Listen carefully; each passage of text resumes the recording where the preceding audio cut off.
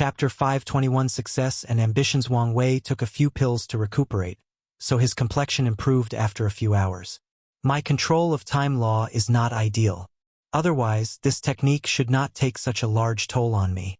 After realizing this issue, he placed on top of his agenda to modify the force-controlling skill to apply to laws, which was initially one of the primary purposes he created in the first place.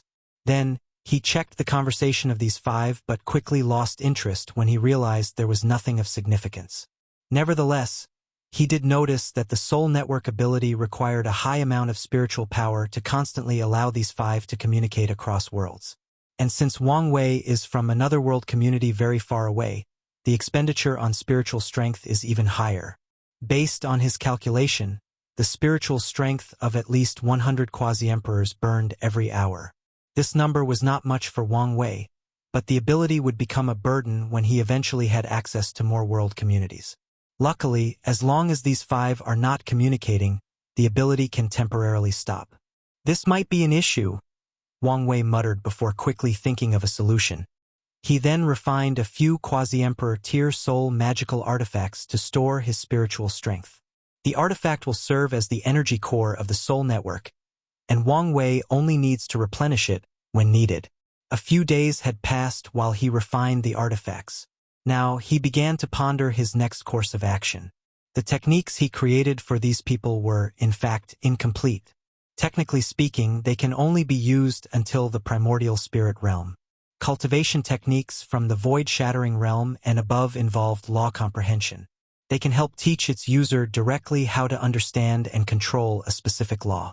However, most cultivators who want to reach the quasi-emperor realm know only to use them as references.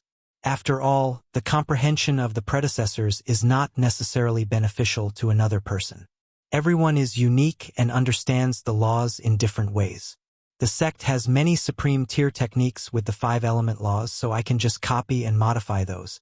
My mother created a few cultivation techniques of the same level regarding literary spirit and righteous chi, so the scholar's scripture has no problem. I've read the Shadow Ruler's Emperor scripture, so all I have to do is add my understanding of space laws for the assassin. I have a lot of Su Yas understanding of emotions, so it should not take long to make the butcher's scripture. The only remaining one is the Mad King's technique, which would take me longer. However, comprehension of sovereign laws should boost my Emperor words are law ability. Wang Wei sighed, thinking it is not easy to swindle people. No, he meant to do business in this world. Luckily, he considered the waste of his personal time when charging these people. His eyes then changed as he divined something. 5 years until the secret realm opens. For me, that's a total of 540 years with the future Buddha self.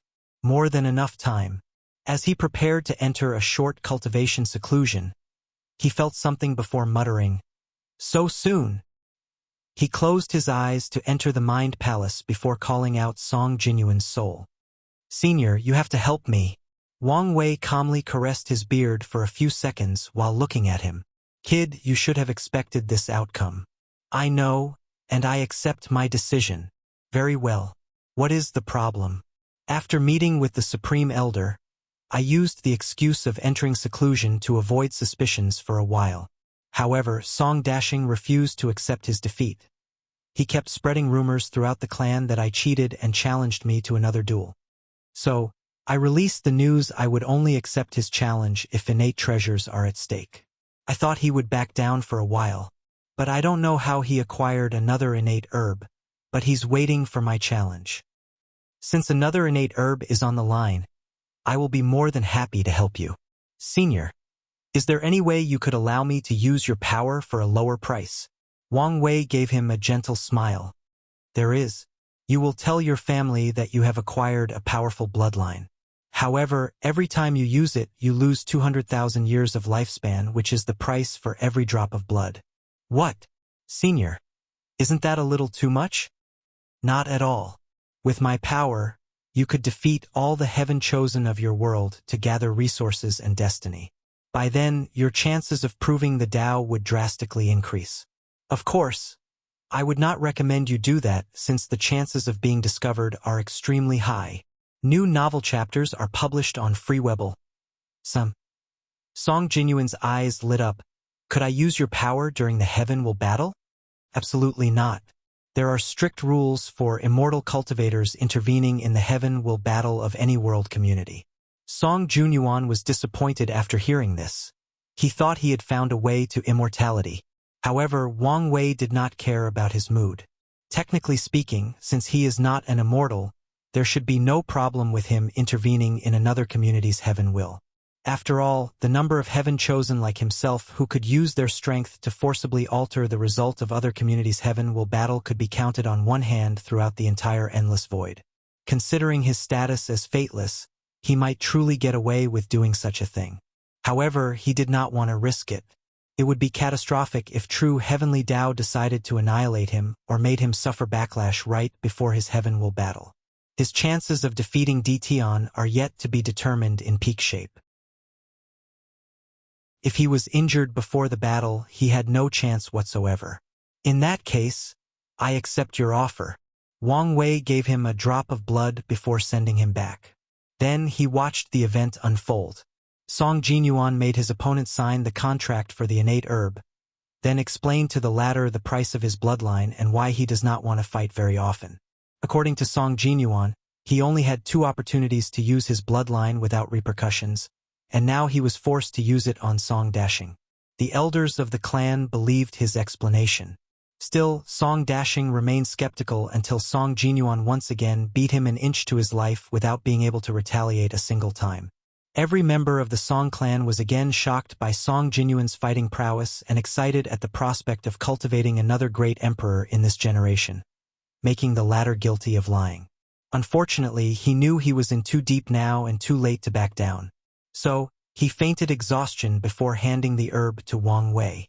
Let's take some risks, he muttered before finding 3 other people from the Marshal Supreme to scam as he did to Song Jinyuan.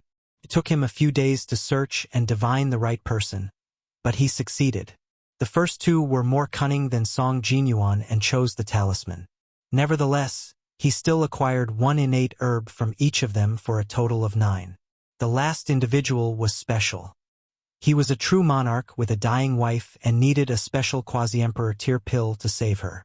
Unfortunately, after years of trying to save her, he was now poor. He did not have many resources as a loose cultivator, and the herbs required to heal his wife were rare. So Wang Wei made a deal with him. There is a forbidden land in the Martial Supreme world full of spiritual herbs, and there are rumors of innate treasures deep inside. So Wang Wei gave the man the power to reach deep inside. He first searched for the material to refine the pill for his wife before heading into the inner area and taking 2 innate treasures. Unfortunately, an unknown power came out of nowhere and annihilated him soon after. Wang Wei managed to get the 2 herbs and protect a piece of his soul. As a result, he sensed a terrifying gaze that locked him across world communities. But he acted in time to surround him with Ancestor Wuqing and Wu Hong's aura, which forced the gaze to ignore him. Then, he refined the pill to save the 3rd candidate's wife while also healing his soul. As for what happens to him afterward, that's for his wife to worry about. Inside his mansion, Wang Wei had a genuine smile on his face. Only 4 of his incarnation had all the resources needed for his cultivation, despite granting the resources to 5 of them. That is because his father counted the resources he used to condense his new body as 1. The upside is that the 9th reincarnation does not need any resources, so he only had to acquire 4 of the incarnation. Now, he finally acquired 10 innate treasures for 1 incarnation to temper their bodies, meaning he only had to gather for the remaining 3. Considering how easy it was, Wang Wei suddenly became dangerously ambitious. He wanted to know if he could absorb more than 1 innate herb for the ancient desolate body refining scripture. Although this approach has not been accomplished before, it was worth trying. And even if it was impossible, he wanted his main body to replace the innate herbs and materials with chaos level ones. And maybe even a few other incarnations. Okay, let's be realistic. I may be able to do so for the main body but not for the incarnation. After forcefully controlling his ambitions, Wang Wei prepared to enter seclusion to make these scriptures and take this opportunity to reach the next stage of the void-shattering realm. And right before he did so, he heard a voice in his mind. "Kid, You really know how to cause trouble. Don't take such risks again. Understand? Yes, ancestor. Wang Wei replied out loud before bowing in one direction and entering his seclusion. Meanwhile, Wang Wuxing watched him with a smile. He liked that this kid knew how to take calculated risks and when to retreat. He knew not to be blinded by his greed. Chapter 522 Gu Xian. After entering the seclusion, Wang Wei took a short time to complete the scriptures for the chat group. And in the process, he understood the 5 elements law, shadow law, and 7 emotions 6 desire law. He also took time to understand pill law, talisman law, array law, and refinement law. He wanted to lay the foundation to comprehend the grand Tao source of these professions so he could refine emperor pills or emperor talismans in the future. Most emperors have to nourish quasi-emperor tier pills with their grand Tao source to elevate them to the emperor tier. However, such emperor pills are not nearly as effective as genuine the ones refined with pill Tao grand source. Moreover, there are other advantages that he learned from Wu Hong. For example, time acceleration arrays are useless against immortal tier cultivators unless it is some special or unique secret realms. But those would become useless after some point. In the upper dimension, time is both useless and the most valuable thing. These immortal cultivators do not have to worry about their lifespan. However, they have to spend a ridiculous amount of time cultivating. So, time acceleration formation is the solution to their problem. Unfortunately, as higher beings, they have a resistance to mortal-level time-related formations or abilities. However, time formation created by immortal cultivators would require someone who cultivated the array Tao to a very high level or someone who minored in array Tao and cultivated time Tao. Any of these 2 requirements are incredibly scarce, so any array master who sets time formation are sought after in the upper dimension. Another possible way to achieve the same result is have a paragon who can bend space-time at will or travel through the river of time like their backyard garden set up the formation. Wang Wei wanted to set the foundation for the future and leave an immortal tier time formation for the Tao opening sect since it did not have one. The miscellaneous emperor was the only emperor who cultivated array Tao as a minor Tao, but he did not cultivate time Tao, so he did not leave one behind. The sect has one of these unique secret realms with time acceleration, but most immortal powerhouses are now immune to them after using them for so long. Moreover, this secret realm's time acceleration is not as much as they would have wanted. After understanding these laws, Wang Wei underwent the law combination process. Cultivators can combine different laws in the law foundation stage to form others or evolve their laws. For example, fire law could evolve into pure yang law, water law into pure yin law. Or they could combine mist law, cloud law, and tidal wave law into the higher form of water law. Another example is Wu Hong's sealing law. In this stage, she combines sealing laws, control laws, absorption laws, array laws, and a small aspect of the Tao of Heaven, knowledge law. As a result, her sealing law is both powerful and unique to her. There are many possibilities in this cultivation stage, and cultivators usually take their time in this realm.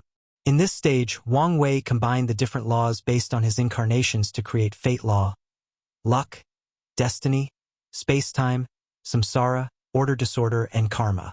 Once that was done, he used yin-yang laws as the link to fuse his fate law with the freedom law, creating a unique fate law that encompassed both fatalism and free will.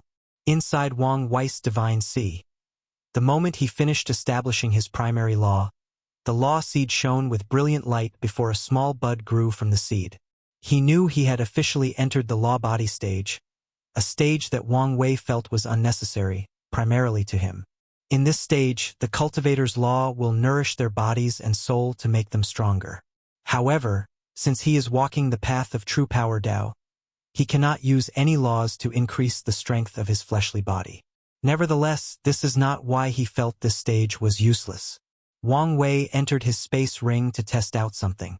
His body suddenly grew to a size of over 300 meters. His ancestor created the law body stage by taking inspiration from the 9th cultivation stage of the prenull era. It even has the same name. In this stage, cultivators can make their bodies humongous, thus drastically increasing their strength, speed, and defense. The reason Wang Wei found this thing useless is one. It was not as much a boost to him as he expected because of how strong his fleshly body was. Secondly, this technique becomes useless in the Supreme Realm because of the Dharma body. Even in the Saint Realm, people no longer use it since the domain was stronger and more versatile. Wang Wei theorized in the ancient emperor era, the method of fighting was different than the current time. The ancient cultivators relied way more on the law body than modern ones. Wang Wei cancelled the technique and returned to his standard size. Then, he took out a copy of the ancient cultivation system that he had to read about the law body realm. He was suddenly intrigued to know the difference. The law body is essentially the same as the Dharma body. Wang Wei thought the ancient cultivators could not walk the path of true power Tao since they used laws for their fleshly bodies. He was wrong. They used laws to reconstruct their bodies to be similar to primordial gods, while laws were used as a form of attack. So, for ancient cultivators, the enormous body is their real body while the human-sized one is them shrinking their bodies. The reason Wang Wei said law bodies and Dharma bodies were the same is in the quasi-emperor realm after a cultivator fused their Dharma body with their real body, the size of the Dharma body they cultivated in the Supreme Realm is now their real's bodies as well. In other words, the human shape Wang Wei's grandfather always took is not his real body, but a shrink version he used to interact with ordinary people. I feel I will be huge, muttered Wang Wei. He knew his Dharma body would be tall and powerful. If you add the other 8 Dharma bodies of his incarnations and the fiend god bloodline he will cultivate after proving the Tao, he will undoubtedly be huge. Wang Wei did not like the concept of fighting with a huge body. Instead, he preferred when his small frame displayed terrifying power that seemed abnormal compared to his size. Nevertheless, it was inevitable. He uttered while looking in one direction. Is it already time? He disappeared before appearing floating above the sex sky.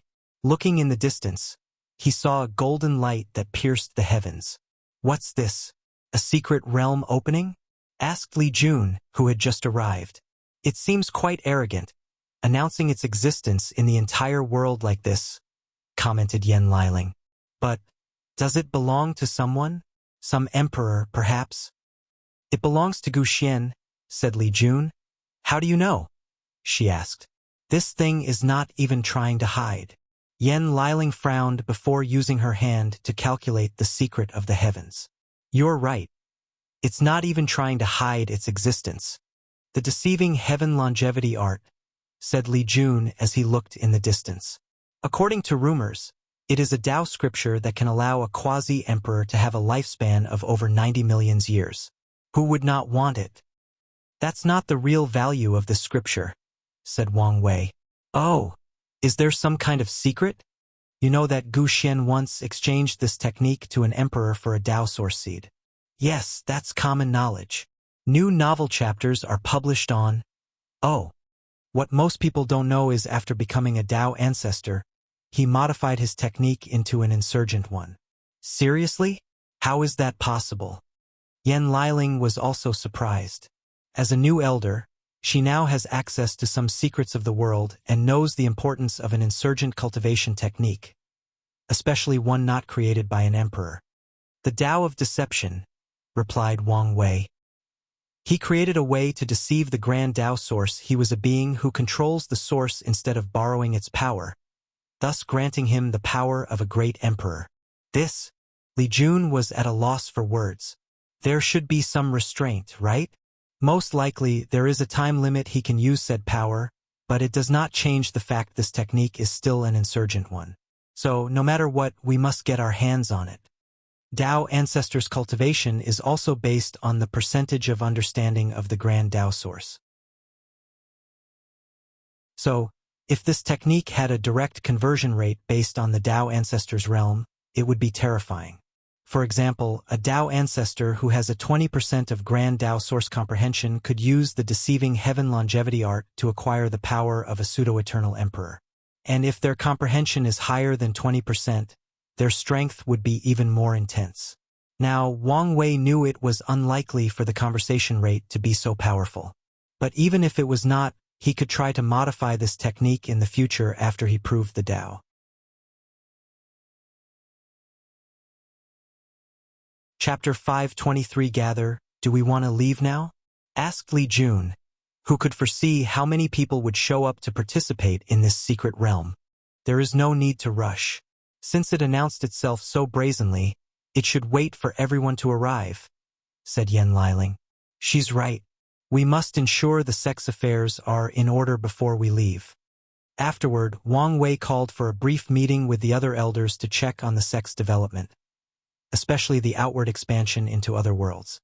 Everything went smoothly in the past 5 years as many branches of the sect have been established, gathering talents and resources. Only one incident occurred in a Middle Thousand world ruled by a dynasty that revolted against the sect's establishment. Tai Gang was happy to stretch his muscle and dealt with it as swiftly as possible. The sect was still in the early stages of developing these worlds as they decided to take things slowly. Wang Wei nodded in satisfaction at how things were proceeding, and after ensuring nothing was wrong, he left a clone to deal with any sudden issues that may arise.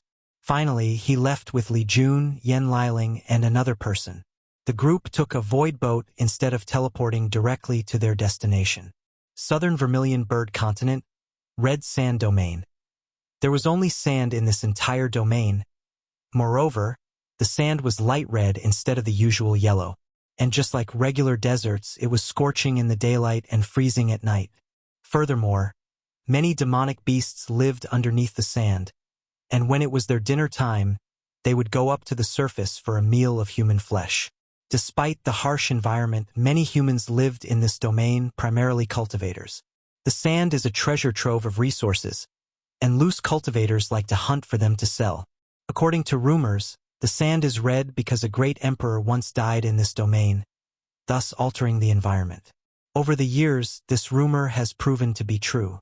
Many of the resources in this domain were nurtured by the blood and Tao rhyme of the emperor's body. The demonic beasts living in the sand also seem to have mutated because of something, most likely the emperor's blood. The Great Talisman City took control of this domain numerous eras ago since the blood of the demonic beasts was great material for making talismans. However, they took a softer approach to control it. They allow loose cultivators to hunt for demonic beasts and resources, and they can exchange them for other things like pills, talismans, and weapons with the city. As a result of this approach, the Great Talisman City has an excellent reputation in this domain. However, Wang Wei guessed their approach was because this domain was too large and complicated to mine on their own. The demonic sand beasts live deep underground, so it is not easy to find them. The extreme temperature made the place almost inhabitable, especially in the long term. If the Great Talisman City had its disciple be the ones hunting for resources, it would require too many people, take a long time, or cost them too much.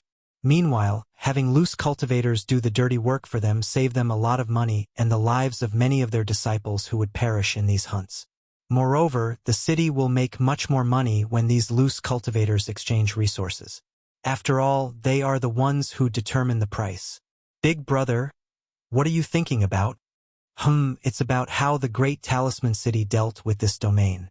It was a brilliant idea to use loose cultivators. I guess it saved them a lot of money.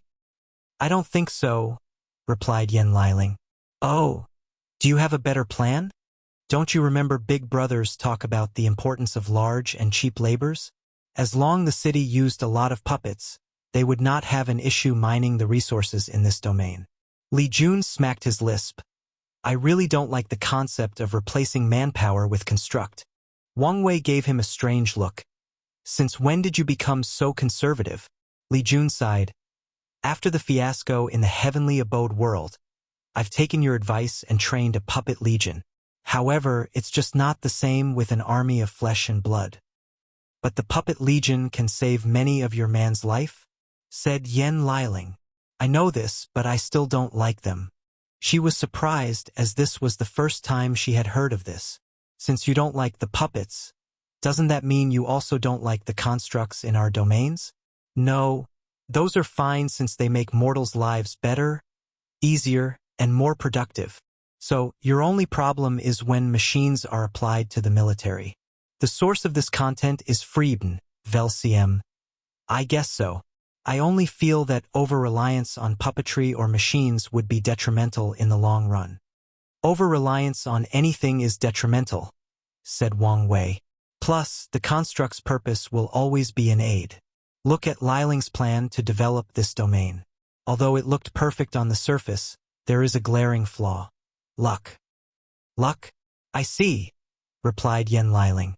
Hunting the demonic beasts aside, the main reason the loose cultivators can find some precious resources in the sand is their natural luck. The puppets do not have that. Exactly. So, in the cultivation world, it is impossible to completely replace manpower with machine power. This is how the laws of heaven and earth are. This is part of the universe's order, said Wang Wei. We've arrived. He looked in the distance and could see many people he knew already waiting. Fang Lijuan, Feng Hang, Huang Yuan, Mo Xingyun, Zhen Biyu, and many of the top 30 heaven chosen from the Academy's trial. Additionally, many people recently rose and made a name for themselves. Wang Wei focused on them and called Chun Chun from the Origin Weapon Mountain. He sensed something and activated his true vision ability, and his lisp almost twitched. He saw a brilliant golden light surrounding Chun Chen's body, and from his eyes, he knew he had developed a new ability to see how much treasure a person has based on the light. How much treasure does this guy possess to make me develop a new ability? Wang Wei was speechless.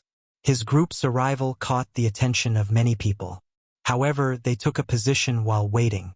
Meanwhile, Wang Wei began to observe everyone around, focusing on someone specific. It was a short and petite woman of about 157 centimeters.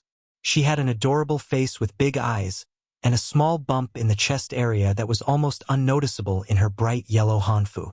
Like most female cultivators, she had white skin.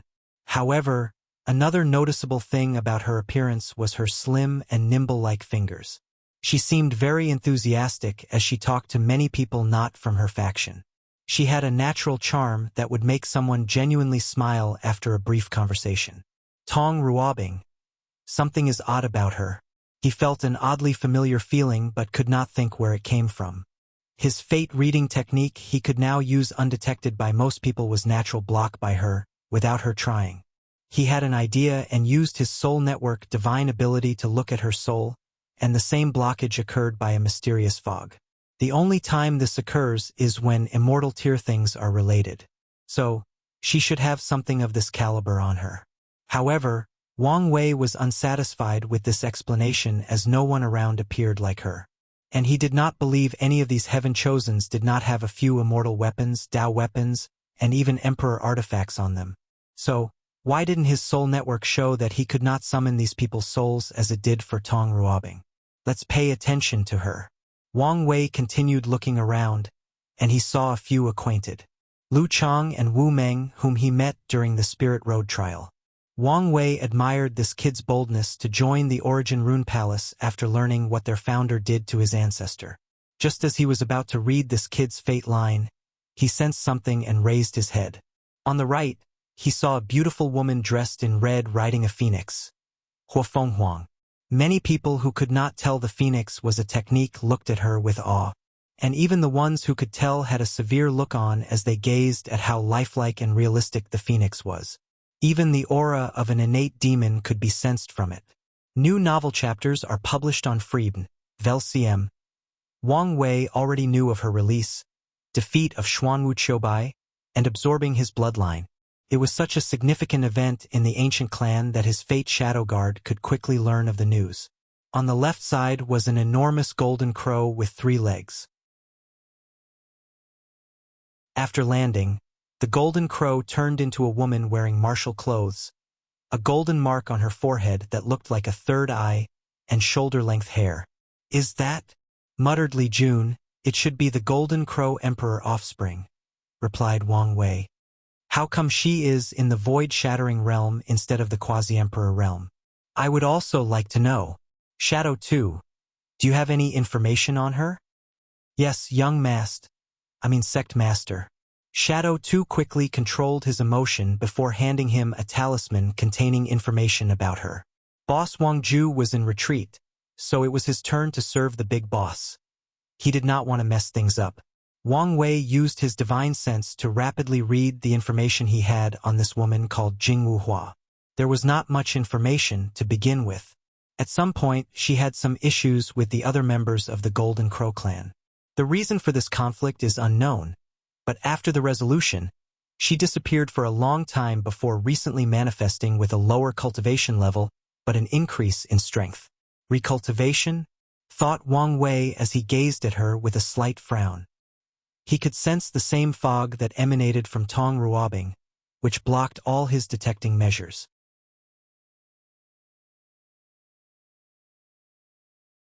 Chapter 524 The Chosen's One recultivating does not always mean an increase in strength, but the people who can actively choose to do so are usually the determining kind. After all, how many people can abandon all their years of cultivation, turning themselves into weak mortals? If something goes wrong, they do not have ways to protect themselves. So, the fact that Jingwu Hua walked that path showed, at the very least, that she is a person of strong will. People who can survive the sealing process to wash away their karma are people with high-level Dao hearts. So Jingwu Hua's achievements are not that abnormal logically. After checking her out, Wang Wei focused on someone else. Mo Xingyun. He had suspicions about her since he knew that devouring Dao was an outlaw, but she seemed perfectly fine, without the outlaw aura or the need to undergo the trial. At first, Wang Wei thought she was using a tactic similar to Emperor Nine Suns, where she hid her real Dao and only used the ability of her physique. But now, he had a feeling something more complicated was at play. Could she really be the pawn of the Heaven Devour Emperor? Based on what he knew and analyzed from the Heaven Devour Emperor, he was a selfish cultivator who only did things that benefited him.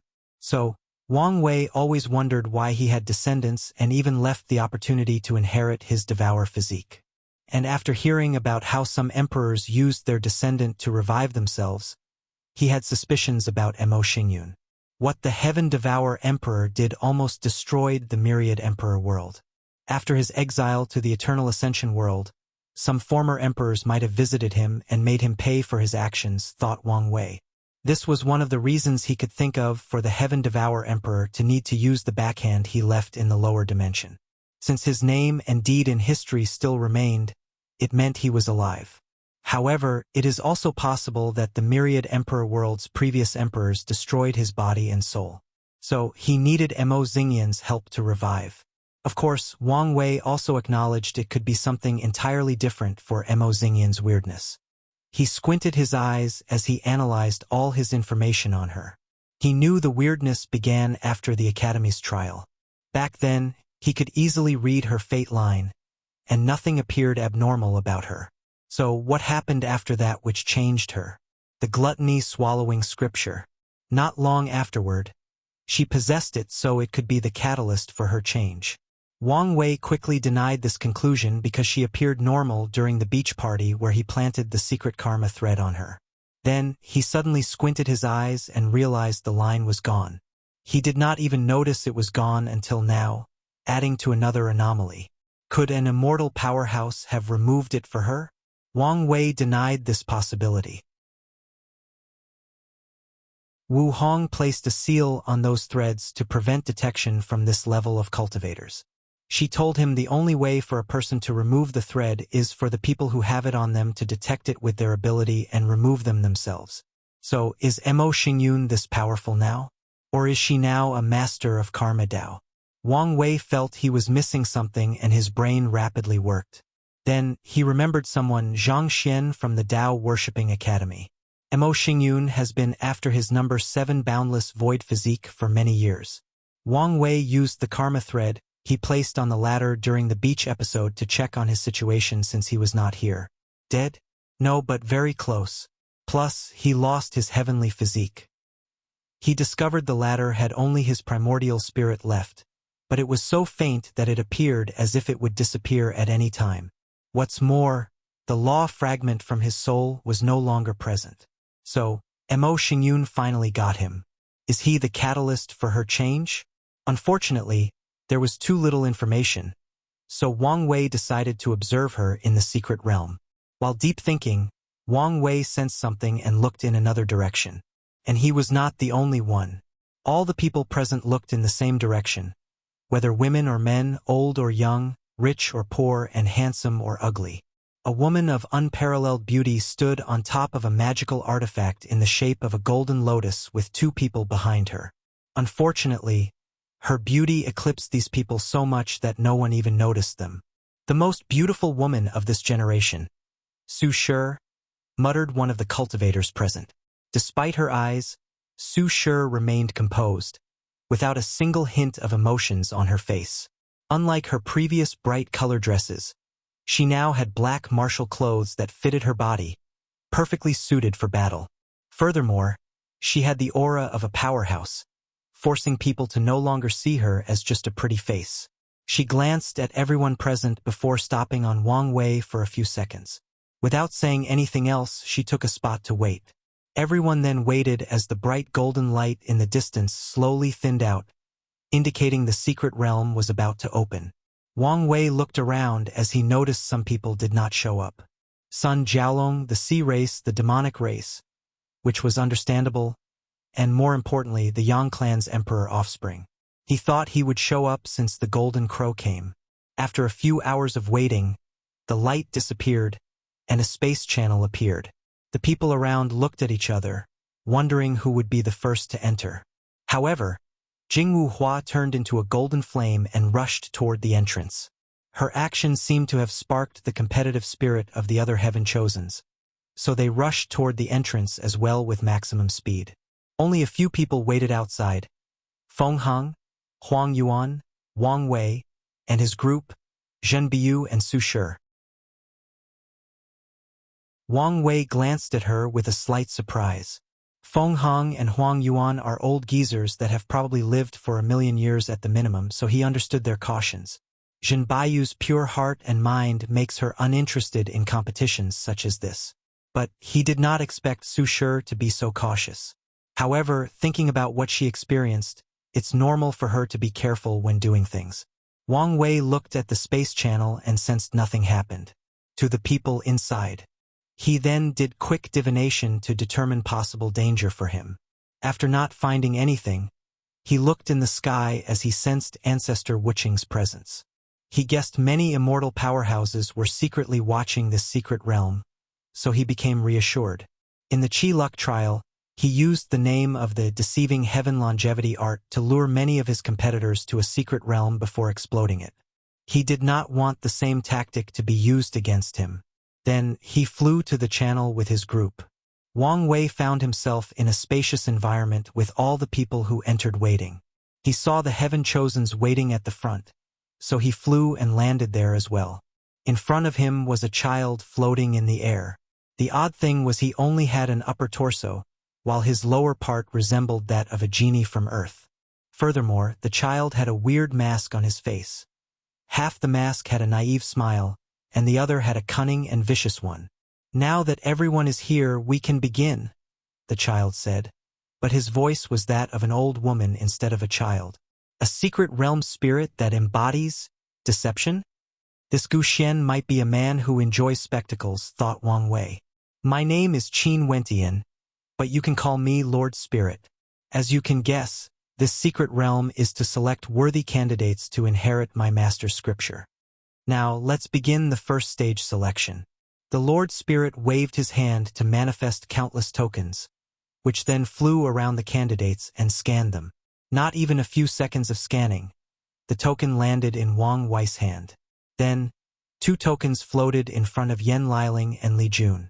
After scanning them, the tokens seemed to look at them and Wang Wei before flying away. The selection process took over an hour, and to everyone's surprise, only 6 people were chosen: Wang Wei, Feng Heng, Hua Fenghuang, Jingwu Hua, Su Shi, and Tong Ruobing. Congratulations to the 6 of you. You are qualified for the next round. "Lord Spirit, are these the only people?" asked one of the cultivators. "That's correct. Isn't that unfair?" "It is, but if you feel you are more qualified, you are more than happy to take it from them." With these words, 95% of people have already given up. New novel chapters are published on Freewebn. Welcome. "When is the next round?" asked Wang Wei. "In 1 month. Can we bring other people with us? If you wish to do so." As he said these words, it seemed as if the cunning side of his mask became alive and was smiling. Wang Wei squinted his eyes before asking, Are there going to be heaven chosens from otherworld communities in the second round? Muttered Lord Spirit as he focused on Wang Wei, looking at him up and down. Very astute. You're correct. There will be many of them. The other four immediately became serious as they realized it would not be so easy to get this inheritance. However, a fighting intent soon flashed across these people's eyes. They wanted to compete with heaven chosen of otherworld communities to see who was better. Wang Wei was also excited, but not only because he could compete with heaven chosens of otherworld communities. It was also because the opportunity to expand his soul network finally arrived. By then, he won't have to worry about gathering resources for his incarnations. Are there any more questions? Asked Lord Spirit. In that case, you can leave.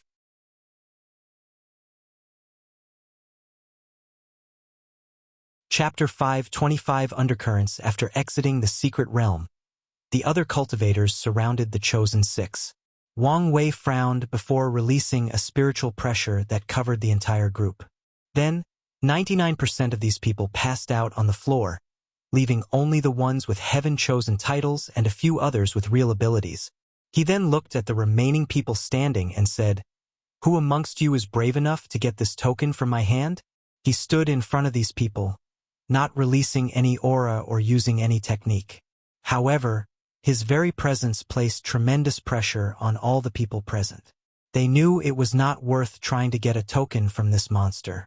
On the unlikely chance they would succeed, they would be in terrible shape and unable to leave this place as others could take advantage of them. Since I was not chosen, it means that this inheritance is not destined with me, said Zhen Biu before jumping on a sword and flying away. She did not hesitate, and there seemed to be no regret in her decision. Wang Wei looked at her departed back before looking at this group again. His eyes focused on Mo Xingyun, making the latter slightly tremble before regaining her bearing and smiling like a cunning fox. A few seconds after not receiving an answer, Wang Wei flew away with his group, hopped inside his void boat before returning to the sect. All the others looked at his back with gritted teeth. They thought the power of law could allow them to catch this monster. But now, they realize this monster will not stop growing nor wait for them to catch up. Why don't we stop to watch the upcoming battle? Asked Yen Liling. It will not be as much of a battle. The other five know best not to reveal their strength now, so they will most likely rush back home and wait for a month, said Li Jun. Follow current novels on Freeweb, OVL.com. It would still be interesting to see how they run home while protecting themselves from the others. Shadow 2 will record the fight. Furthermore, our presence will make these guys more reserved for fear we sneak attack them. Li Jun then looked at Wang Wei. Is something wrong? You seem to be in a rush. I just had a revelation that I needed to cultivate more of my incarnations if I want to win this inheritance. Li Jun squinted his eyes as many thoughts flashed across his mind. Do you think there is a heaven chosen from other communities who would require the strength of your incarnations to defeat them?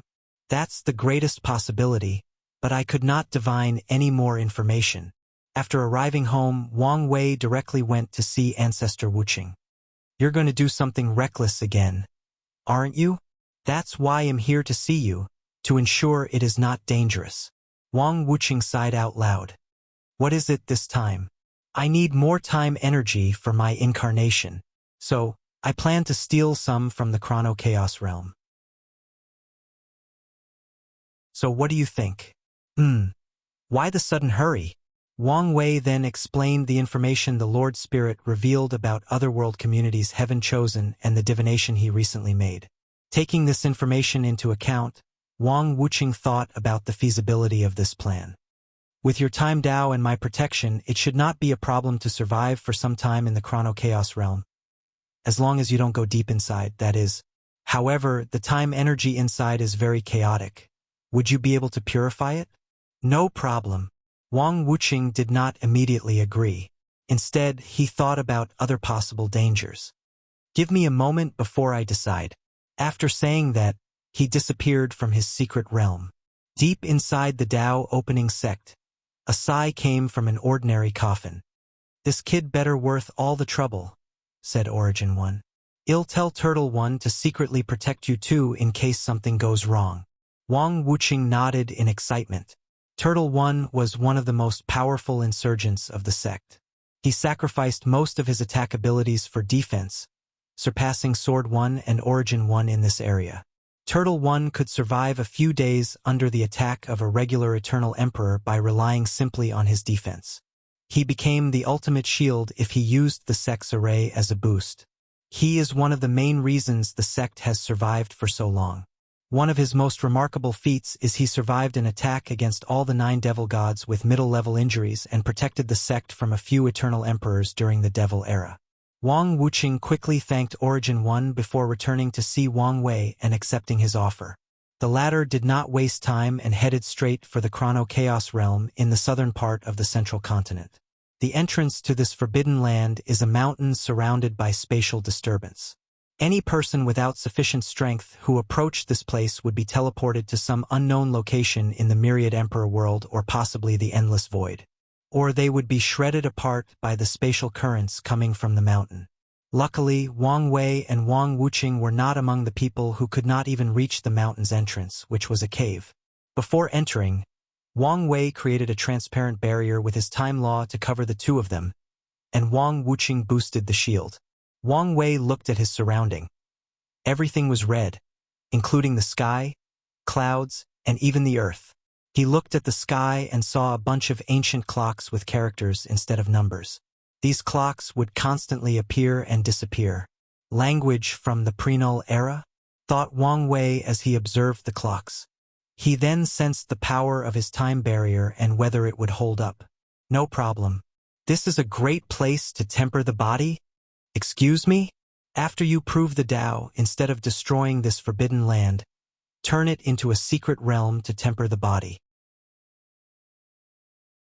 Wang Wei's lips twitched as he felt some more debt was suddenly added to his head. If he could make this level of secret realm, primarily the immortal body refiners would benefit. That's a good idea. After I prove the Tao, I will also need some ways to temper my body. And I doubt divine punishment thunder would last long anyway. Then Wang Wei began his work. He summoned his 108 future Buddha self, placing them in specific positions to enact an array. Once everything was set up, he activated the array. A few minutes later, a translucent crystal appeared in the middle of the array. Success, muttered Wang Wei as he sensed the pure time energy inside. Then he focused on the remaining chaotic nature, and an idea popped into his mind. He absorbed it while running the Future Buddha book. A few minutes later, a phantom of the 109th Future Buddha self appeared behind him, and Wang Wei opened his eyes with excitement. This place was simply his heaven. So he sat down to continue refining the time crystals. Divine Tao League. Fong Lijuan sat cross-legged with a pale complexion inside a secret room. She had a scar running down from her face to her upper torso and a burn mark on the left part of her face. Damn it, it will take me hundreds of years to heal these injuries, she thought with gritted teeth, thinking about how she ended up in this terrible shape. The battle for the token was quick and fierce. Not long after Wang Wei, countless runes suddenly appeared on Tong Rubing's body, and she disappeared.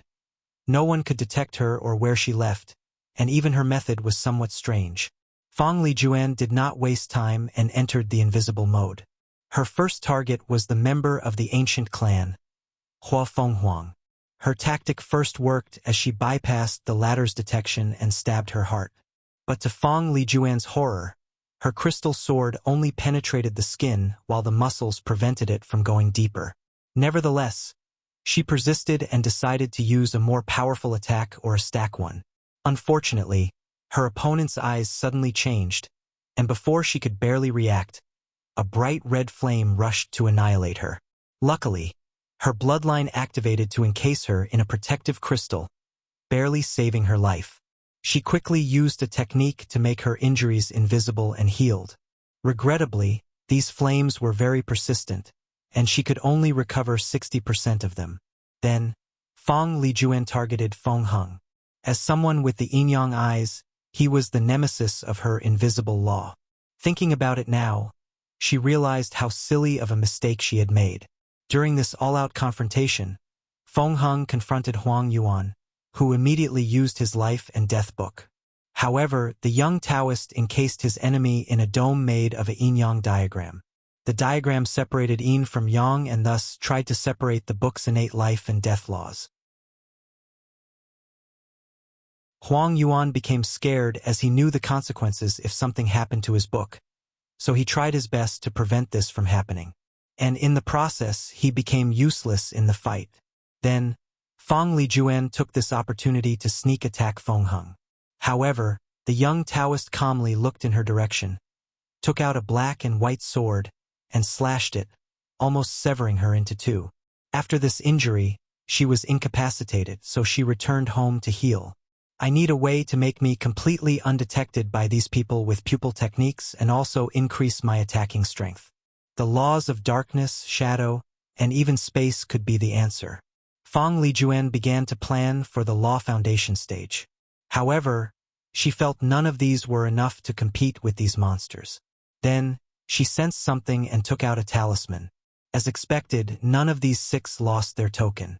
She frowned as she pondered deeply. These 6 are a problem and must be dealt with no matter what.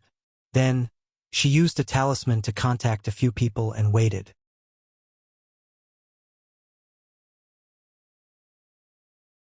Chapter 526. I agree. Feng Lijuan stood in a room with a magic array above her head. A few minutes later, a few projections appeared in the room. I'm glad you accept my invitation, she said. What is your purpose? Be blunt, said Huang Yuan. You are all intelligent people, so you should guess my purpose. An alliance? Said Feng Lijuan. These 6 are currently too powerful, especially Wang Wuxia, and might remain so until the heaven will battle. So, we must band together and get rid of them first before we fight amongst ourselves. Humph. I don't need anyone else's help to defeat these people. Is that so? Do you think having an innate treasure with outlaw Daos makes you a big shot? Commented Sun Jiaolong. Without that book, you are essentially useless. Are you the one talking? Are you even worthy of being called a heaven chosen without your sword? Huang Yuan snapped back. You weren't even present for the secret realm, and something tells me it's because you were too scared. Sun Jiaolong sneered but did not say anything more. It was a calculated move not to participate in this secret realm. He figured his chances were low acquiring the inheritance. And even if he did succeed, he would not be able to keep it. The other powerful emperor lineages would pressure him and his dynasty to hand it over. And with the Great Wu dynasty's weakness, he does not believe they could withstand the pressure. Now that all the men have finished showing their ego, let's talk about the alliance, said Mo Xingyun. I think it's a great idea, but we can do more. What do you have in mind? Asked Feng Lijuan. We can invite the other 5 except for Wang Wei. He's the real threat. That's pointless. I know Tong Ruobing. She would never accept the invitation, said Chen Chun. Not now, but not necessarily after the second round. What do you mean? Be direct, said Feng Lijuan while looking at Mo Xingyun, who smiled cunningly. I can honestly tell you once Wang Wei reaches his peak strength, he will be able to slaughter all of us in a few minutes. And not just him, Di Tian is the same as well. The others frowned. Aren't you being a little dramatic? There is no way the gap is this big, asked Huang Yuan. Have any of you heard of the 9 Extremities Foundation? They looked at each other before shaking their head. Then, Mo Xingyun explained what it was, making the expression of the others very ugly. Then, they returned to normal. I know what you're thinking, but it's futile. Even if you were to try to walk the same path as Wang Wei, you would fail. Anyway, I know you will try anyway. When Mo Xingyun learned about this information, she also wanted to walk on the path of establishing this supreme foundation, but she did not meet the requirement and failed. And it was not because of the enormous amount of resources required. Back to the main topic, said Chen Chun. What do you mean the others will join us? After they experienced the horror of Wang Wei's strength, a few of them should be susceptible to the idea of an alliance. Your plan is feasible, and we can draw other people into our alliances, said Feng Lijuan. But if Wang Wei and Di Tian are so powerful, does it make sense to unite? Yes, more than ever, added Mo Xingyun. We will use tactics, underhanded methods, and large numbers to wear out these two before killing or taking their powers. Wang Wei has Li Jun and other generals to protect him, and I'm assuming it is the same for Di Tian. So, these tactics might not work on them, said Chun Chun. Then we need to unite our generals to quickly take out theirs before we get to them, commented Sun Jiaolong. The group became quiet, pondering the feasibility of this alliance. Although it looked good on the surface, there are bound to be many issues, mostly involving the class of their egos. Nevertheless, this might be the only option they have for now. How about we take some time before making a decision, said Huang Yuan. Then, they all looked at each other before nodding and ending the communication array. Western continent. Mo Xingyun smiled after everything ended. She could guess these people wanted to test the Nine Extremities Foundation. It's a shame they will be disappointed. As expected, almost a month later, they regrouped for another discussion. So, have you tried? Asked Mo Xingyun, and no one responded to her. Can you tell us what we are missing? Asked Chun Chun. You can name your price. Are you sure you want to know? It won't change anything? After seeing the determination in these people's eyes, she smiled before telling them her price. A bit expensive, muttered Huang Yuan. I know your divine Dao League is poor, so you can owe me a favor instead, said Mo Xingyun, making Fang Lijuan grit her teeth. No need. I can still afford such a price. Mo Xingyun shrugged her shoulder before sending the group a soul contract with her signature, and after they all signed, she told him the reason for their failure. Sun Jiaolong sighed. Is the difference between us so great? Now you understand, added Mo Xingyun. Of course, you guys could still walk the orthodox path like Di Tian. Everyone sneered. Who wants to keep reincarnating while suffering countless trials and tribulations? How do you know so much? Asked Fang Lijuan. You don't need to know that. Now what about our alliance? Any decision? I agree, said Chun Chun, without hesitation. He remembered the humiliation he suffered at Su Shi's hands in front of the secret realm. He did not want to feel so weak and powerless again. I agree, Sun Jiaolong said. Wang Wei took the human destiny sword from him, ruining a lot of his plan and drastically weakening him. Although the demon destiny sword has made up for some of his losses, it was not enough. Furthermore, he has not discovered the sea race's destiny sword. I agree, said Huang Yuan while clutching his hand. All his life, he has been undefeated, suppressing anyone who stood in his way to the top. However, after coming to the Myriad Emperor world, he has suffered defeats after defeats. Although he had adjusted his mindset years ago, sometimes, he could not help but wonder whether it would be best to remain an overlord in the lower realm than suffer this kind of humiliation at the hands of the younger generation. Nevertheless, Huang Yuan did not regret his decision. He did not want to be a phoenix amongst a group of chickens. I agree, said Fang Lijuan, the person with the least emotional change after this decision, since she facilitated this alliance. Over the years, she had to learn to control her pride and not be influenced by her bloodline or the false glory of the divine Dao League. So, no matter the method used, she must prove the Dao. I also agree, said Mo Xingyun with her usual charming smile that seems like she's always scamming somebody. Despite her calm demeanor, she feared that some of these people would be scared by her information and decide to seal themselves and compete with another generation.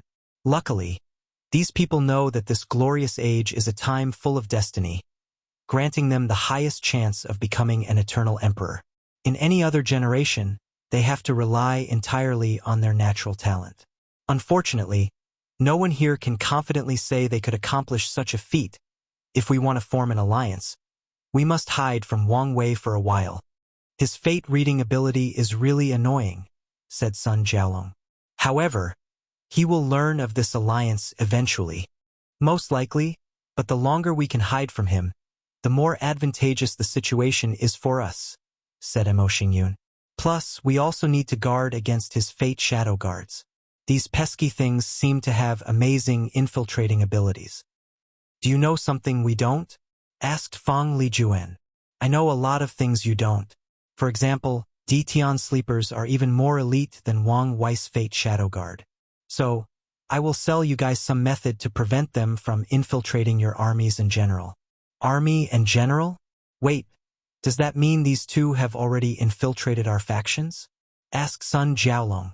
What do you think? So you'll help keep our armies pure, but not our faction? It's too risky if you guys started to clean up your factions. Wang Wei would notice something wrong. Plus, my methods do not guarantee you can find all their spies. Everyone in this room was intelligent, so they quickly caught into something. In these short 2 meetings, Mo Xingyun managed to shift the power balance of the entire alliance in her favor. Without them even realizing it, she became the de facto leader, and there seems to be nothing they can do to change that fact. Do we need a name for our alliance?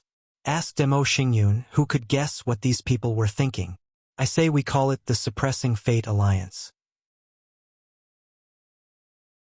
How does the name make sense if we target Tian and Wang Wei?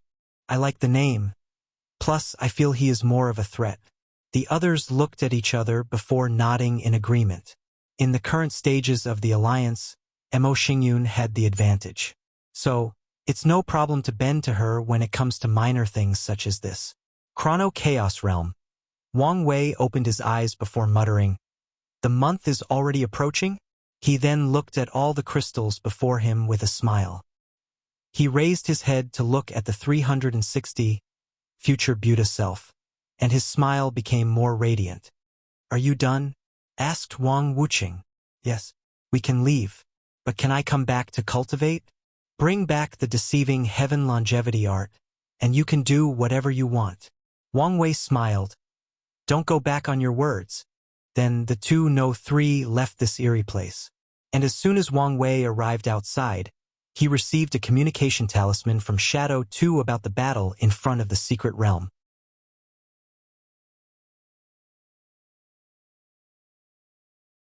Chapter 527. Accord. Wang Wei watched the battle through the talisman. He first saw what happened to Fang Lijuan and Huang Yuan before watching what happened to others. A primordial aura emanated from Su Shi's body before punching Chen Chun with enormous force.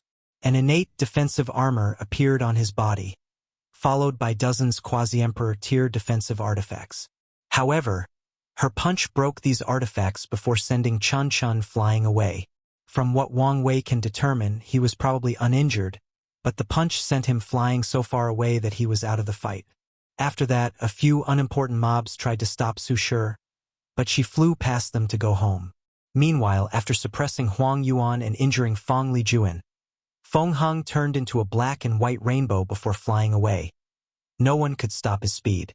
A few people tried to set up a formation to defeat Huafeng Huang, but she released an aura that instantly suppressed these people and rendered them immobile. Then, she grew Phoenix's wings on her back before flying away. Mo Xingyun attacked Jingwu Hua. With a wave of her hand, numerous spatial cuts attacked her opponent.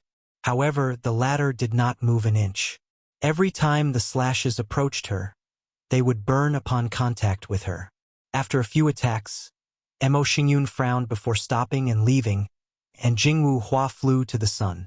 "She's not even trying," thought Wang Wei, shaking his head. He then returned home before getting busy. There was a transplanar transmission array in the sect connected to the worlds his incarnations habited. He had the puppets he left there to protect these worlds and build it for immediate access to them in case of an emergency. Wang Wei used them to add the time crystals in the time acceleration arrays. The next day, he prepared his team to go to the second round of the trial. This time around, it was him, Li Jun, and Shadow 2 who went. Tai Gang was in another Middle Thousand world, and Yen Liling entered seclusion to continue working on the automated cauldron. Wang Wei injected his origin essence into the token. A flash of light enveloped the three, and they disappeared. And as soon as they arrived at their destination, Wang Wei did not check the environment but took out a talisman.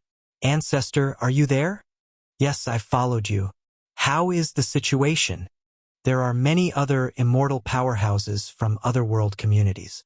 "As expected." "Well, thank you for everything." "Don't mention it." After putting the talisman away, he finally looked around to notice his environment. He was currently in an ancient city with many houses. With a quick check around, he found nothing unusual. Some information appeared in his mind, pointing him to his mansion's location. Wang Wei followed it to arrive at a region of the city where a group of villas was placed together. He looked in the distance and saw Feng Hang and Hua Fenghuang had just arrived. It seems we are grouped based on our world community. Wang Wei looked at their mansion for a moment before raising his hand to create a small cube in his palm. He controlled the cube to enter the house, which emanated strange spatial fluctuation for a moment before returning to normal. The three then walked into the mansion. The odd thing is after reaching 5 meters from it, they suddenly disappeared and reappeared in this ample space. The mansion was in the middle of the space, and the surrounding was vast green plains. In the blue sky full of clouds, the sun shone brightly. A secret realm? The young master can instantly create such a large secret realm with a perfect ecosystem, thought Shadow 2 under his hood. Cultivators can create secret realms or small dimensions in the void-shattering realm. However, the process is different for everybody based on their capabilities. Most cultivators require days to create their secret realm, let alone the ecosystem. And some weak ones cannot even do it without help from things like void stone or other spatial elements resources. Wang Wei did not know about Shadow 2's internal turmoil as he raised his hand in the sky to create countless arrays. As for his current feat, it is nothing but a combination of space and order law. With spatial law, it is easy for him to create a dimension instantly. As for the environment, he used order laws to establish the rules of this dimension, changing it from its disorder state to a state of order. He established the rules that there needs to be grass, a blue sky, clouds, and shining sun, and so these things appeared to form a coherent and natural environment, a place or order. After establishing the arrays, the group entered the mansion and saw the shocked look of the servants chosen to serve their daily life. Wang Wei read these people's fate line and determined nothing was wrong with their background. So he left them.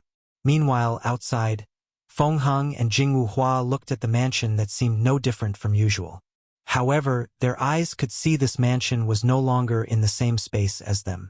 Feng Hang saw the most with his eyes and could only sigh at this beautiful application of laws. After sighing, he entered his mansion before setting up arrays too. "So, what is our next step of action?" asked Li Jun while looking around.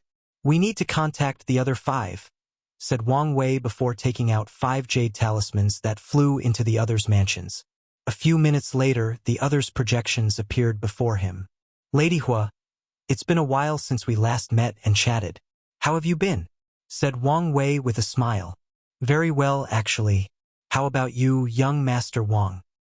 To be frank, the past few thousand years have not been great. However, I'm here and breathing. I guess I should not complain. Lady Jingwu, Lady Tong, I believe this is our first meeting."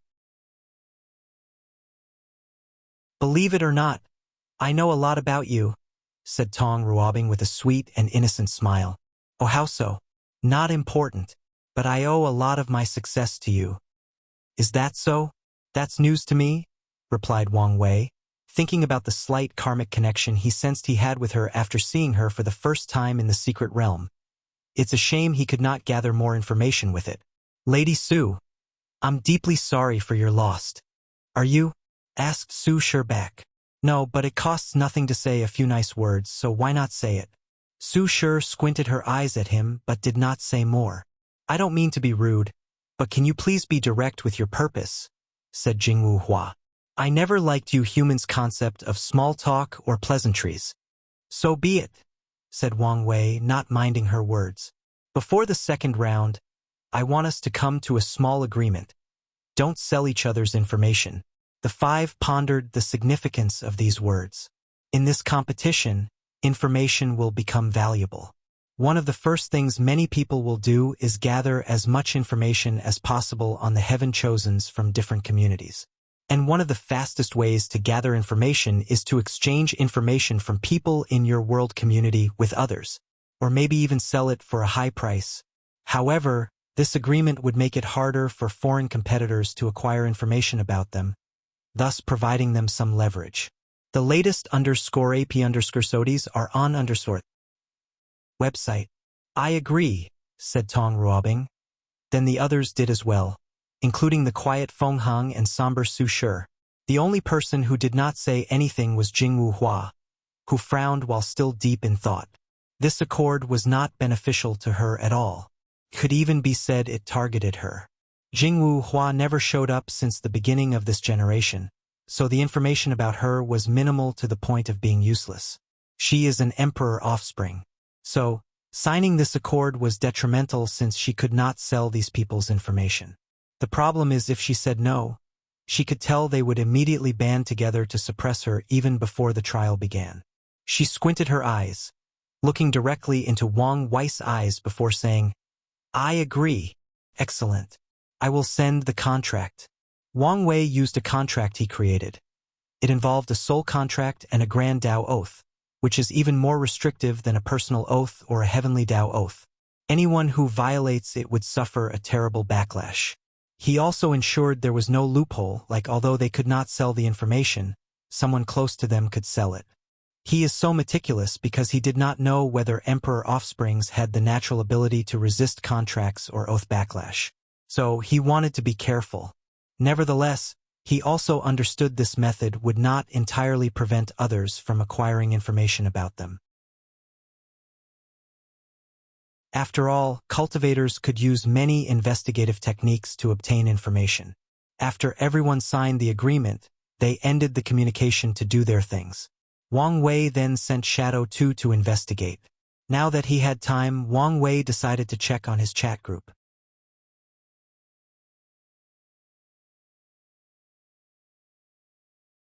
Chapter 528 Debt-Paying Mad King. I just entered the peak of the Meridian Opening Realm, Tier 3, and destroyed at least 10 small sections. Great day. Scholar, how many sects have you destroyed? Don't you feel guilty for all the lives in your hand? Mad King, guilt? What is that? Anyway, I have absorbed these people's flesh, blood, and soul in exchange for many karma points.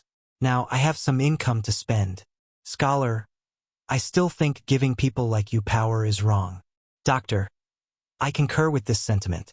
Mad King, you guys just don't have what it takes to reach the top of the cultivation world. I bet you goody two-shoes are still in the body refining realm because you won't use drastic measures for cultivation. Doctor, for your information, am now at the peak of the true Yuan realm, Tier 2, and about to enter the Meridian Opening realm. Scholar, am already in the middle stage of the Meridian Opening realm. Mad King, how is that possible? How can you be so quick? Scholar, you're not the only one who can use luck to cultivate. Mad King, did you also become the king of a dynasty? No, your temperament and ideals do not fit the sovereign path. Did you become the prime minister of a fortune dynasty? Scholar, huh? Despite your title, you're pretty intelligent. Mad King, what a rude bastard. Whatever. Doctor, how come your cultivation is so fast? Doctor, I don't know, talent. Mad King, please, who amongst us is not talented? Otherwise, we would not be there. Doctor, in that case, I don't know. Mad King, give me a moment. A few minutes later. Mad King, I know, you're using the power of incense. Doctor, what do you mean? Mad King, every time you treat a patient that thanks you with their heart, their emotions turn into incense which boosts your cultivation level. This is part of your cultivation technique. Doctor, how fascinating. Wait, how do you know this? Mad King, I use the search function. Scholar, elaborate, please. Mad King, don't you guys know? If you want to know something, you can use the search function. Then, an answer will be given to you along with the price for that answer. Assassin, Mad King, are you rich? Mad King, compared to you lots, I guess I am. Assassin, then, can you lend me some karma points? Mad King, can't you buy whatever you want with a loan? Assassin, I tried that, but it said I could not receive any more loans because of the high debt from the cultivation technique. Mad King, what do you want to buy? And why do you want to buy it? Please tell the truth. Assassin, fine. I was part of an organization that took orphans at a young age and trained them with cruel methods to be assassins for hire. After getting the cultivation technique and reaching the true Yuan realm, I slaughtered everybody for what they did to me. However, I also learned they were nothing but a mortal branch of one of the top factions in the cultivation world. So, I need to buy a Tier 9 talisman to destroy that faction. Inside a throne room, the Mad King sat on his golden dragon throne with his eyes closed. After reading that assassin wanted to buy a Tier 9 level resource, he hesitated. Even with all the sects he slaughtered, he barely had enough karma points to purchase a Tier 6 resource, so how could he lend her his money? Additionally, why would she need such a high-level resource? There are plenty of ways for her to hide and remain undetected through the chat group.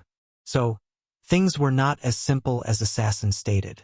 Nevertheless, the Mad King quickly thought about something he recently realized. The cultivation technique he cultivated was powerful beyond measure. In one of the small sects he destroyed, he found an incomplete cultivation technique that belonged to a powerful sect in his world. And that sect is one of the most powerful factions in the entire world.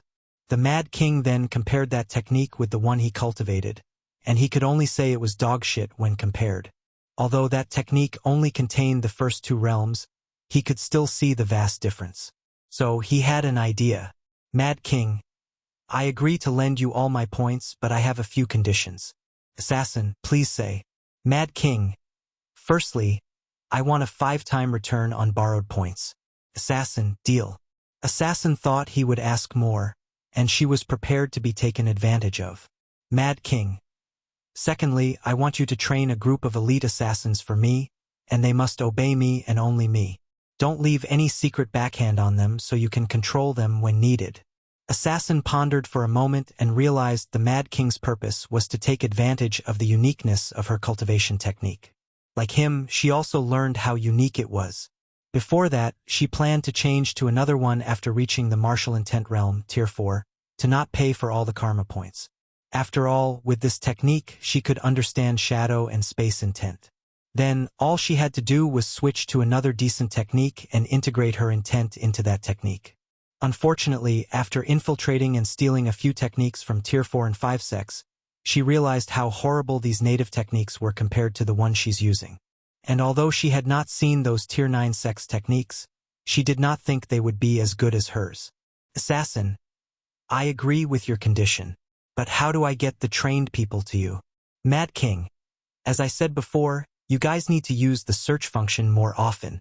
We can travel to each other's worlds through transmission arrays. The only issue is the high price. However, there are less expensive options like paying for a void boat voyage, but those take time to travel between worlds.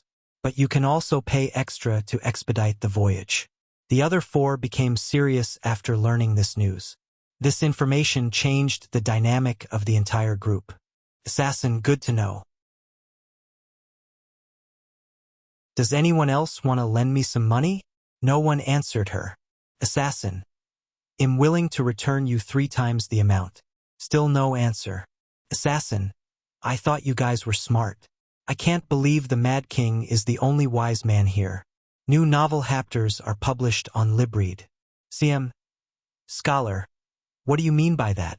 Assassin, after I destroy the Tier 9 sect, I will have access to all their resources so that I won't lack any karma points. So, there is no need to worry about repaying you. Scholar. Doctor. Mad King. She could even lend some karma points afterward to destroy Tier 9 sects in our world, so we can have more resources. Assassin. Exactly. Plus, Scholar, I doubt you won't need my help training a few elite assassins for you. Scholar, fine, I'll lend you my money. Don't forget your promise. Although Scholar considered himself a loyal minister, he understood the mind of a sovereign is fickle. So, there is nothing wrong with having some secret force underneath him. Dr. Me Too. The doctor was slightly guilty that his action would result in the death of countless people. However, he had a sense of urgency after learning they could travel to each other worlds. He needed to be as strong as possible to protect his world from the very likely invasion of these people, especially the Mad King. So, he told himself it was alright since he was not the one killing these people. The karma of their death should not fall on his head. Butcher. I just got online and read the conversation. I'll also lend you some of my savings. Afterward, the group sent Assassin their karma points using the chat group as a contract guarantee. Deep in an underground hideout, Assassin sat cross-legged on a cushion. She opened her eyes when a talisman appeared in her hand. "Finally got it," she muttered. With the others' points, mainly the Mad King, and her savings after stealing from a few dozens of sects, she finally had enough to buy this talisman. Based on my analysis, my backlash for stealing luck will most likely come from the Killing Temple learning of my action and hunting them down. But what if I destroy them before they become my backlash? The backlash would be gone or prolongedly delay. Even if it does not work, I bet the Killing Temple has a few innate treasures. Hopefully, it is as strong as the description, muttered Assassin before leaving the base. Meanwhile, Wang Wei read their chat before checking the inventory. Most of the things these guys exchanged were useless items between Tier 1 and 4. However, Wang Wei truly valued the lifespan and luck they exchanged. Every time these people steal someone's luck, 20% of it goes to him. Additionally, people like Assassin, Mad King, and Butcher also absorbed their targets' or victims' flesh, blood, soul, and lifespan. Wang Wei needed luck and lifespan as sacrifices to boost his comprehension. He has a long way to go to catch up to D. Tion's golden law tree. After checking the inventory, he focused on Assassin. Without hesitation, she traveled to the location of the Killing Temple and activated the talisman. Then, a giant hand descended from the sky, descending on the temple. Numerous martial artists in the True World realm, Tier 9, appeared in the sky and manifested their world to block that hand. Unfortunately, that talisman contained 50% of Wang Wei's strength. So, the hand annihilated these worlds without stopping its momentum. Bang! The magnificent temple shook tremendously before being destroyed. All the disciples, elders, deacons, and even the sect master died. Oddly, they just died with their bodies and souls intact. It was as if they just died without any causes or reasons. Assassin frowned after seeing all these perfect intact bodies lying on the floor. With her cultivation level, she could not understand what was wrong with these people, so she hurriedly used the search function. She then learned these people's bodies were preserved in case she wanted to absorb their luck and sacrifice their bodies and lifespan. Furthermore, she also realized the attack also preserved the resource hall of the temple. Suddenly, Assassin received a message directly in her mind asking if she wanted to use some karma points to get rid of the temple members not present in the main branch. She then realized her mistake, or an oversight on her part. The Killer Temple had many branches scattered across the world, and many of these branches have Tier 9 powerhouses. Once they learned she destroyed their sect, they would hunt her down until the end of the earth. So, is this my true luck backlash? So, she quickly contacted the chat group and agreed. Immediately, Assassin felt she was connected to a mighty and supreme being, Lord of Destiny. Her eyes changed as she saw thousands of invisible yellow threads connecting from the destroyed temple to different parts of the world. She also saw all these threads were connected to her. Then, an invisible blade appeared to cut off all the threads, and with each one severe, Assassin knew that one of the temple branch assassins was dead. But it appeared as if they were erased from the world. The Lord of Destiny's power wiped out all their memories and trace of existence. As she experienced this scene, she had a look of envy and yearning. Then, she quickly collected herself. She rushed toward the sect's resources hall, and a small light entered her forehead on her way there. She was scared at first but calmed down after realizing it was information about the location of the sect's precious resources. At her destination, Assassin was not surprised the previous attack had destroyed the temple's formation. So, with no hindrance, she rushed to a specific destination. 2 innate treasures? Seems my luck is good. She only needed one to pay her initiation debt, so she wondered what to do with the second. However, Assassin did not hesitate before choosing to exchange it. With the second innate treasure, she had enough karma points to pay for her cultivation technique and the price of having Destiny Lord take action.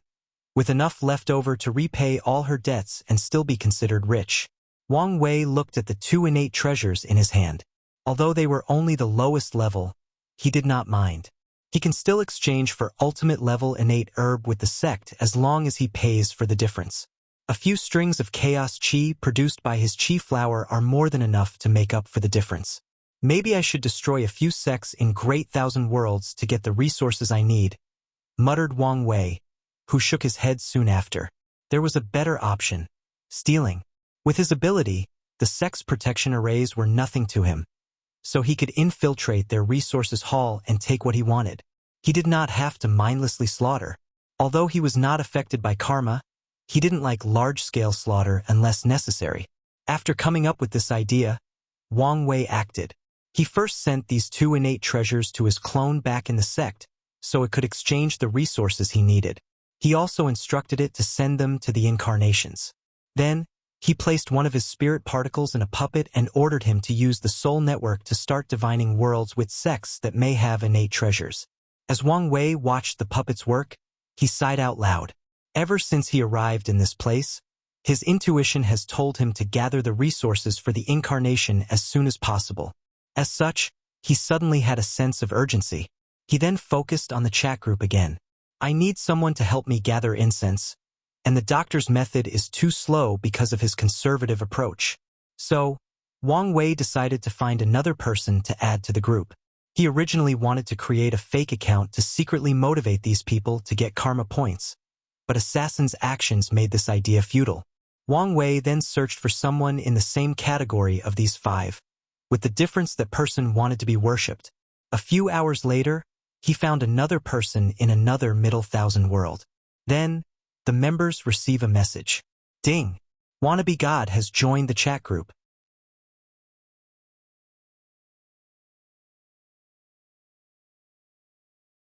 Chapter 529. First and second. A young farmer with a rake looked dazed in the distance with a shocked look. A few seconds later, he muttered, "Chat group? Ha ha ha ha ha." "Xiao Li, what's wrong?" asked an older man next to him. "Peasant, don't talk to me. I'm the man destined to rule the heavens." The older man looked at him calmly before ignoring him. This was not the first time Xiao Li had said these random and ridiculous things. Meanwhile, Xiao Li did not mind the other's reaction as he knew he was telling the truth this time. So, he put his tool away before running to his small house. He was currently receiving much information and needed time to process them. "Mad King, a newcomer? Please introduce yourself." "Scholar, I did not even know we could have new members." "Doctor, welcome, fellow Taoist."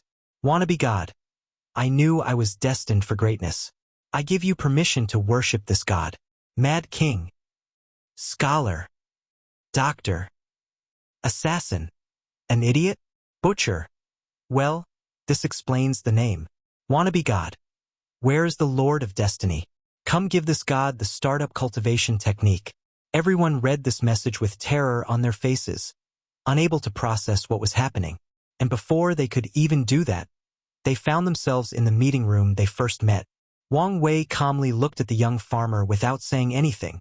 Meanwhile, Wannabe God felt his soul was slowly being squeezed out into pace with that single look. Sweats fell from his very soul as his life flashed across his eyes. "I can eliminate your entire existence with a single thought before making you regret you ever existed between heaven and earth," Wang Wei said calmly. "Do you know this?" Wannabe God took all his willpower to nod his head. "As long you understand that," nodded Wang Wei. "I have no problem with you having goals, dreams, ambitions, or desires. This is the exact reason you are here today. But you should know your limitation. Know your weight." I'm sorry for what I said. It's fine. Just be mindful of your actions or words when you're weak." Wannabe God clenched his hands as he understood the message. He was too weak. "Tell me what you want for your cultivation technique. Ever since I was young, I've only wanted to be worshipped by everyone. Man, woman, nobles, kings, etc. So, that's what I want. In that case, the path of sovereign God is perfect. You can establish a fortune dynasty to gather chi luck and incense. You can conquer myriad races and worlds, garnering their awe and worship. Be mindful, though. Your strength can drastically increase with the power of incense, but it will also restrict you. If you lose your worshippers, you will lose your strength. Is that acceptable?" "Yes," immediately replied Wannabe God. "Very well. Your total is 14.7 million karma points. A booklet flew in front of wannabe God, and after accepting it, Wang Wei looked at the others before disappearing. Everyone remained quiet while looking at this crazy new member. Assassin, can you lend me some points now? I want to destroy the most powerful sect in my world and plunder their resources, said the Mad King after sighing in relief. He still had the most expensive technique. Me as well, said the butcher, who did not like mass killing. He preferred one-on-one killing, where he could savor the victim's pain, suffering, and despair. Nevertheless, he also understood the need for resources to become stronger. Give me one too, said the scholar. The most powerful dynasty in my world is my way. Not you too, scholar, said the doctor. I thought you were one of the few people in this group with morals. I have morals, but the Great Su dynasty treated people worse than dogs. Moreover, I have news that they have been selling humans to the demon race to maintain peace. They've gone too far. The assassin smiled before saying, No problem. I will even loan each of you the money to buy a talisman with more than one attack. She then looked at the doctor. Are you sure you don't want one? I'm sure your world has some problems that need brute strength to solve. The doctor became lost in thought. His world indeed had problems, and a lot of them. The martial artists' factions constantly fought for wealth, power, and fame. And as a result, the common people died every day as casualties. Maybe with absolute strength, he could stop the fighting indefinitely or buy an extended period of peace and stability. I also want a loan, said the doctor, making Assassin smile under her hood. Excellent. Then she gave them the loan. As for Wannabe God, she did not ask him. Wannabe God was a new person, and he had offended the Destiny Lord. She did not know whether he would survive long despite the Lord not minding his behavior. Meanwhile, Wang Wei watched this interaction. After the exchange, these people went on a killing spree, and as expected, they acquired some innate herbs. Each had 2, with the Mad King acquiring a shocking total of 4. Each group member exchanged their 2 innate treasures. One was to pay for their initiation debt, and the other to pay for their cultivation debt. It's a shame the Mad King did not exchange the last 2 treasures. Now only the last resource group is left, muttered Wang Wei after taking out the innate resources. He only needed 10 more innate herbs for the last incarnation, which alleviated the warning signs his intuition gave him. Nevertheless, he would not stop his business of raising leek, as some protagonist in his past life would call them. After all, he now had ambitions to convert all the materials in his main body into Chao level ones. Wang Wei looked at the people in the chat while muttering, Now that all of you are rich, you will stop relying on me. This can't be allowed. He accessed the original 5's fate line and added a few Nexus fate events that would force them to use the points in their hands and continue relying on his power. He also took his time with the Mad King since he wanted the remaining 2 innate resources. As for Wannabe God, he was still in his early stage of development, so there was no need to make things difficult for him, at least not yet. Finally, Wang Wei focused on his puppet, who was still searching for worlds with innate treasures to steal. Unfortunately, he did find nothing as of yet, and Wang Wei was not surprised. It would not be surprising if these 6 people's worlds were the only place in the martial supreme world community with innate resources, at least in the lower realm. For example, Wang Wei has been searching the lower realm of the Myriad Emperor world community for many years but found nothing, even with his divination.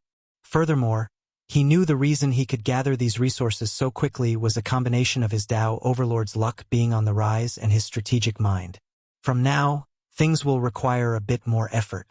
Through the trials token, Wang Wei received the news that a dinner party with all the trials participants would take place a week from now. So, he used this time to gather as much information as possible through Shadow 2. As he expected, the information was not much, mainly since some world communities might have used the same tactics. Nevertheless, he still gathers some crucial basic information. For example, 12 world communities participated in this trial, counting the Myriad Emperor. Of these 12 communities, Wang Wei paid attention to 2, Star Beast World Community and the Emperor Dao World Community. The Star Beast World tied the Myriad Emperor World for the number of Eternal Emperors, 8. Furthermore, The entire endless void acknowledged that their cultivation system has the greatest battle prowess.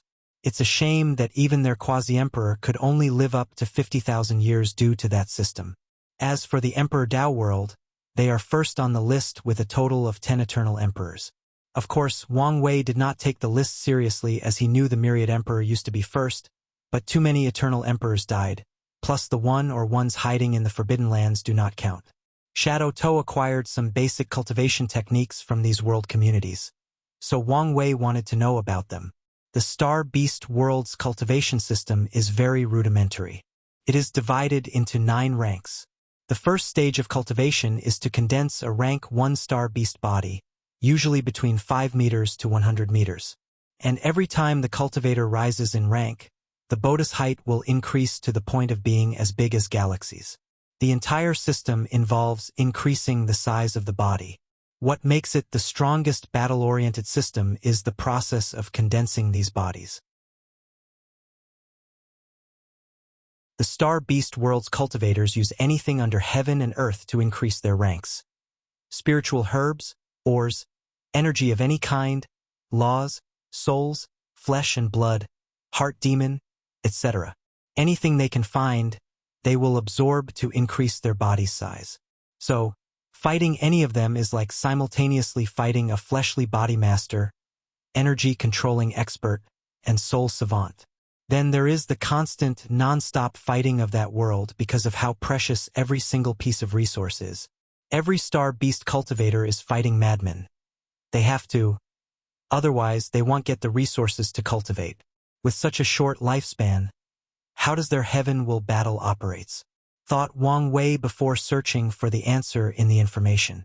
From the information, Wang Wei knew that the Star Beast cultivators exchange many life-extending resources with otherworld communities so they can live long enough until their heaven will battle.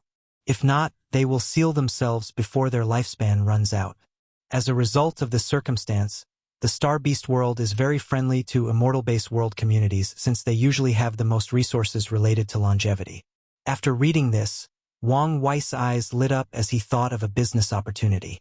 The Star Beast world might have connections to other world communities, but what about the lower realm? He does not think the Great and Middle Thousand world will have a way to contact them, so he wanted to target them. So, he decided to meet someone from the Star Beast world to get some information.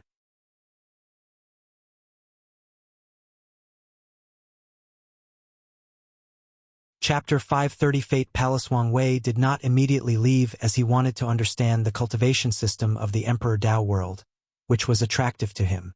The first realm is the body tempering realm, involves training and purifying the body. The unique part about this realm is that they constantly destroy and rebuild their bodies, similar to some cultivation techniques in Nirvana. Energy Sea realm is a realm similar to the Divine Sea realm, which focuses on gathering and condensing energy.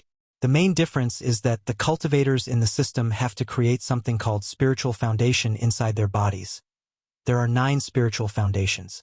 Soul realm is the third stage. As the name implied, this is a realm related to the soul. However, the way the Emperor Dao world reached this realm is different from the norm. The cultivators must experience myriad emotions and desires, and use these intense feelings to temper their spirits and condense their souls. It seems similar to incense, but not quite, thought Wang Wei before continuing to read. The fourth realm is the Dao Declaration realm, which is the most important in this cultivation technique because of how much must be accomplished. The primary purpose of this realm is for cultivators to declare or decide their own Dao or path, similar to how cultivators in the Divine Body realm have to do in the Myriad Emperor world. However, the Dao Declaration realm is more strict on the requirements. For example, all the heaven choses from the Emperor Dao world will be sent to the lower realm for trial and tribulations while having memories of their background seal. If they do not reach the peak of the Dao Declaration realm, they will not get their memories back. The more Wang Wei read about this realm, the more he shook his head. Too many things were happening in this short realm. The Dao Declaration realm is divided into 4 stages: 33 question stage, 66 question stage, 99 question stage, and 100 question stage. To go through the stages, cultivators have to study the laws and mystery of heaven and earth. Not comprehend, but study. By studying countless notes and esoteric scriptures of ancient sages, wise men, and even powerful cultivators, these cultivators can understand how the worlds and laws operate. In the myriad emperor world, Heaven Chosen has to go through a similar thing, but only when they are children to establish a foundation for them. However, the Emperor Tao world integrate this aspect into their cultivation system. In the first stage, 33 question, cultivators must study enough about the body to temper it to the point of withstanding the law. In the second stage, 66 questions, they must understand enough about the soul to elevate its strength and quality based on the individual's talent. In the third stage, 99 question, sublimate the soul into the law soul similar to primordial spirit or true soul. In the final stage, and the stage where the upper realm geniuses could unseal their memories, they have to elevate the previous energy in their bodies to a higher one. While doing all this, these cultivators also have to find their Tao or path and have enough conviction in their decision to move to the next realm. Otherwise, they would be stuck in this realm. I understand the purpose of the soul and Tao declaration realm is to temper the state of mind, willpower, and Tao heart, but it seems too much is happening at once, commented Wang Wei before continuing reading. The fifth realm is the law realm, further divided into sensing law, see law, touch law, and comprehend law. This is a step-by-step guide on comprehending and wielding the law. This is the basic realm that involves the laws found in many cultivation systems. The only noteworthy aspect is that some Heaven Chosens are rewarded with something called law essence by heavenly Tao if they are powerful and talented enough. The law essence can nourish their bodies to make them stronger and boost their comprehension of specific laws. After comprehending 50% of their primary and 40% of minor laws, the next step is to condense them in the spiritual foundation into cores, hence the name of this realm, law core. The law cores can be created for one law, multiple, or one core for all the laws, similar to how Wang Wei fuses the different law aspects of fate into one. Wang Wei realized that this spiritual foundation system provides great battle strength to cultivators in this stage because of law resonance. These cultivators can have multiple cores inside their bodies, then use them to resonate with each other or the laws of heaven and earth and borrow their power. So, the cultivators in the Emperor Tao world are most likely very versatile in their fighting methods. The seventh realm is the domain realm, where the law cores are condensed into a domain seed. And just like the myriad Emperor world, cultivators must focus on expanding and controlling their domains. The eighth realm is the incarnation realm. Through deeper comprehension, the domain seed has turned into fruits of law in the first stage of this realm. And in the second stage, they ripened into incarnation of self. Cultivators do not have to consciously manipulate laws at this stage, as the incarnation will do it for them. The ninth stage is the true self realm, where the cultivators fused with their incarnation, boosting their control of the laws to another level. In each cultivation stage, cultivators condensed a spiritual foundation for a total of 9. And to reach the quasi-emperor realm, they must fuse all 9 spiritual foundations into an Emperor Tao foundation. During the fusion, cultivators can experience everything that previously occurred in their lives, thus sublimating their state of mind and Tao heart in the process. Additionally, during the fusion, the Emperor Tao world cultivators will slightly boost their comprehension to elevate their understanding of the Tao. According to rumors Shadow 2 gathered, this boost will remain in some cultivators after acquiring the heaven while comprehending the grand Tao source. But there is no proof yet. After reading the entire thing, Wang Wei compared the origin system with the spiritual foundation system. The overall difference is how these two systems approached laws. The origin system focused more on a deeper understanding of the law, while the spiritual foundation system focused more on subtle control of the law. For example, the higher energy created in the fourth stage of the Tao declaration realm is fused with laws comprehended in the next realm. This is not the same for origin essence, which served as a boost and power source for cultivators to use the law. Meanwhile, the Emperor Tao world cultivators fuse their energy with the law to better control. They use their soul, spirit, body, and even energy to control the law. The downside to this method is that if something went wrong with these cultivators' energy, their control of the law would decrease. And if something went wrong with their laws, they would be almost useless. Meanwhile, if something went wrong with the origin system cultivators' energy, they can still use their laws to fight. And if something is wrong with their laws, they can still use their energy to fight. Furthermore, because of how the Tao Declaration realm functioned, there are bound to be many cultivators forever stuck in that realm, meaning that the Myriad Emperor world has way too many high-level cultivators than the Emperor Tao world. However, they have higher quality cultivators. And if Wang Wei had to choose which system was better, he had to admit it was the spiritual foundation system, despite some of its flaws, especially when it comes to the boost with comprehending the Grand Tao source if it's true. He could foresee that they should have a higher number of second- and first-class great emperors throughout their history than the Myriad Emperor world. As for the reasons they do not have even more eternal emperors, it could be because of luck or because the Myriad Emperor world has gone through many hanging catastrophes that force geniuses from all walks of life to rise. Or the boost does not apply to understanding Tao will and existence. Or a combination of the three. After analyzing this cultivation system, Wang Wei had many thoughts and ideas. The first one was to create something similar to the spiritual foundations with his incarnation. He would call it Fate Palace instead. And his purpose is that when they fuse, it can sublimate his understanding and control of Fate Tao. This might be how I can reach a golden law tree, thought Wang Wei with excitement before rapidly calming down.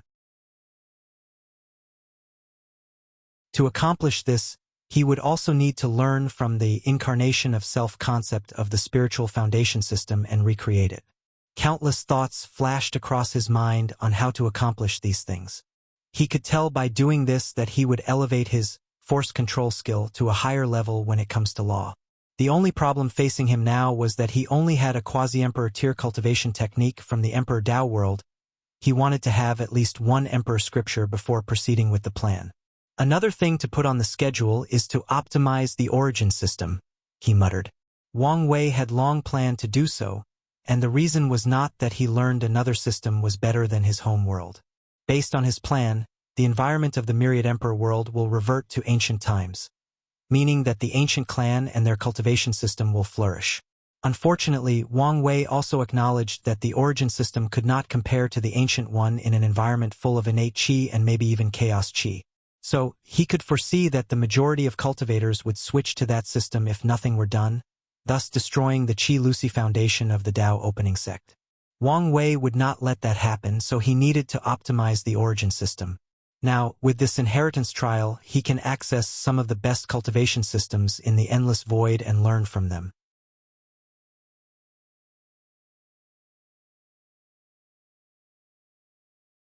Chapter 531 The Commerce Hub. "You dirty hairless monkey," said a humanoid hyena, looking at a group of people. He spat in front of them before continuing. "You humans disgust me. You're lucky the trial does not allow fighting before the competition begins." After saying that, the hyena walked away to see a handsome young man with beautiful long silver-gray hair. Another disgusting hum. He did not finish his words before he saw a pair of cold eyes staring at him, sending chills straight down his soul. He snorted coldly before walking away. The hyena soon arrived at his mansion. "Boss, I just berated a human and humiliated him." A giant black tiger with red markings on its back opened his eyes. "Oh, what did you call them?" "I called them disgusting hairless monkeys and harassed them for over an hour." Of course, he forgot the human that placed the fear of God in him. "Well, it's not very original, and the monkey clan has been pressuring us to stop calling humans any words related to them. Nevertheless, you still did your duty. So, with my power granted from the Demon Supremacy Alliance, I will give you some 1,000 community points." "Thank you, young Master Yi. With this point, I can almost exchange a bloodline pill to sublimate my bloodline and rise in status." The hyena was genuinely excited. As long as his bloodline can sublimate, he can have a higher status in the alliance. He could not think of the love of his life. They had loved each other since childhood, but because she was of higher status, he could not be with her due to the laws of the alliance. However, all that will change once his status is elevated. While the hyena was in deep thought, a humanoid rabbit entered the room. "Young Master Yi, I've written a new novel." "Oh, let me see." The giant tiger used his divine sense to read for a few minutes before commenting. "Not bad. Although it is a typical novel about the years humans oppressed us countless eras ago, you did a good job focusing on their atrocities toward the demon kind. I also like how you portrayed them as beasts with low-level intelligence and violent tendencies. Then there is the emphasis on the bald donkeys and their oppression of our kind through religion. Not bad, not bad. Young master, did you not like the ending? Well, exterminating humans is a good idea, but it has been done too often. Nevertheless, an excellent novel. It'll give you 7,600 community points. Thank you, young master, said the humanoid rabbit, while the hyena was slightly jealous. It's a shame he had no talent for writing, so he could only use the low-level method of harassing humans to get points. Give me your token, and I'll add the points. The two took out their point token, and the tiger added the point he promised. He then looked at them with his red pupils. Do you remember the DSA's motto? We will eradicate all humans and spread the supremacy of the demon race until we eventually rule the endless void, simultaneously said the rabbit and hyena with a loud voice. Don't forget. We will never. Good, you can leave. As the tiger watched the group leave, a dangerous light flashed across his eyes before closing them and continuing his cultivation. Meanwhile, Wang Wei watched the hyena walk away and muttered, "It's weird seeing a demon race so confident and full of himself." After shaking his head, he headed for his destination. He soon arrived in the area where the Star Beast World's people lived. Then, he divined which house would ensure the highest possibility of success before walking to the far corner. He stood in front of the mansion without entering or saying anything. He knew the owner was aware of his existence through the arrays he sensed. Not long after, a woman with a stern look. Although this woman looked like a human, Wang Wei's true eyes could see a shadow of an enormous giant behind her. It was her true body. "Who are you?" she asked directly. Wang Wei from the Myriad Emperor world. She frowned after hearing this, thinking for a moment before closing the door. A few seconds later, she opened it while telling him to follow her to the living room. Soon, Wang Wei saw a young man dressed in regular black clothes in front of a table with tea.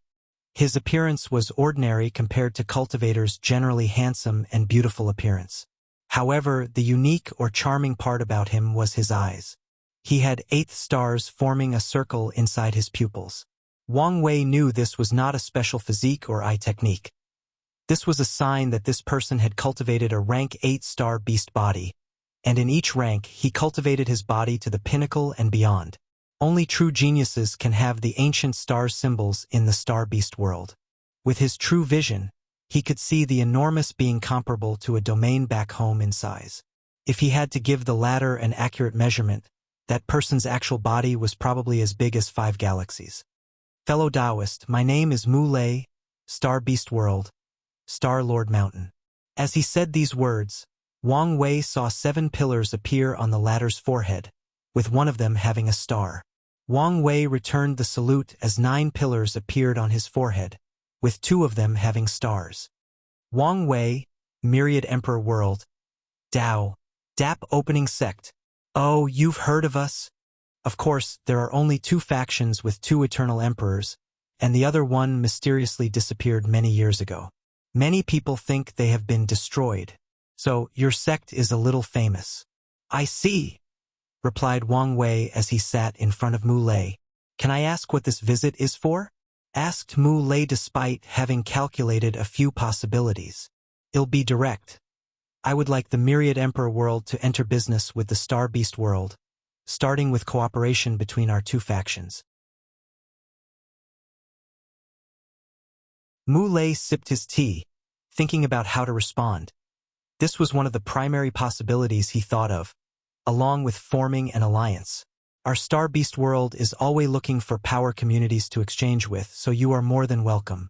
Because of how their cultivation system was set, resources are everything to the cultivators of the Star Beast world. After all, they can swallow anything to increase their strength. Can I see your energy currency? Asked Mu Lei, and Wang Wei handed him an origin stone and an origin source. Mu Lei opened his mouth and swallowed the stones. His eyes lit up because he discovered an energy source he had never used before and was of very high quality. Do you have any longevity resources? Wang Wei gave him a pill, and Mu Lei did not swallow it as he previously did. Instead, he inhaled the aroma. This pill could increase my lifespan by another 50,000 years. Not bad. Wang Wei's lips twitched after hearing this. This was a perfect quality quasi-emperor pill refined by him. Typically, this pill could raise a person's lifespan by at least 1 million years or more. But this guy said it could only give him 50,000 years of life. This star-beast body system is too radical. With these two products alone, you should have a small place on our market. Do you want the exchange to be only between us?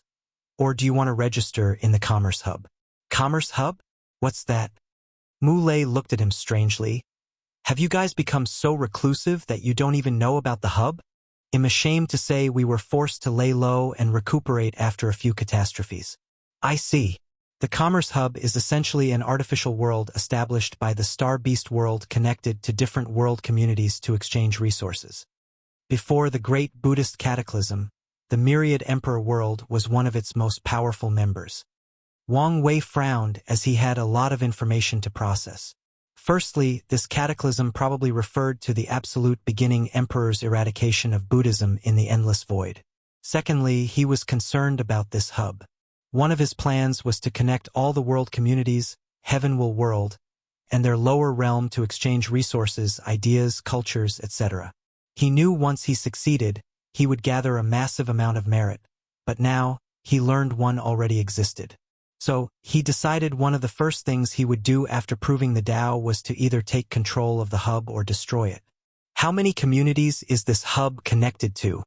If I remember correctly, about 150, Mu Lei replied, an answer which relieved Wang Wei. He knew there were exactly 3,000 world communities, so as long as he could expand the hub to all of them, he would still get massive merit. And has this hub connected to the lower realm? Of course, replied Mu Lei, making Wang Wei secretly sigh as he knew he could not use his previous plan of cheating members from the lower realm. After that, the two chatted and discussed cooperation. Wang Wei decided to only trade with the Star-Lord Mountain for now and wait for a while before registering with the commercial hub. Then, they signed an agreement.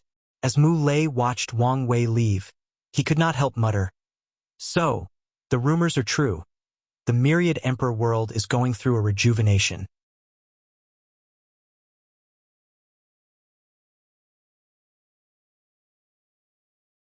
Chapter 532 Dinner Party. Wang Wei walked home with a pondering look. With this conversation, he realized he knew very little about the endless void and needed to change. So, after returning home, he contacted Ancestor Wuxia and asked him about the commercial hub. That thing? I remember the devil race destroyed it during that era. I guess they rebuild it. So, the sect has not been part of the hub since the incense era? That's probably correct. After the devil catastrophe, didn't anyone think of rejoining? Back then, many of us died or were injured, so no one really cared about the endless void. What about after you recuperated? By then, we had to worry about the rise of the Emperor Enlightening Academy, the 9 Emperor Curse, and the Heaven Devourer Emperor, so no one really cared or thought about such a thing. Wang Wei sighed, knowing there was no point in focusing on things like this. What he needed to do was focus on the future. Speaking of the 9 Emperor Curses, what happened? I've never felt its power. After you entered the Dui realm, Heavenly Tao removed most of the curse's power. And after you became an outlaw, it completely removed all its influences. Do you know the reason? We have calculated a plethora of reasons. The eternal destiny of this generation, the upcoming change of era, the fact you stripped the spirit of epic from the academy, and even that lad's Tion's presence. Anyway, the real reason does not matter. What matters is the fact it's removed. That's true, nodded Wang Wei. What do you think of the sect's alliance with the Star-Lord Mountain, and eventually rejoining the commercial hub? You're the sect master, so you can decide these things on your own. And as the sect master, you can dispatch most of the immortal powerhouses in case you want someone to station at the hub. All right. When Wang Ju returns from her retreat, I need someone to help spread the fate shadow guards throughout the endless void. And using the hub as the starting point is a good idea. That's fine. Then the two ended the conversation. Not long afterward, Li Jun ran into the house with excitement all over his face. What happened? I got some information that may be useful for you. Then, he handed Wang Wei a talisman, which contained an image of him fighting other trial members. How did you get this? Wang Wei knew it was forbidden to fight before the competition began. I convinced these people to fight me through the dream technique. Brilliant, said Wang Wei as he watched these battles and experienced how these power systems functioned. The trial did not only contain people from 12 world communities. The 12 main communities like the Myriad Emperor World, Star Beast World, and Emperor Dao World had at least 3 participants, but the others would only have 1 or 2 participants. From what Wang Wei knew, at least 30 to 40 communities participated in this trial. So, Li Jun's information was crucial to him. So, he rested inside for the next few days while viewing these battles. It's a shame that many world communities were smart enough to decline Li Jun's invitation since they knew the importance of information. Finally, the day of the dinner party arrived. Sect Master, Elder Li Jun has left for a while now, said Shadow 2. I know you're trying to remind me not to be late, but I have my reasons, said Wang Wei, who fixed his black martial clothes and appearance. He wanted to wear a white one for this trail but changed his mind considering his clothes would have the blood of his enemy on them. Although it was a magical artifact with self-cleaning capabilities, he decided otherwise. Sometimes it's good to leave the blood on for intimidation and boost the aura. Blood looks better on black clothes than on white ones. Suddenly, he sensed it was the right time, so he headed to the destination. Meanwhile, Shadow 2 was momentarily confused. From what he knew about the young master, he was not one of these people who liked grand entrances or flashy displays of power. At least most of the time that was true. Wang Wei got into his carriage and flew to the center of this small world where the dinner took place. After showing his token, he walked inside after putting his chariot away. And as he expected, he was the last to arrive, making everybody glance at him. Hello, fellow Taoists, Wang Wei said as he cupped his hand and bowed slightly. His voice traveled throughout the entire venue, forcing everybody to focus more on him. As such, Wang Wei senses numerous gazes. Curious, intrigued, sneering, disgusted, and even killing ones. Interesting, said another voice that traveled through the entire room, shifting the people's gaze toward the far left of the room. Even Wang Wei had a severe look on his face as he gazed at the person who spoke. It was a handsome young man dressed in a loose long white robe with blue designs. His long black hair was in a top knot, but he also had a ribbon around his forehead to keep his hair. The young man ignored the gazes surrounding him as he looked at Wang Wei. Unlike martial clothes, which were tight-fitting, the robe had wide sleeves, so he held his right hand sleeve with his left so it would not interfere with his tea. The young man's slow actions emanated a natural charm. It was like heaven and earth would praise his every word and deed simply because he was born noble. Young Master Chu Luo, what do you mean? Asked one of the participants sitting at the same table. Chu Luo looked at the speaker and said, Sometimes, it baffles me how weak you people are. What do you mean by that? Said a person at another table. However, Chu Luo did not look at the person but gazed back at Wang Wei. A powerhouse's every action has weights or bearings, which can manifest in the form of karma. This is why no cultivators would dare receive a bow from an emperor without their protection.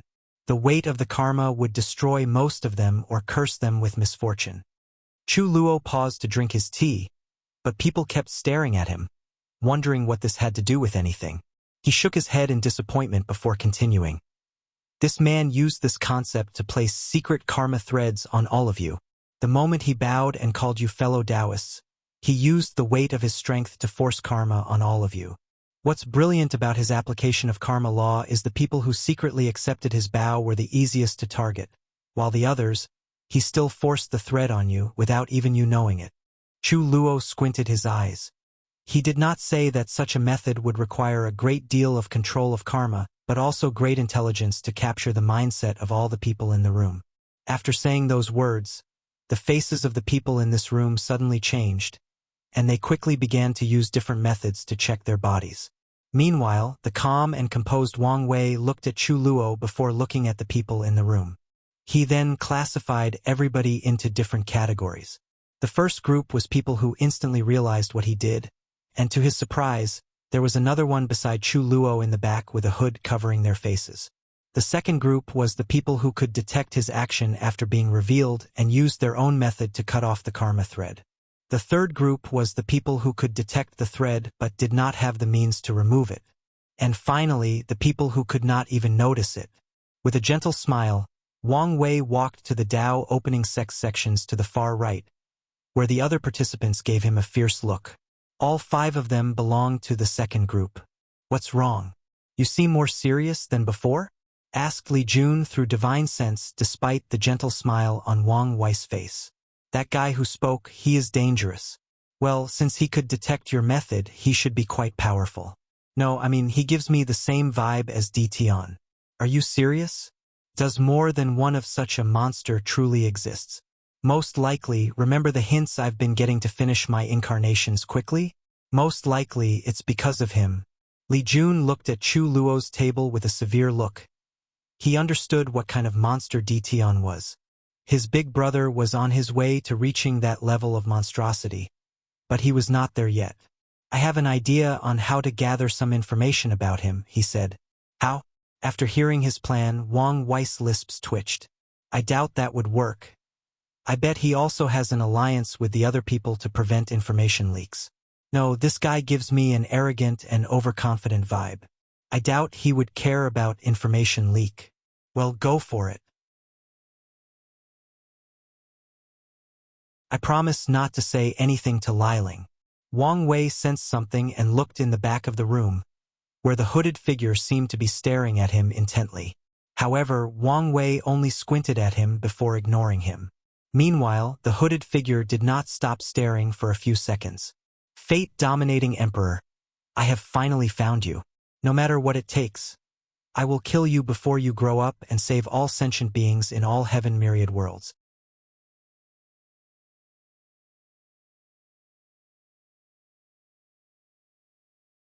Chapter 533. The Rules. Wang Wei felt that he had forgotten something, and right when he was about to try to remember, a bright light appeared in front of the room, and an odd woman wearing a mask appeared.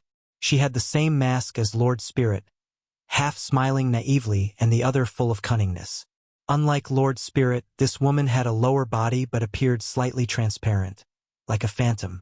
She opened her mouth to speak, and a deep male voice came out. "Welcome, fellow heaven chosens from the endless void." No one cared about the anomaly between her voice and visage. The cultivating world was full of weird and strange things. "To make things easier for everyone, you can call me Lord Spirit, and I will be in charge of the trial. Now, before you can enjoy your dinner, I will tell you the rules of this inheritance. There are 8 categories to be tested: fleshly body, soul, energy control, comprehension, Tao heart, willpower, battle prowess, and one final test that I can only say is vital." Lord Spirit paused to give everybody time to process the information before continuing.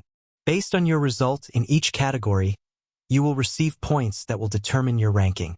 Be mindful that the last test is precious and worth plenty of points. It could be the determining factor of this inheritance trial." "Any question? Is it true the Deceiving Heaven Longevity Sutra is an insurgent scripture?" asked someone. "That is correct. So, any lucky ones who go home with it will significantly contribute to your factions." The aura of the room slightly changed as many people paid close attention. Senior Gu Xian was from the Myriad Emperor world. "He will not be biased?" asked another person, raising attention to Wang Wei's table. "If that were a problem, the Lord would have just chosen his successor solely from Myriad Emperor world," replied Lord Spirit calmly. Many people agreed with these words, while some remained skeptical. Nevertheless, Lord Spirit continued, "If there is no more question, let's continue to the main event." She waved his hand, and 6 golden chairs appeared behind her, labeled 1 through 6. Each stair stood slightly above the others, so the number 1 spot was the highest. For the combat aspect of this trial, things will be a little different. The Lord has chosen 6 seated players who will receive a token. After the final test, the token can be exchanged for points. And you could guess that the higher the ranking, the more points it is worth. Everyone looked at the trial spirit with fire in their eyes. As the peak geniuses of their respective world, competition has become an integral part of their characters. So, no matter what, they wanted to be the best. There are some rules to follow, continued Lord Spirit, not minding these people's intense emotions. Non-seated can challenge seated players at all times and use whatever means necessary to take the token. Seated players, however, can only challenge the person 1 rank above them. So, the 6th place can only challenge 5th place, 5th place to 4th place, and so on. Furthermore, the seated challenger needed certain points before challenging another seated player. Everyone present is intelligent, so they understand the rules. Seated players could not easily challenge each other, and they needed to perform well on the 8 trials before challenging each other. Meanwhile, the non-seated players could attack the seated players to get the token, with no restrictions on the method used. Essentially, a practice heaven will battle with some rules and restrictions, thought Wang Wei, and many people felt the same way. Now, let's begin the selection for the seated players, said the Lord Spirit with a weird smile, fully playing in the deception persona. In the 6th place, we have Su Shi from the Myriad Emperor world. Her primordial chaos physique is the combination of 9 absolute chaos physiques, and it is something that has never been heard of in the endless void. Everyone looked at the Myriad Emperor world's table, focusing on that beautiful woman that heaven seemed to have taken its time when creating her. Meanwhile, Su Shi frowned after hearing she was only in 6th place. Nevertheless, she walked to the 6th throne and sat down. Lord Spirit watched her with a smile while thinking to himself. It was hard to choose between her and Feng Heng. However, the latter seemed determined to hide his full strength, so he can only lose the spot. The 5th spot goes to Mu Lei from the Star Beast world, the owner of the 2nd heavenly physique, the Heavy Axe physique, and a genius who has received the highest grade of ancient star symbols in 100 generations. Mu Lei calmly walked to his spot, but many people also became nervous once they realized the criteria for these seated players. The 4th spot goes to Ji Lanfeng from the immortal Ascension world, the supreme swordsman with the very earned title of 1 sword. A young man with disheveled hair and a gourd on his waist stood up. Immediately, everyone could smell the intense odor of alcohol emanating from his body. He walked wobbly to this throne while muttering, "I hope one of these people can make me swing my sword a 2nd time. Oh, I miss the old days." Although his voice was soft to the point of being inaudible, with all the cultivation of all the people present, they could hear him. So, a bunch of people gave him killing stares. Nevertheless, Ji Lanfeng did not care or was too drunk to. The 3rd spot goes to Yi Dafu from the primordial demon world, a demon with 2 innate demons' bloodline, the 3-eye stone monkey and disaster monkey. A monkey wearing dark and gold armor, holding a red pole on his shoulder, looked at the people in the room. "Your father is only 3rd? I want to see who is so bold to be above this monkey. Anyway, they will taste my staff."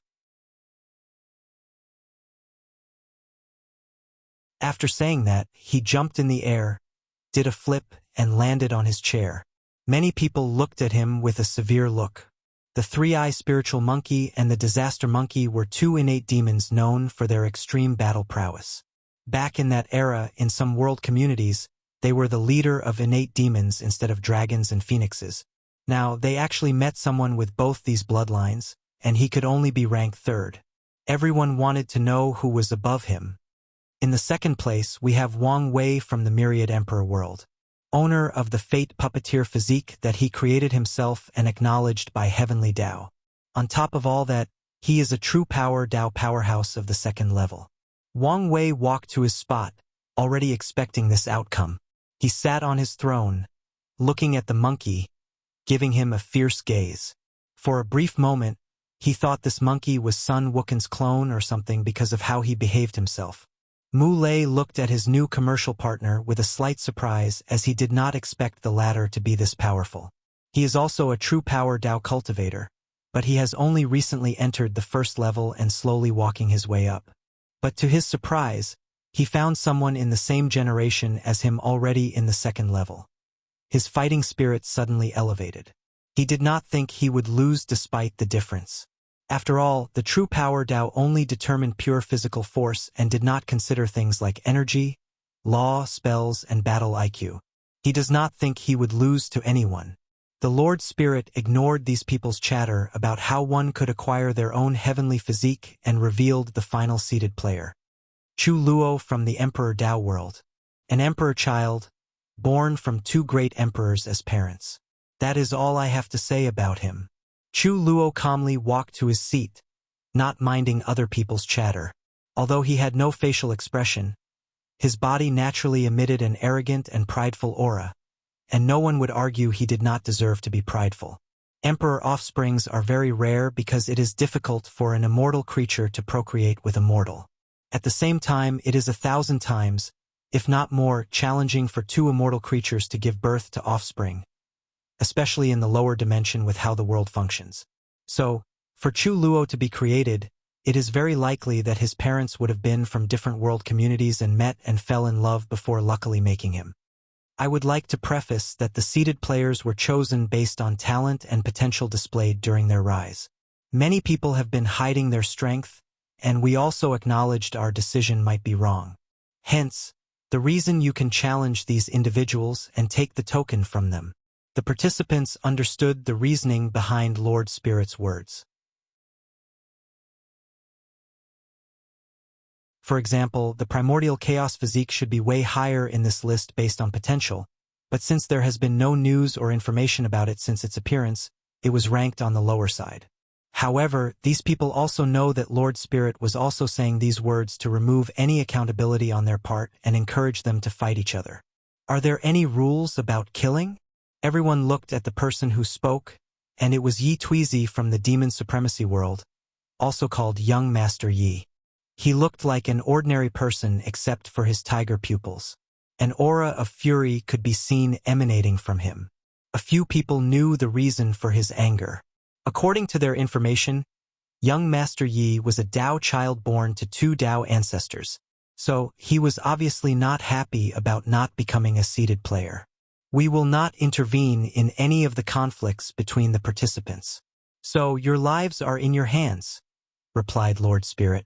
Excellent, said young Master Yi, looking at the seated players, focusing on the humans and not hiding his hatred and disgust. Then, his eyes focused on Wang Wei before snorting coldly. Young Master Yi was not the only person not happy with Wang Wei's second position. There was an immortal child named Shi Qian, born from two immortal venerable, and she felt she deserved the second spot, especially since she was a member of the light race who fed on positive karma. Then, a group from the barbarian race felt an uncontrollable hatred for Wang Wei, but they could not explain why. Even a member of the divine race, believed to be extinct after the Buddhist cataclysm, appeared in this trial. As Wang Wei sensed these malicious gazes, he smiled. Things were about to get interesting.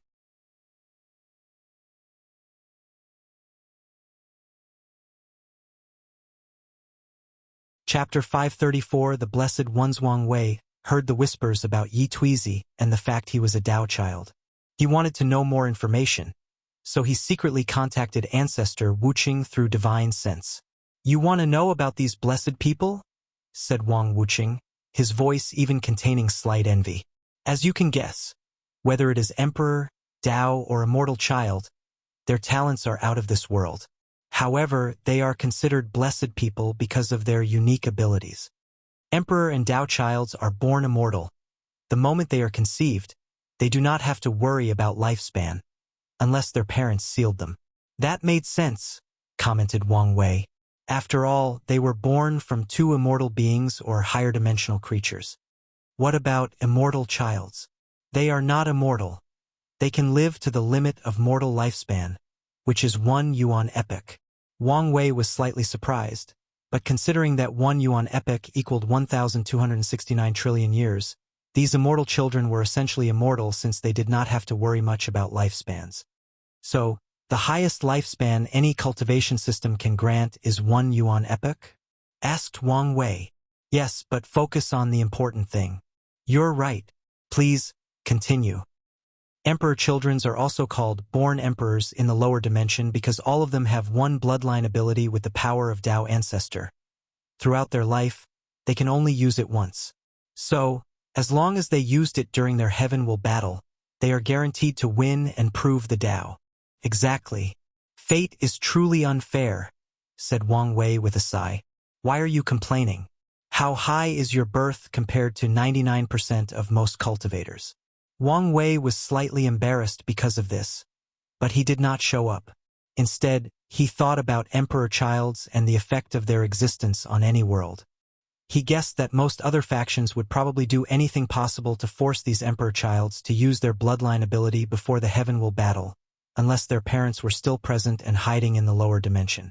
At the same time, these emperor children could just hide and show up during the heaven will battle and take the heaven will for themselves. Of course, they would still need to cultivate and temper their Tao hearts. Otherwise, they would only become pseudo-emperors. Wang Wei then asked, what about Tao childs? They are born with a Tao source seed inside their bodies. When they reach the necessary cultivation realm, as long as they understand their own Tao, the seed will activate, and they can become Tao ancestors. Still unfair. Wang Wuxia ignored his complaints before continuing. You should be careful. Some Tao children can sacrifice their Tao source seed to temporarily gain the power of 1 to 2 leaf immortal venerable. Although less than 1 in 1 million have the talent to do this, you should watch out. So, these Tao childs are all potential emperors? Commented Wang Wei. Basically, Wang Wei guessed that maybe some people desired the Tao source seed inside their bodies. However, they should be safe since their parents probably live in the lower dimension. What about immortal childs? As for them, their ability is not to be shackled by the heaven will's karma. So, they can fight in each generation without the need of a great emperor to wash away karma for them. With their long lifespan, this is still a great ability, commented Wang Wei. I'm suddenly curious. Does our sect has or ever had one of these blessed individuals? We did. The Hell Judgment Emperor was a Tao child, and we have an immortal child still in his mother's womb. If you did not come along, he would have been our solution to the 9 Emperor curse. The Hell Judgment Emperor was the Wang clan's 4th emperor and the sect's 7th great emperor. He lived during the Devil era and cultivated the Tao of Judgment, which significantly affected the Devil race because of their sins. Wang Wei suddenly realized the majority of the sect's emperors were during the Devil era. Qiyuan Emperor and Sword Emperor were during the Ancient Emperor era. Ancient Desolate Emperor, the 3rd Emperor, was during the Incense era. The 4th Emperor was Turtle Shell, the 5th Battle Maniac, the 6th Emperor was the Miscellaneous Study, the 7th was the Hell Judgment Emperor, and the 8th the Shadow Ruler Emperor. From the 4th to the 8th, they were all during the Devil Emperor, most likely the result of the spirit of epic functioning. The Rainbow Emperor is the 9th, and she only appeared at the beginning of the Middle Emperor era, when the Enlightening Emperor Academy was rising. Most likely, the spirit of epic was already transferred to them. I can't believe how rare these people are that we only had 2 of them in our entire history, commented Wang Wei. If you count all of them that had shown up in the Myriad Emperor world, there are probably 10 or more but would not reach 20. Don't these people have any things like bloodline restrictions similar to the Divine League people? No. On the contrary, their parents' Tao will be engraved in their bloodline similar to the law fragment of people with heavenly physiques. They can use it to understand their own Tao, or simply use it as bloodline abilities. Wang Wei sighed before asking something else. Thinking about the privilege of these blessed children makes him envious. How is the investigation of the Commerce Hub? I received news that Shadow 2 had just arrived and is investigating things. We have also begun to investigate the worlds some of these Heaven Chosens are from, but things are going slowly. The Shadow 2 mentioned in this conversation was not the one next to Wang Wei, but the shadow cultivated by the Rainbow Emperor using the Lord's Shadow technique. Wang Wei knew the Rainbow Emperor was the only emperor who personally cultivated 2 insurgents, Shadow 2 and Rainbow 1. All right, said Wang Wei before stopping the conversation. He then glanced at Jingwu Hua before continuing drinking at his second seat. Compared to Emperor Child's abilities, Emperor Offsprings seemed normal. Although Emperor Offsprings have a longer lifespan than ordinary people, have high talents, and even have some powerful divine abilities, it is nothing compared to Emperor Child's or Dao Child's. Their capabilities drastically decrease because one of their parents is immortal. In one of the dinner spots, a group of tall individuals looked intently at Wang Wei. The shortest was 2.5 meters and the tallest was 3.2 meters. Young Master Taoyui. Why do I feel this uncontrollable hatred for that man? Young Master Taoyui was the tallest of the group. He had a leather upper shirt made of animal hide. The shirt had no sleeve, showing his strong muscles and slightly tanned skin full of tattoos. He accompanied his shirt, long pants, high boots, and a white lion head on his right shoulder, serving as an accessory. With a calm look, he responded, "It's an aura of hatred ingrained deep in his bloodline. Most likely, his ancestors committed some atrocities to our barbarian kind." Taoyui looked at the person next to him. "Sister, what do you think we should do?" The person next to him was a woman dressed similarly. She had a leather shirt with no sleeve, displaying an exceptional pair of bosoms. She had a short skirt and a pair of long legs that were the perfect amount of muscular that could entice anyone, but not too muscular to appear manly. She had braids and beards in her hair and tattoos on her arms like her brother. In general, she had a wild and passionate beauty that was quite captivating. "Do you think he would accept being my husband?" asked Kudalin. "Be serious. I am. You know, I will only marry someone who can withstand my strength, and he might be the one I'm looking for. If you're seriously looking for a strong man, why don't you pick that Chu Luo? Supposedly, he is the most powerful person here." "Him? He looked too feminine for my taste." "All right, be serious. What do you think we should do about this hatred? Should we attack him?" "We will attack, but not for this silly hatred. Whatever happened to the barbarian race in the Myriad Emperor world has nothing to do with our ancient spirit world," she replied calmly.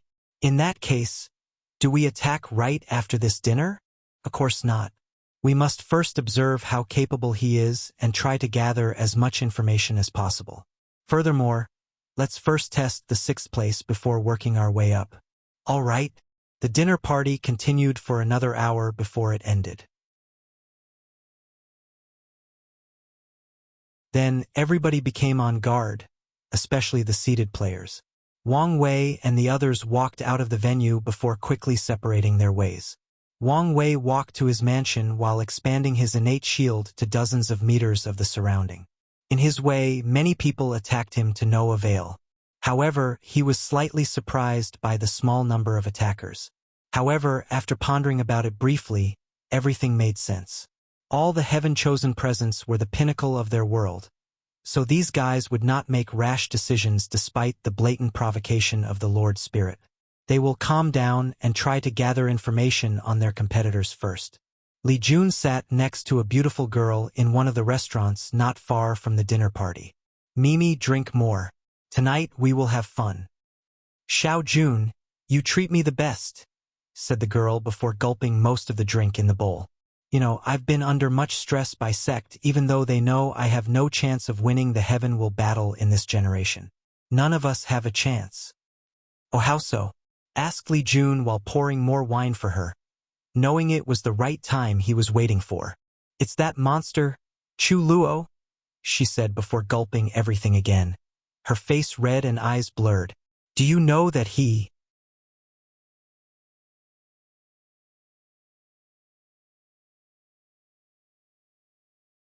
Chapter 535 Another 1 inch. "Do you know he is an old monster that has lived for a long time?" said Mimi. "Well, he is an emperor child, so it's normal to have a long lifespan," said Li Jun. "That's not it. For some reason, that monster would reincarnate himself over and over and over and over and..." "Why does he do that?" said Li Jun, cutting her tangent. "I don't know. All I know is that in each reincarnation, Chu Luo will challenge all the heaven-chosen right before the heaven will battle. He would defeat them but never participate in the battle himself. How could your sect expect you to win against such a monster? I know, right? I knew you understood me best. Xiao Jun. Don't they know even if you win, his parents could show up to make trouble for them? Said Li Jun. That's right. Well, I think his parents are long gone since they have never appeared. Is that so? Li Jun said softly. One of his parents must have been from the Emperor Dao world. Do you know anything about them? Regrettably, Mimi had fallen asleep drunk, making Li Jun frown. He thought he had used the appropriate dose for a more extended conversation, but it appeared he overestimated her drinking capacities. After shaking his head, he left. He knew it was pointless to search the girl's soul, as a cultivator's natural danger instinct would activate and wake her up. So he went straight home to give the information to Wang Wei. As expected, he is similar to Tian. Yes, and most likely, even more powerful since he is also an emperor child. Maybe, replied Wang Wei. His intuition told him that although they had both reincarnated many times and had a similar foundation, Tian was more powerful than Chu Luo. Logically, this made sense. After all, their level of tempering or law understanding might be different in each reincarnation. So, even if Chu Luo and Tian lived 9 lives and absorbed the strength of each life, their power would be different. Things are not looking too good for me, said Wang Wei as he closed his eyes to check on his reincarnations. Only 2 of them reached the quasi-emperor realm and achieved their goals. But even those 2 have not finished tempering their bodies. He can borrow the strength of these 2 incarnations. Still, it was not enough to reach the strength of One Leaf Immortal Venerable, let alone his prediction that all 9 incarnations' power could grant him the power of Dao Ancestor. He first checked on the space-time incarnation. The latter sat on a throne located inside the River of Time. Using this world's flaw, he began navigating through parallel timelines. This incarnation could experience the outcome if he made different decisions and the consequences of his actions. Furthermore, he could also bring back resources and knowledge from the different parallel timelines to the main one. Wang Wei sensed all the experience and law understanding of this incarnation. His understanding and control of space-time laws had drastically increased. Furthermore, since the incarnation got his memories back in the Supreme Realm, he developed many techniques that Wang Wei would have created himself. Main body, when are we fusing? The others are not even close to being ready yet, so we have to wait a while. You know, I still resent you for all my suffering when my memories were sealed. Wang Wei's projection shrugged his shoulder. If you don't suffer, how am I going to temper my state of mind and Dao heart? The space-time incarnation smacked his lips before ignoring the main body. For a moment, he forgot how shameless he could be. Meanwhile, Wang Wei smiled before projecting himself to another world using the Soul Network. As soon as his projection occurred, he closed his eyes and sensed something. As expected, without the River of Time flaw, I cannot travel to parallel timelines. I can see some of them but not physically travel there. Wang Wei then traveled to a few other worlds, including some in the martial supremacy world community, to ensure the correct conclusions. Unfortunately, it was. Finally, he checked on the second and currently most powerful incarnation, the free will incarnation. Once this incarnation reached a specific strength, Wang Wei dropped him into a great thousand world like the others. Well, this guy is technically stronger than me now, thought Wang Wei when he sensed the latter's power. It had already condensed black holes in the primary 1962 acupoints and was currently opening the artificial ones. How is your mission going? More difficult than I anticipated, replied the incarnation, who also sat on a throne inside the River of Fate. I've tried many things to completely remove the River of Fate's influence on this world and grant the people's freedom, but every time I'm close to success, the main branch of the Fate River will intervene and stop me. Wang Wei frowned after hearing this. How about you start from a low great thousand world? Better yet, found a mortal world. Their River of Fate should be even weaker. Mortal worlds were worlds with no spiritual energy, hence no capabilities for people to cultivate. Only mortals and ordinary lived there. Most mortal worlds are the result of low thousand worlds being destroyed for some reason, and they are incredibly fragile and could be eradicated at any moment. I already thought of that and sent people to search for one. However, without your divination ability, it's not so easy to find any worlds in the endless void. Wang Wei nodded before using the soul network and divination to find a few mortal worlds for the free will incarnation. After giving the latter the coordinates, he ended his projection and returned to the trial. He suddenly gathered all the strength and power of these two incarnations. Wang Wei has never been so strong before. The current him could slap the previous him to oblivion. He sighed out loud before dispersing the incarnation's power. The only advantage I have is time. The longer this trial takes, the more time I have for my incarnations to grow up. Afterward, he checked on the other incarnations. They had all just entered primordial spirit realm and tempered their blood. I still need the resource group for one last incarnation, muttered Wang Wei. He then used his sect master's token to mobilize a few immortal powerhouses. He tasked them to control the time acceleration arrays where his incarnations were instead of leaving them to operate independently. With his previous time crystals and these immortal powerhouses, he could drastically reduce the time needed. Then Wang Wei spent the next few days inside his manor. He ignored all the attacks on the mansion's array or their curse words to anger and lured him out. Meanwhile, Li Jun would often go out to fight these people. Then, one day, he sensed a large explosion not far from his mansion. After checking outside, he walked out. "Su Shi?" he thought as he looked at the person fighting in the sky. Demon Supremacy Residence. Yi Tuizi had a terrible aura on his body as he looked at the humanoid chameleon kneeling before him. How is the result? We have failed to infiltrate the Myriad Emperor world. Why? For some reason, the factions there have banded together to prevent outside fluents from easily getting inside. Yi Tuizi frowned as he pondered deeply. He analyzed the situation before concluding this should be related to the actions other planes took that resulted in the creation of the Heaven Devourer Emperor. So, the people of the Myriad Emperor world are now on guard, he thought. Is there any way to infiltrate?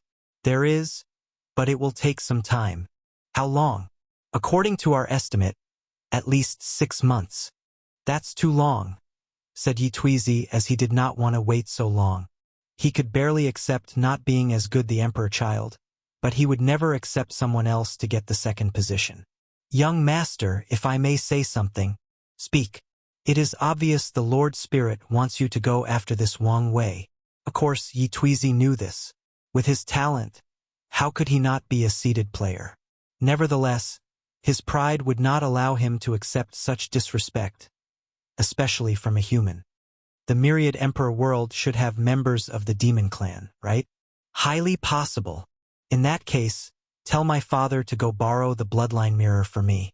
I should be able to contact the demon clan there and learn some information. As you command.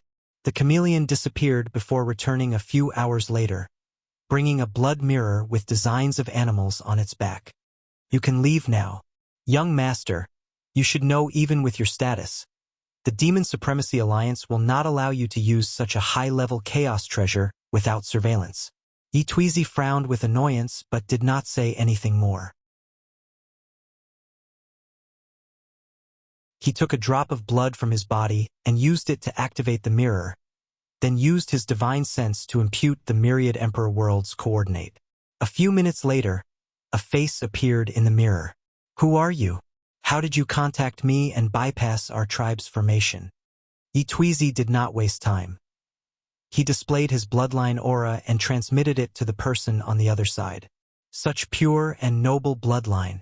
Your Excellency, I am the Black Tiger tribe's chief. And who might you be? I am the next patriarch of the Hell Tiger clan, Yi Tuizi. I need some information from you.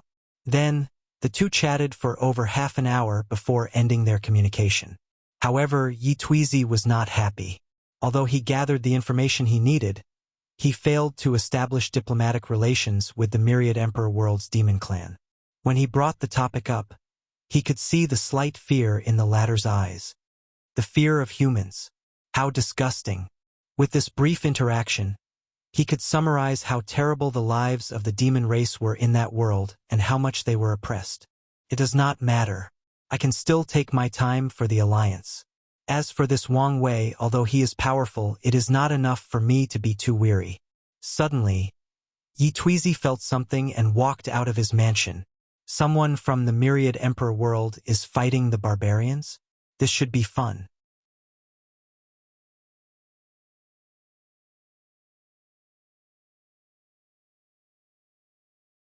Chapter 536 Su Shi versus Barbarian Siblings. Wang Wei looked at Li Jun, who had just landed next to him. He was in terrible shape. He had blood all over his face and bare upper body. He had purple spots on his left arm, indicating someone had poisoned him. How are you in such a terrible state? Hee, these participants are crazy. They'll do anything to kill people in their ways, Li Jun said with excitement. After seeing this fighting madman enjoying himself, Wang Wei ignored him and focused on Su Shi's battle.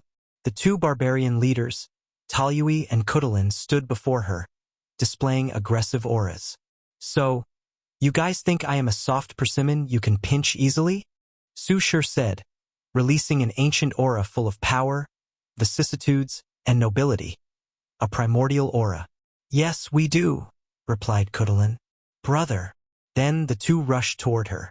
Taoyui punched her in the face while his sister went for a kick on the ribs.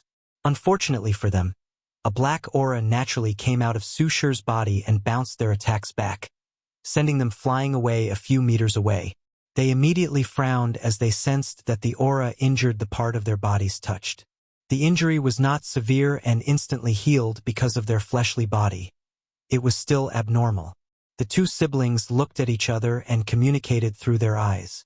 Immediately afterward, they went on the offensive again. This time, they mobilized their fleshly Bodis blood energy to protect themselves. Meanwhile, Su Shi did not want to fight for long with these people and revealed all her abilities. She opened her mouth to sing a beautiful and melodic piece of music. Blood spilled from Taoyui and Kuchelin's eyes as the sound wave from Su Shi's voice instantly destroyed their eardrums and even attacked their brains directly. Despite the tremendous pain of this attack, Taoyui summoned a giant bow more than 5 meters long. He pulled the strings, and his muscles bulged in the process, showing how difficult of a process. Swish! The arrow traveled countless times the speed of light, heading straight for Su Shi's throat. She flew in the sky to evade without stopping to sing. Nevertheless, the arrow followed her. So, she changed direction many times in the sky but to no avail. In the end, she slapped the arrow away. At that exact moment, Kudelin replaced the arrow's position, holding a black axe and slashing it down. Boom! Su Shi crashed to the ground, destroying numerous houses in the city. However, after the dust of her crash blew away, she appeared before everyone. Not even a scratch on her beautiful skin. She raised her head to look at the two calmly. Then her surroundings seemed blurry, as if the passage of time was slowed down. Then she suddenly appeared next to Kudelin to punch her. However, the barbarian reacted in time and disappeared. Shadow displacement. So, her main Tao is law, thought Su Shi, who did not stop her punching her action despite her opponent already gone. Then something magical occurred. The spot where Kudelin disappeared suddenly changed, and she reappeared right before Su Shi's punch. Time reversal? Her last thought was before her head exploded due to the punch, and her body crashed to the ground. At the same time, Taoyui's arrow hit Su Shi's heart. However, it did no damage. The moment the arrow came a few seconds close to touching her clothes, it decayed and disappeared since it was made from Taoyui's energy. Sister, we can no longer hold back, suddenly yelled Taoyui as the tattoos on his arm lit up. Then, a dragon-like creature appeared behind him. It had a pair of wings, a deer's head, and a snake's tail. Philian thought all the spectators. It is common knowledge that most demon races came from innate demons. As such, there is a particular group of demon races called primogenitor demon. They were the first demon clan created by the innate demons and were crucial to the innate acquire war. Many people believe the primogenitor demons to be the perfect combination of innate and acquired life forms. And during the war, many of them sided with the acquired species and became a real problem after acquiring the heaven will. Their contribution to the war was on par with degraded demons, innate demons who abandoned their innate nature to become acquired races. Many of them did that to infiltrate the heavenward worlds, where only acquired races could prove the Tao, and weaken that side. Others did it to escape the shackles of being an innate life form. For example, three-legged golden crows are degraded demons. However, they usually do not like that name to refer to themselves. Meanwhile, an enormous wolf with black fur and a snake for a tail appeared above where Kudelin landed. The wolf's fur appeared as if they were constructed from shadows themselves. Shadow Snake Wolf, another primogenitor demon. Kudelin flew to the sky, her tattoos glowing and her head perfectly intact. The Shadow Snake Wolf turned into a picture rune on her chest, and Talyui did the same. Suddenly, the aura of these two increased. Wing god arrows in many worlds, different races referred to Philian as the god of wind. Today, Talyui showed the reason. Thousands of arrows descended on Su Shi at speed hundreds of times faster than the speed of light. Furthermore, once they arrived before her, they turned into these enormous tornadoes capable of destroying all matter, energy, and even laws. They could destroy worlds. Nevertheless, she remained calm as she had the utmost faith in her husband's primal chaos art. However, she did not want to reveal the extent of her fleshly body. For now, so she waved her hand. Then, all these arrows stopped midway in motion as she had reverted them to their state of inertia. Suddenly, Su Shi frowned as she sensed something directly attacking her soul and ignoring her Buddhist defense. Numerous tentacles suddenly appeared inside her sea of consciousness and attacked her primordial spirit. Controlling the shadows created by soul? What an ingenious application of shadow law. I should not underestimate my opponent. A bright light appeared in her sea of consciousness, dispersing all the shadows, which tried to fight off the light to no avail.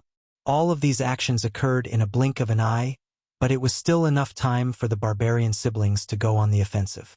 Spatial wind arrow Talyui's arrow bent spacetime as it traveled toward his opponent. The ripple created by bending spacetime generated wind made of space itself that could shred any matter, energy, or spiritual power. Shadow confinement, a black dome covered Su Shi to prevent her escape, but the arrow easily passed through it. Nevertheless, she remained composed. The siblings sensed a terrible danger right before the arrow hit her, but it was too late for them to react. They suddenly found themselves inside the black dome, facing Talyui's arrow, while their opponent was outside.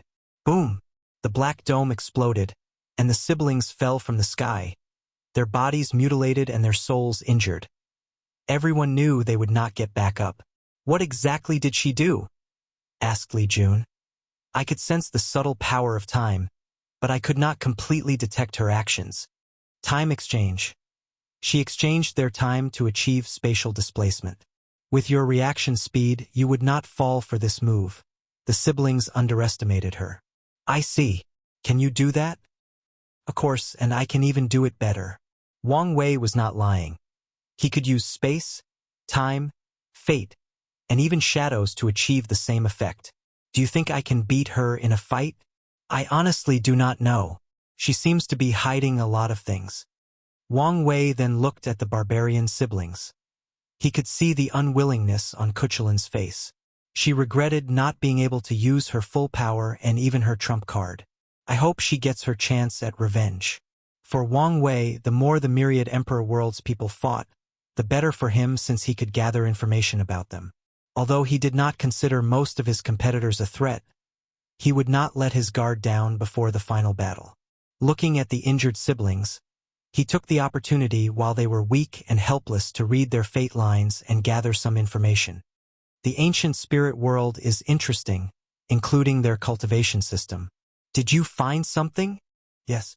There is a unique dimension where many spirits of fallen demon races will be born. After tempering their bodies to a certain level, the cultivators in that world will journey through the ancient spirit realm to defeat and subdue a spirit that can even help them comprehend laws. That's indeed unique. What level of spirits is there? Apparently, there are even innate gods and great emperors who became spirits. However, it seems that few people could acquire them. Isn't that a little too overpowered? I'm sure there are some limitations. Plus, I bet some great emperors are using this as a method to resurrect themselves. That makes sense. Then, the two looked in the same direction as someone approached them. So, young Master Yi, you could no longer wait. Why would I need to wait for a human like you? You say that, yet you waited a week before taking action, replied Wang Wei casually.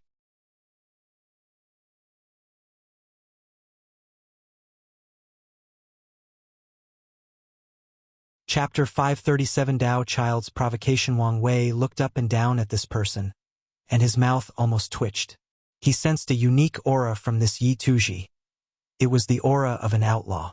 This person cultivated an outlaw Dao, but he had not passed his trial yet. So, am I his trial? Thought Wang Wei. He quickly divined the secrets of heaven. He was not necessarily Yi Tuizi's trial, but someone in this trial was. So, it could be him or any of the other heaven chosen. However, considering everyone's displayed strength and potential, could be him or Chu Luo. Many thoughts flashed across Wang Wei's mind as he pondered whether to confront Yi Tuizi or just hide. He did not want to be Heavenly Dao's pawn. As for his reputation of running away from a battle, he did not care about such a thing. After all, the trial's rules only implied it was forbidden to run away. There were no rules that expressly prohibited such an act. While these two titans were about to clash, the situation on Su Shi's side suddenly changed. Someone else appeared before her, most likely intending to challenge her too. Shi Qian, don't you feel any shame targeting me after depleting my stamina? Su Shi said. You should understand that this trial's rules are the same as the heaven will battle, anything goes. Plus, are you exhausted? Where is your pride as an immortal child? Pride? Can I eat it? Can it make me stronger? Su Shi squinted her eyes, looking at this so openly shameless woman. Many thoughts flashed across her mind as she analyzed the situation. Then, without hesitation, she took her token and threw it to Shi Qian, an act that surprised her. This was a calculated move on Su Shi's part. The sixth-seated place was unique as too many vied for this position. Although she had confidence in herself, she did not want to reveal too much of her strength before she saw how the other parts of the competition took place. Of course, Su Shi would not give up this trial. The deceiving heaven longevity art was too valuable for her. She did not want this technique to contribute to another insurgent technique in the academy. Her true goal was to use this technique to deceive heaven that her husband had passed the outlaw trial and revived him using this method. If not, at least deceive heavens that he failed his trial but survived. Su Shi did not know whether this technique could accomplish something like this. However, this was her first chance at reviving him, so she wanted to try no matter what. So, she gave Shi Qian one last look before returning to her mansion and activating the arrays. No matter what, she would retake the token, possibly one of an even higher place. Su Shi's actions surprised Shi Qian along with many people. However, after a brief analysis, many people realized this was a genius move. At this point in the trial, all the seeded tokens are nothing but hot potatoes. Other competitors can attack seeded players, but even they can only defend their position. So, as of now, they have a weaker hand. Shi Qian looked at the token in her hand, her eyes shining brightly. Like Su Shi, she did not want the final scripture because of its implications for her factions or family.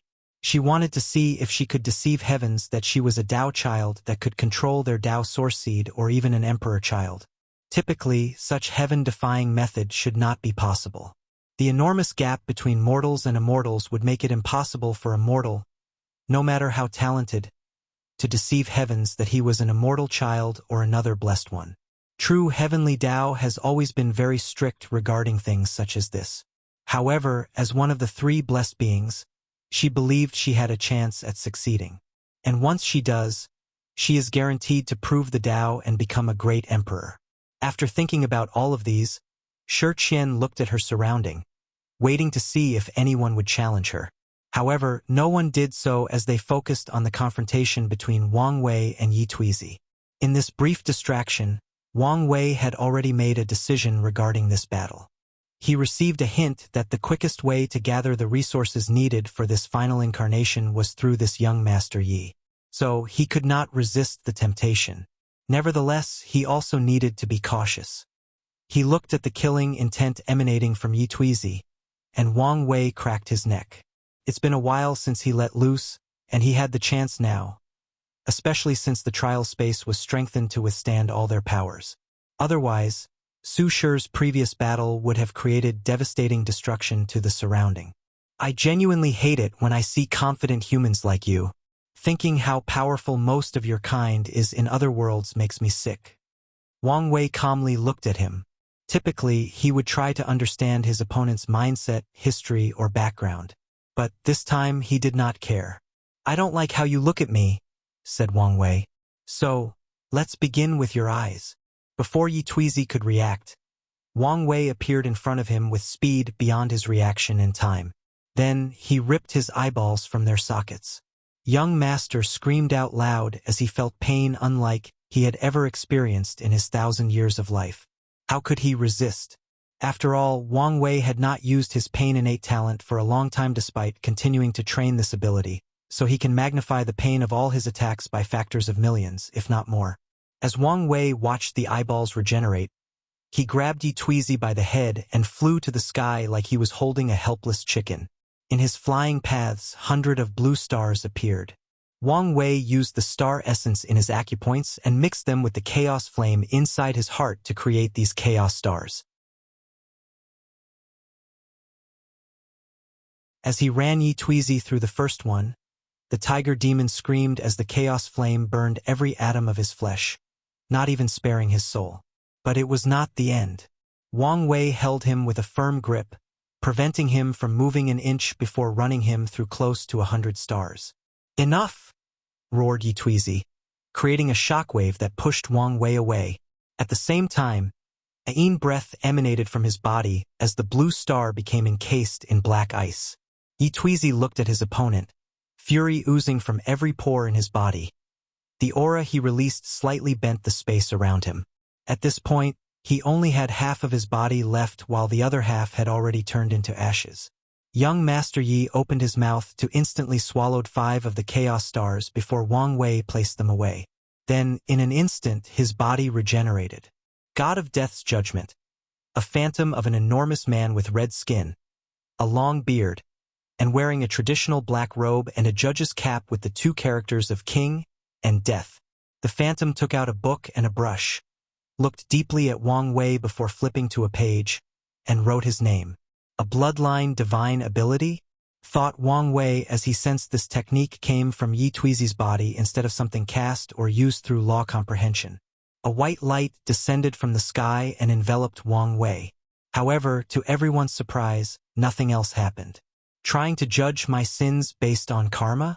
Shouldn't you know better after what happened during the dinner? Said Wang Wei as he shook his head.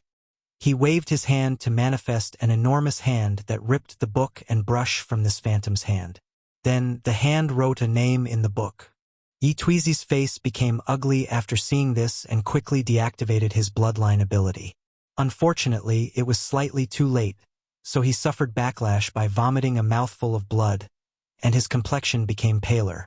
Wang Wei once again appeared before him and kicked him straight in his face, sending him crashing to the ground. I must say, you truly have one of these faces that people simply want to stomp on. Everything became eerily quiet for a moment before loud waves of laughter echoed throughout the city. The people watching, especially the humans, could not help laughing after hearing this. None of them liked how these demons from the demon supremacy world treated humans, and they were weary of their ideologies of suppressing and eradicating humans. So, it brought them great joy to see Yi Tuizi mistreated like this. Screw all of you! Roared young Master Yi as his overwhelming hatred suppressed the unsurmountable pain he currently felt. An ugly creature suddenly appeared behind him. It was only a head with red eyes and wrinkles resembling scales. The creature then opened its mouth wider than a python trying to swallow an elephant, displaying all its fangs. There were thousands of them, making people wonder if they all fit inside. Tao Tai was the name that appeared on everybody's mind.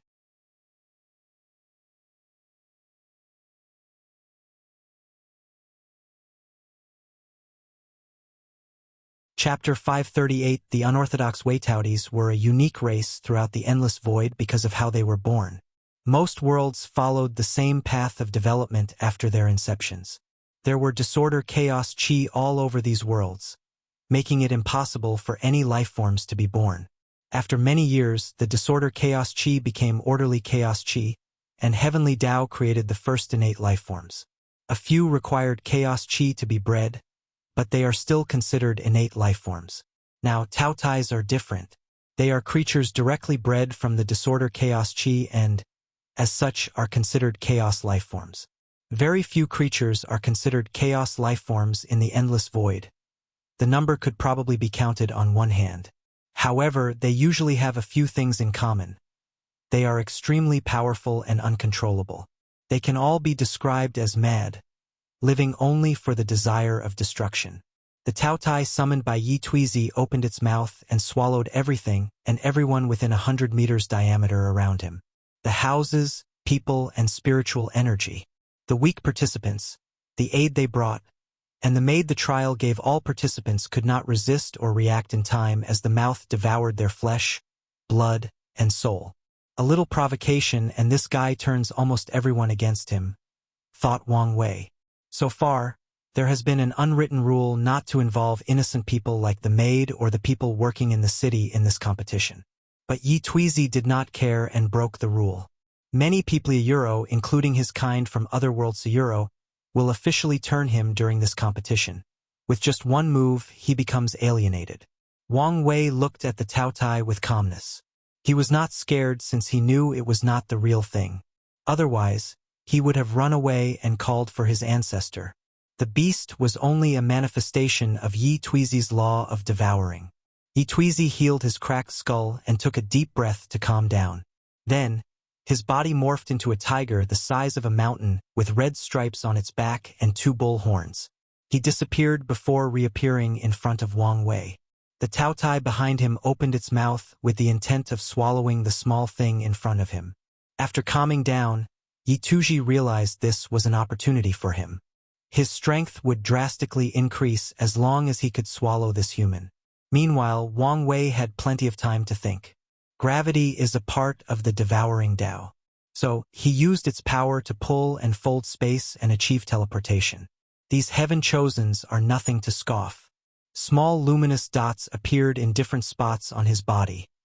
Knowledgeable individuals knew these were the physical manifestations of his acupoints.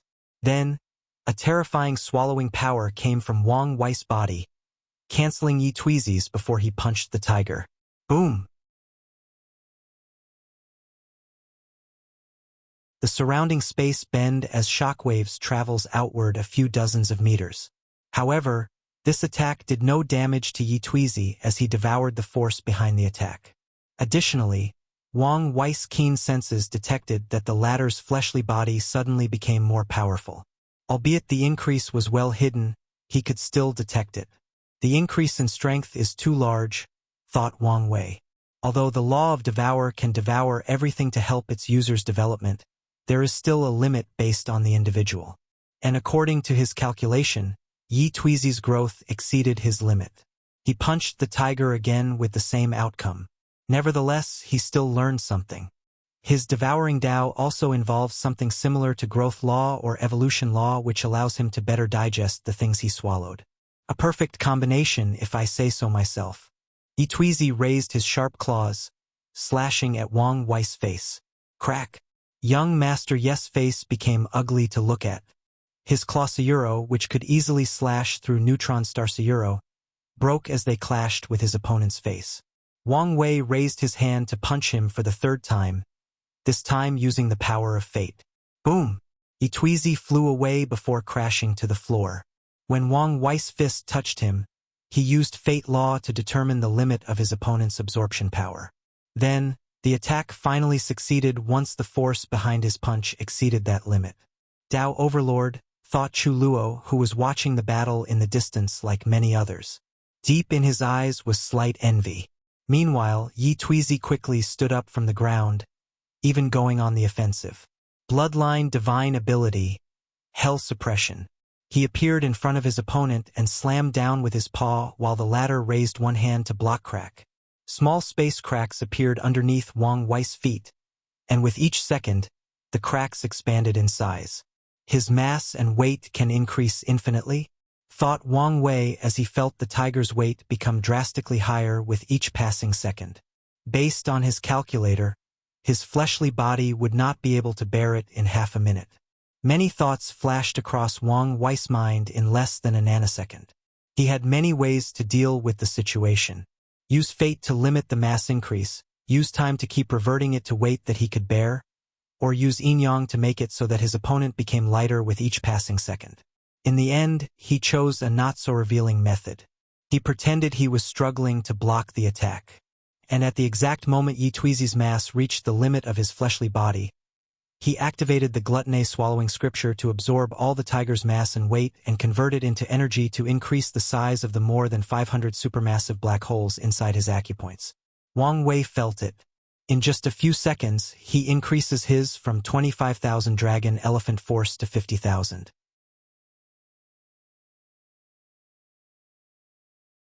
So now he could destroy 50 million middle thousand worlds with one punch.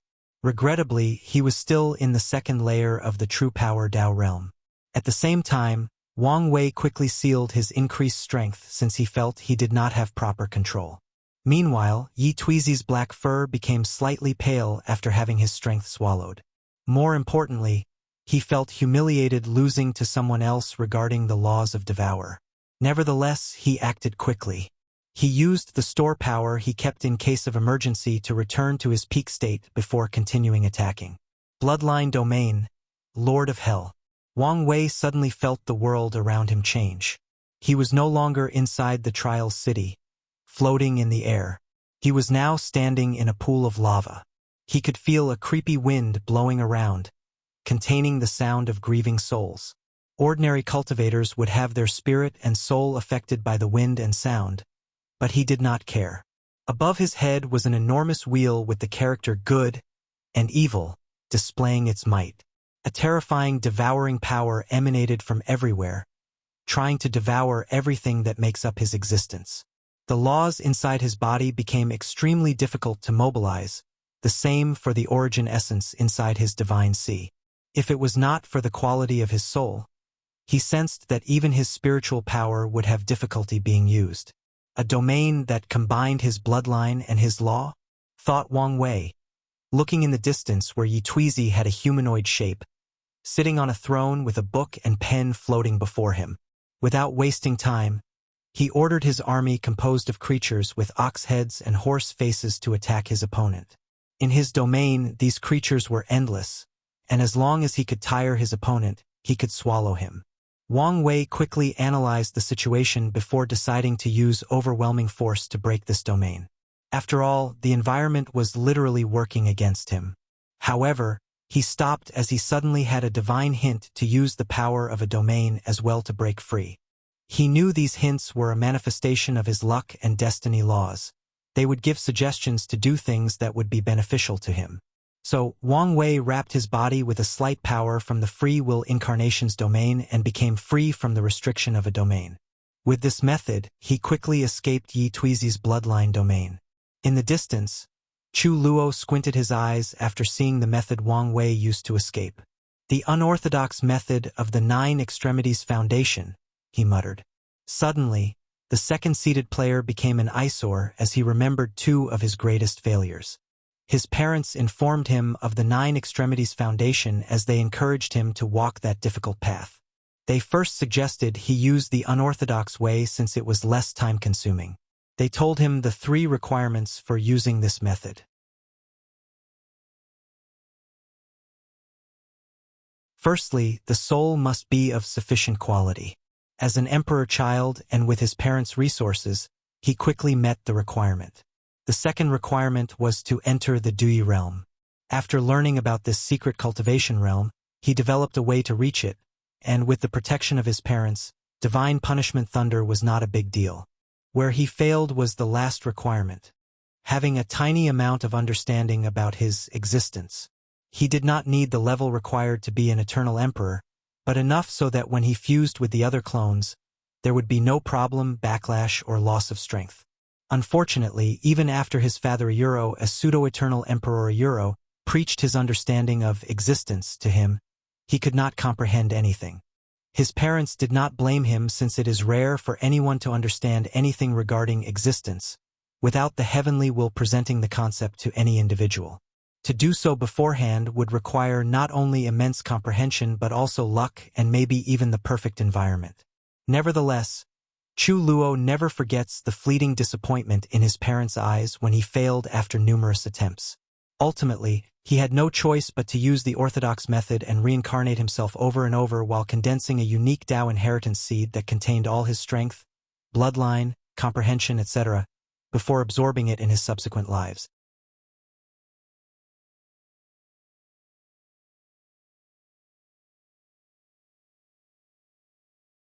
Chapter 539 Survive? Yitwizi rushed out of his domain, heading straight for his opponent.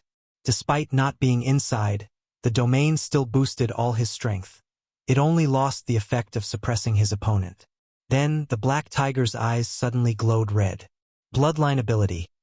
Avasi Hell Wang Wei then saw an illusion of countless demons tormenting his soul. So, he secretly shook his head. Most people who fight him could see the anomaly of his soul after one attempt and be wise not to fight him on this field.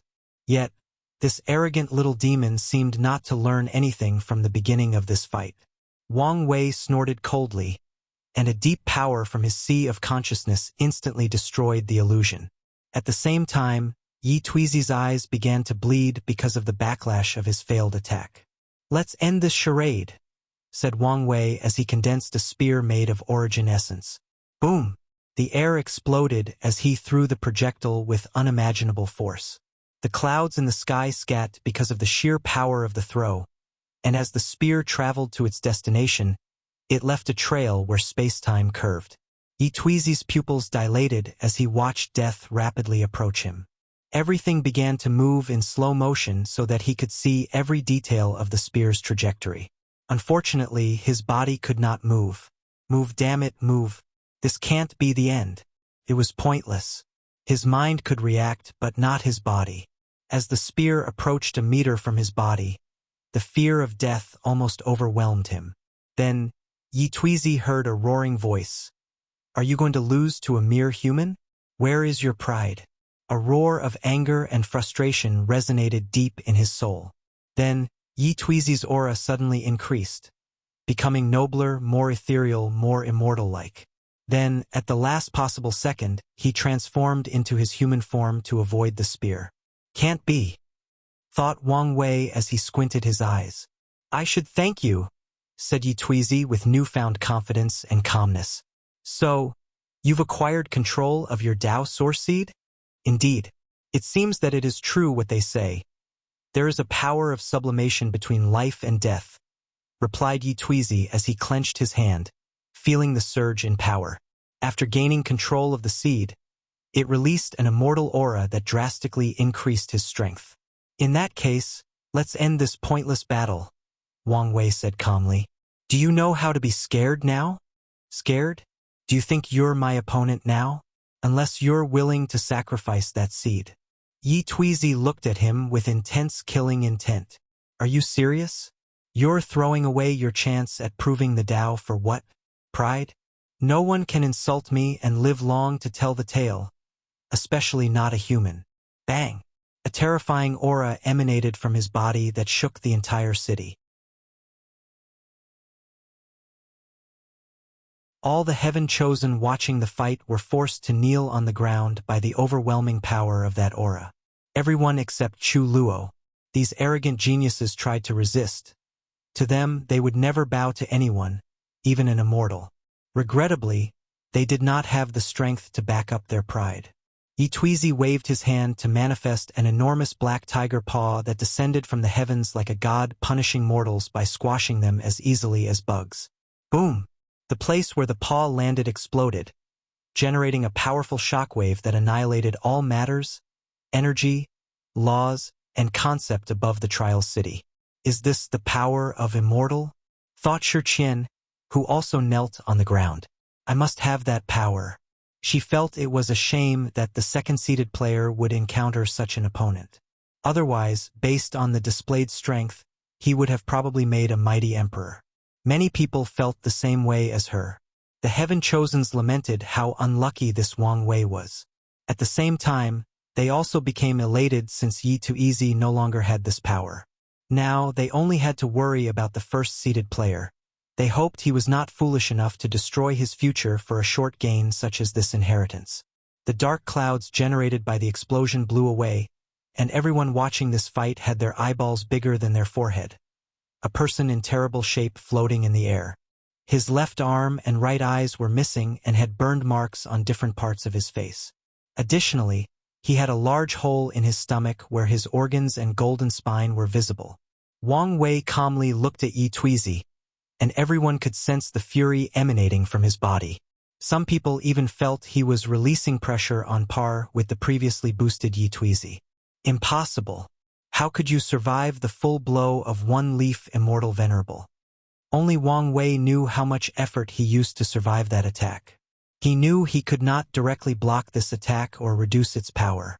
So, he focused all his attention on survival. He used time laws to constantly revert himself to his peak state. He encased himself with a luck probability field to ensure something would go wrong, and this attack would do the weakest damage to himself. He blessed his destiny with that of someone who survived an attack from an immortal tier powerhouse. He used the cycle of yin and yang to form a powerful shield to protect him. And whenever he came close to death, he used samsara laws to convert his death state to a living state. Furthermore, he connected his fate to someone close to him, ancestor Wuxia, and transferred much of the attack's damage to him. Despite all of this, he almost died. Honestly, if he did not use the last week to ask the Sect's immortal powerhouse to ensure that the third incarnation reached the quasi-emperor realm as soon as possible, he knew he would have still died. Wang Wei took a deep breath as he sensed his body.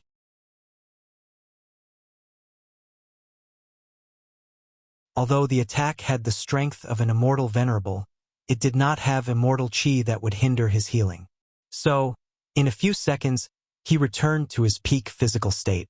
He even activated the runes in his clothes to regrow them back. Then, he instantly appeared before Yi Tuizi. As the tiger demon looked at those gray eyes, he felt a fear embedded deep in his bloodline. It was the fear when humans used to be the ones at the top of the food chain. His instinct took over and he wanted to run away. However, he was unable to move as the space itself restrained him. Wang Wei did not waste his time as he unleashed a barrage of punches on Yi Tuizi's face. He punched the latter more than 1,000,000,000 times in less than a second without holding back. High screams of agony echoed throughout the city. The sound was worse than a pig being butchered. Oddly, Yi Tuizi's head remained intact despite all these punches. And this was not an accident. Wang Wei used his own power to reinforce the tiger's head so he could withstand his punches. The beating continued for 5 minutes straight, with him punching more than 1,000,000 times in 1 second. So, for the next 5 minutes, these Heaven-Chosens had to hear the demon squealing as if he had worked on his brother having sex with his wife. It was simply heartbroken. 5 minutes later, Wang Wei stopped as he took a deep breath to calm down. Then he opened his mouth and inhaled. A white light emanated from Yi Tuizi's body and entered his mouth. He absorbed the latter's lifespan. Now, what will happen if I absorb the lifespan of an immortal creature? Let's find out, thought Wang Wei. Not long, he discovered his answer. He could only absorb 1 yuan epoch of lifespan, a total of 269 trillion years. Then Yi Tuizi dried up like a mummy.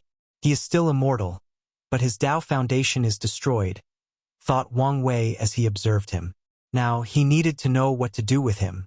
Yi Tuizi must die, but he cannot die in his hand. The demon supremacy world is very aggressive toward human-dominated worlds. So, based on the information he gathered by reading Yi Tuizi's fate line, they will definitely use this opportunity to invade the Myriad Emperor world. They have done this before. Although the different demon tribes often fought with each other, They were incredibly united in their hatred and opposition to the human race. Usually, the Myriad Emperor world would not fear any plain invasions. What Wang Wei worried about was that the Demon Supremacy world used the excuse that they were only after the Tao opening sect. With the political landscape of the Myriad Emperor world, the other sects might abandon their unity and let them invade, just to weaken the Tao opening sect. And Wang Wei would not let that happen. At the same time, his fury must be appeased. So Yi Tuizi must die, but not in his hands. So he took a copy of the latter's soul imprints. After years of analyzing, he discovered this was what his soul network used to connect to other world communities. As long as he accesses the Demon Supremacy world community, he can plan for Yi Tuizi's death. All these thoughts quickly flashed across his mind as he made a decision. Then, he threw the tiger demon's body to the ground like he was throwing a rag. Then, a middle-aged man suddenly appeared and caught young Master Yi. He quickly checked his body and became relieved when he discovered that only his foundation had been destroyed. He then looked at Wang Wei. Every inch of his body wanted to slap this kid for what he did to his son. However, he could sense a terrifying aura locking him from the shadow. He knew if he made the wrong move, he would be annihilated. The middle-aged man sighed, lamenting his weakness that he was not an insurgent. After that, he disappeared without saying a word.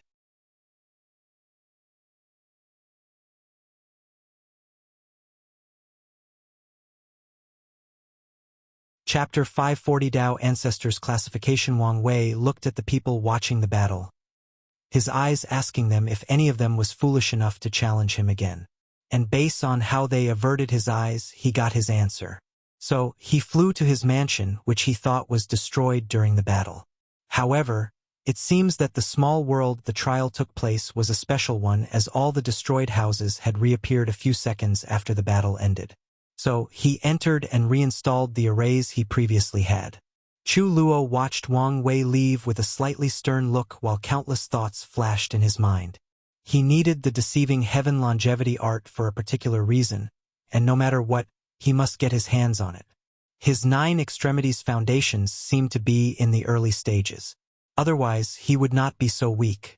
However, he might become a problem based on how long this trial takes. So, he analyzed the situation before concluding that there was no need to worry too much. The second-seeded player was not as much of a threat to him, at least in the combat department of this trial. The minimum requirement for the 9 extremities foundation to succeed is to have the strength of a Tao ancestor. At the same time, there are different levels or classifications of Tao ancestors based on strength. Anything below that meant the process had failed. So, even if Wang Wei succeeded, Chu Luo believed he would still be stronger. And the reason he came to this conclusion is the downside of the unorthodox method: lack of time. Most people who walked the unorthodox ways had only one generation to cultivate the other incarnations before the final fusion. So, it is challenging to temper them to the limit like people who use the orthodox path. As such, most unorthodox people are the weakest Tao ancestors after completion. All I have to do is watch out for the other competition categories.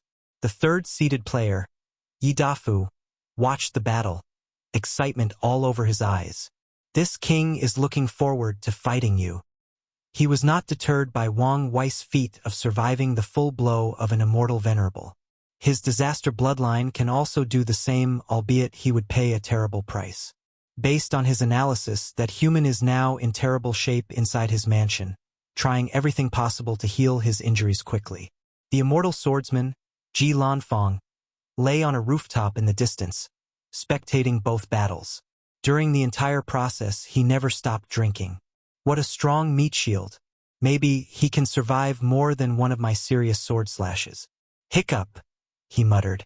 Mu Lei, the 5th-seeded player, calmly looked in the distance. Such a strong body. If only I could swallow it. Shi Qian, the new 6th-seeded player, clenched her teeth as she watched Wang Wei leave. No matter what, I must get this inheritance. Although she was one of the blessed ones, her situation was not looking too good. Her parents were loose cultivators who once helped a great emperor during his rise, and he rewarded them with immortal chi as karma repayment. So, her background may not be as high as some heaven chosen from emperor lineages. Worse, not long after she was conceived, Shi Qian's father died in some unknown secret realm while trying to get some rare resources for her. So, she only had a single mother to raise and protect her, which has not been easy because many people believe that by absorbing the source of an immortal child, especially one from the light race, they could wash away their karma without the help of an emperor. So, Shi Qian spent most of her childhood in hiding, waiting for the heaven will battle. She believed she could win this generation's heaven will battle with her talent. However, recently, a monster appeared in her world. That monster used to be an insurgent Dao ancestor but decided to give up all his powers and reincarnate to prove the Dao. Shi Qian did not think she had a chance at winning. Normally, she could wait for the next generation. Regrettably, that monster belonged to the sect that killed her father during a secret realm. So, if he proved the Dao before her, she knew that she and her mother would not survive long. Shi Qian was not the only person feeling anxious. Su Shi never felt so close to reviving her husband. And yet, the opportunity might slip from her hands. She was unwilling. Whether it was this trial or the heaven will battle, she could not lose. As she looked at the departing Wang Wei, a thought came to mind. Maybe I should consider acquiring an identity token from another world community and compete there instead. As soon as this idea got into her mind, she could not remove it. Let's see how things unfold before making a decision. Maybe this was the way for her future. Am I going to fail again? Thought Jingwu Hua as she looked in the distance. Then, she placed her hand on her ribs and caressed them. No, my father predicted this possible outcome and prepared for the worst. I should trust him. Huafeng Huang looked at Wang Wei's back. No one, maybe even herself, did not know what she felt or was thinking. Meanwhile, Tong Ruobing smiled before muttering, as expected of a genius like him. However, it is not guaranteed that the throne will be yours yet. Feng Hong was one of the few people who saw how Wang Wei survived the attack, while all the others only marveled at his power and means. Who would have thought he not only survived the Supreme Outlaw trial, but he became so powerful? I thought Ditian was my only problem, but now there is another. Feng Hong thought about steps to take for the future to ensure the rise of Buddhism in the lower dimension. It was his mission, and he would succeed at all costs. I need to prepare some hidden cards before the final battles, and they have to be ones at the immortal level. Before then, let's focus on our objective. He did not come for the deceiving heaven longevity art. If he acquired it, that would be useful. If not, it did not matter in the long run. Then, Feng Hong looked at someone in the distance. The divine race. So, they can show up again after I created some loopholes on the absolute beginning magic. Maybe, I can begin to spread the seed of Buddhism throughout the endless void through him. He squinted his eyes as many thoughts flashed across his mind. Let's be cautious and investigate first. The divine race, Liang Shixian, looked at the departed Wang Wei. A unique soul. Maybe he can help me. Then, he sensed a gaze and looked in Feng Hong's direction. After looking at the person for a second, he averted his gaze. A hooded figure also watched the departed Wang Wei. I've heard that the fate-dominating emperor was an air-suppressing genius in his youth, but I did not think he would be this powerful. Well, given his accomplishment, it would make sense. The hooded figure's face squinted under the hood. It does not matter. No matter what, I will destroy you in the cradle before you can grow up and save the entire chaos universe. After entering his mansion, Wang Wei immediately contacted Ancestor Wuxia.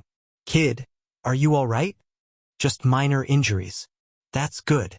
So what do you want? What's with the attitude? I'm not very fond of you transferring that attack to me. Common ancestor, that was probably like a mosquito bite for you. I still don't like it. I apologize, Wang Wei said with a very sincere face. Good. I accept your apology. Wang Wuxian did not know whether he was truly sincere. Can I still do it in the future? Now he knew. Whatever. Don't tell the others, but you're my favorite ancestor. Wang Wuxing ignored the kid's cheekiness. So, Why did you contact me? How strong was that person who took Yi Tuizi away? He's a 3-root Dao ancestor. Explanation, please. Didn't you read the books in the secret archives? I'm not done since I've been busy. Plus, when it comes to immortal tier information, a lot of them are vague. Just the other paths, the Dao path also has a classification for strength. Do you know the difference between emperors and Dao ancestors? The former control the grand Dao source, while the latter borrows its power. Correct. But on a technical level, it is not true. Dao ancestors can control the grand Dao source only up to 4%. Wang Wei's eyes lit up as he thought of something. There are 2 reasons many people do not go to Great Thousand Worlds to become Dao ancestor. The main one is the immortal tribulation is extremely difficult. And secondly, this method could only create the weakest Dao ancestors, 1-root Dao ancestor. These Dao powerhouse have 0 control of the grand Dao source. Although there are some exceptions, it is scarce. Now, when Great Emperor refines a seed for someone, he can allow them brief access to the grand Dao source to comprehend and control up to 4%, and the more percentage, the higher the root. So, that person only controls 2%. Yes. Using that 2% and his internal world, he can resonate with the grand Dao source and borrow its power.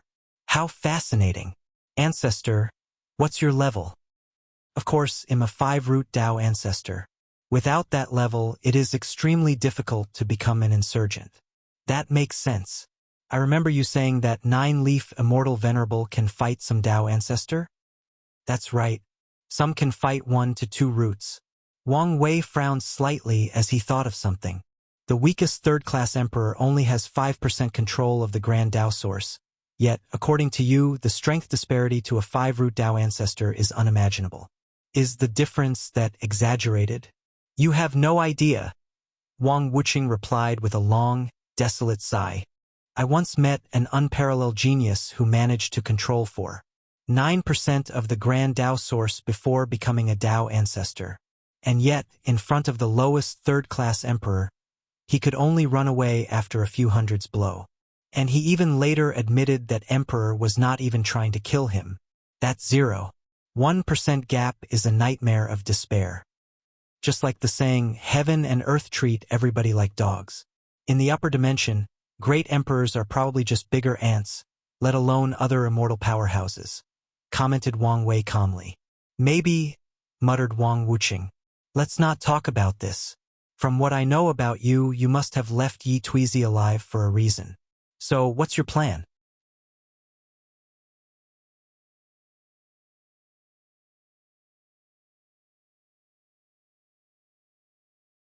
Chapter 541 The Demon Supremacy World. Wang Wei told Wang Wuxia about the Demon Supremacy World and his worries if he were to kill Yi Tuizi. You did a good job. Although our sect is powerful, there is no need to create more enemies. That's how Wang Wei felt, so he nodded his head. Out of curiosity, how would we fare against the entire Demon Supremacy World? Wang Wuxia thought for a moment. If they have an eternal emperor hiding in their world, we probably will not survive for long. If not, we could run away and hide with Shadow 1 and 2. Then, use guerrilla tactics to cripple the most powerful demon tribes and win this war. Eternal Emperor? That is a variable. Do you plan to do something? Yi Tuizi must die. Wang Wei did not want to kill him simply because he injured him, but because of the possible threat this person could pose.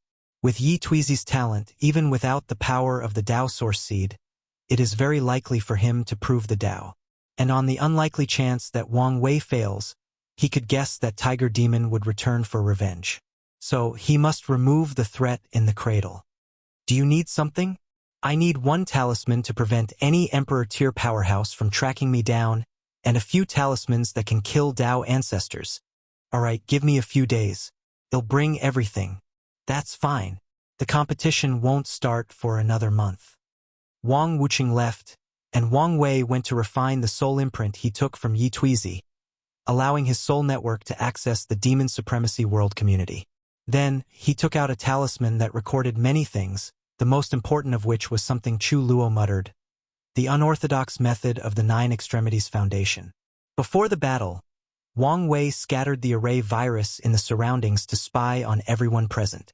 He would secretly record these heaven-choseness aura, law fluctuation, emotions, and words. He did not allow the viruses to enter their bodies because he divined that if he overused the array virus in this way, it would be a matter of time before Heavenly Tao detected it, which would lead to Grand Tao noticing him again. 9 Extremities Foundation, unorthodox method. Wang Wei muttered before using his fate law to divine the secrets of heaven and earth. Since he was already walking on that path, he did not encounter any resistance when learning about the 9 Extremities Foundation and learned a lot about it.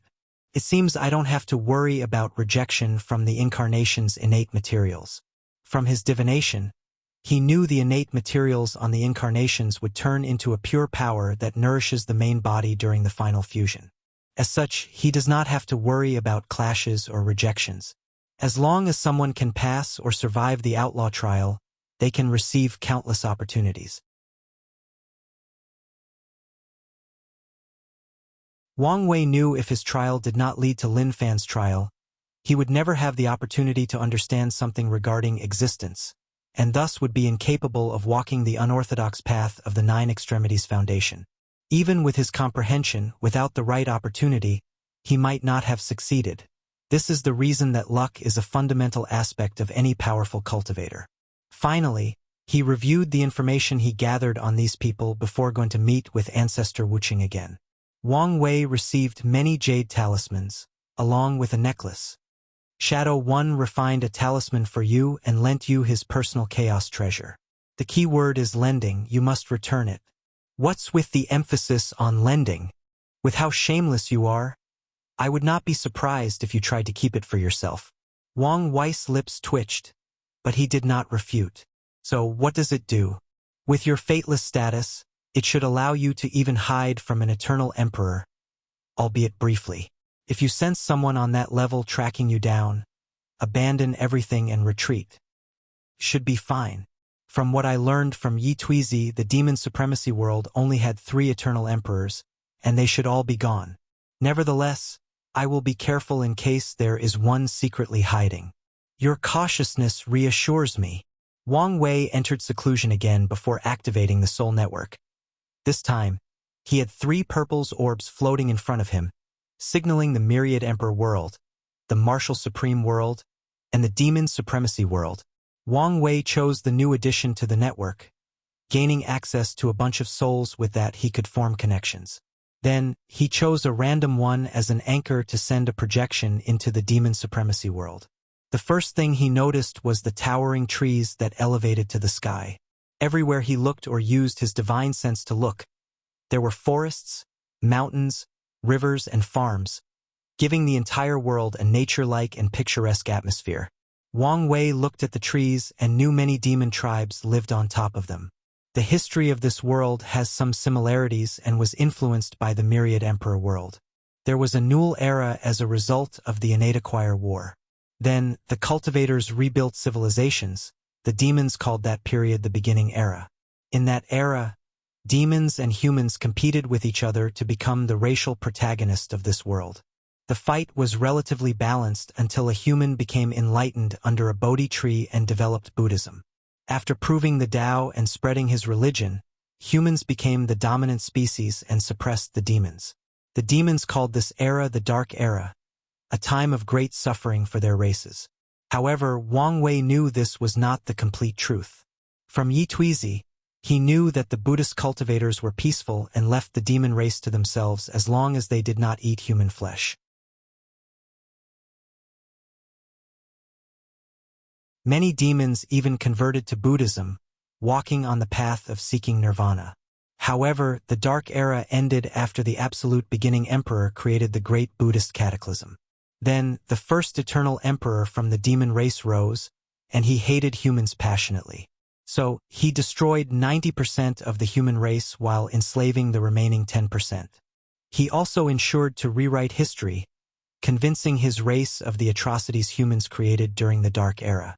That eternal emperor established the supremacy era that has existed until now. Wang Wei's projection teleported to an underground cave where a group of demons who looked like dogs watched over a bunch of humans. "Whoopssh, you're working too slow," said the humanoid dog demon as he whipped an older man who seemed to be in his 80s, dressed in Sax's clothes. The older man fell to the ground, with blood all over his back. Despite the immense pain, he did say a word as his eyes were numb. He then tried to get up, mustering all the strength possible. Regrettably, although his mind was willing, his body could not. "Are you being lazy?" said the dog demon before whipping him again. The older man fell flat to the ground, unable to move. He looked at the demon, his eyes still numb and unfocused. "What are you looking at, you disgusting human?" "Whoopssh. Whoopssh. Whoopssh." The dog demon whipped him until the luster of life left his eyes. Another dog demon walked to the beater, indifferently looked at the dead older man, and said, "Team Leader G, go. You are killing the slaves too quickly. The tribe might complain. These humans reproduced as quickly as the rabbit tribe. There will be plenty of them to replace." The vice leader shook his head. "So, what do we do now? Didn't that human have children?" "Yes. But the only remaining one is 10 years old. Old enough to work. Go get him." Soon, a 10-year-old malnourished child appeared. He saw his father's corpse on the ground, and his body trembled. Tears wanted to leave his eyes, but he controlled himself. He quickly picked his father's pick and began mining, not uttering a word. Wang Wei watched the older man. He knew despite the latter's appearance, he was only in his early 40s. He did not say anything before teleporting to a small village. In some houses, a line of more than 40 demons waited in front of each home. Wang Wei looked at the closest to him, where an ant demon walked out from a house, pulling up his pants and using a cloth as a belt. "How was it?" asked a wolf demon in front of the line. "As good as usual." The wolf demon laughed heartily after hearing this. Then the people behind him followed soon. The invisible Wang Wei looked through the house and saw a human woman lying on a bed naked, her dull eyes full of despair. He could tell she was asking for someone to relieve her of her misery. Wang Wei teleported to another place. This time it was a city full of humans. An elephant demon looked at a kneeling human. Compared to the others he saw, this person's dress was way better than the sacks he saw all the others wear. "Did you finish the task I gave you?" asked the elephant. "Yes. I have chosen 200,000 humans for the Lord's banquet." "Did you properly choose each individual?" "Yes. I properly bathed, fed, and even chose the ones with high cultivation talent and special bloodlines. The Lord should be satisfied with this meal." The elephant nodded before going to check the chosen people. He secretly shook his head. "No one with cultivation realms. Those are the tastiest. Well, I should not expect more from a backward place as this." He then used his space ring to take away all the 200,000 people. And during the entire process, the city lord had a smile on his face. Wang Wei calmly watched this before teleporting to another location, which was a school where a heterogeneous group of demon children interacted. The teacher, a lion demon, had a complete human transformation, unlike the others who only looked humanoid. Remember, children, humans are born aggressive. They were born for conquest, destruction, and hatred. This has been proven based on their activities during the Dark Era. "Teacher, from what I saw during last week's field trip, aren't we doing the same thing as humans?" "No, it is not the same. Humans do horrible things because they are innately evil and corrupt. They enjoy committing sins. We do what we do to protect our race, our culture, and our way of life. So, if we give them a chance to rise, we will suffer an even worse fate." "I understand, teacher." "That's good. Now pass me yesterday's assignment." The lion demon collected all the papers and read the first one. "Excellent work, Shi Zhazhong. By the power granted to me by the Demon Supremacy Alliance, I will give you 100 community points. Keep up the good work." Then, he read another paper before giving the child some community points, making each of them very happy. At such a young age, they knew that with enough points, they could elevate their status and acquire more resources. They could change their entire life for the better. As Wang Wei observed this school interaction that was probably normal throughout this entire world, he sneered. The supremacy era. Huh? Alright, let's begin the era of revolution.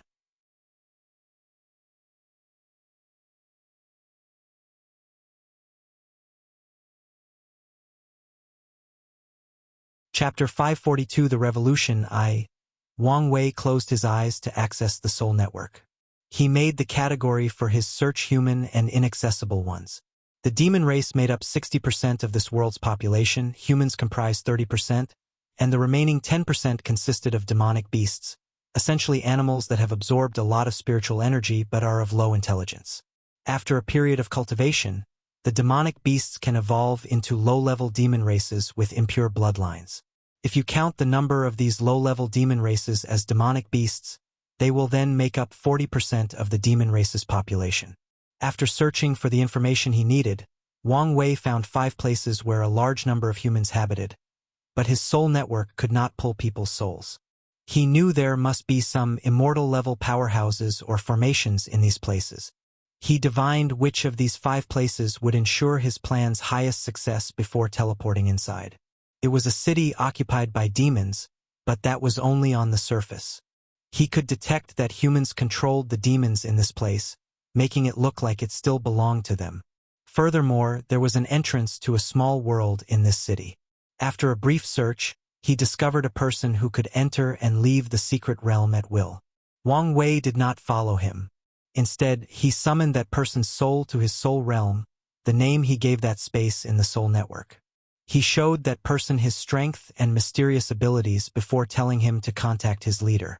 Not long afterward, the poor middle-aged man rushed into the secret realm to report. Not long afterward, a Tao ancestor wearing a green robe came out to meet Wang Wei's projection in a secret house in the city. Your Excellency, I am Taoist Green Heart. How may I refer to you? The name's Chu Mo, replied Wang Wei, that had masked his appearance. Lord Chu Mo, are you from another heavenward world?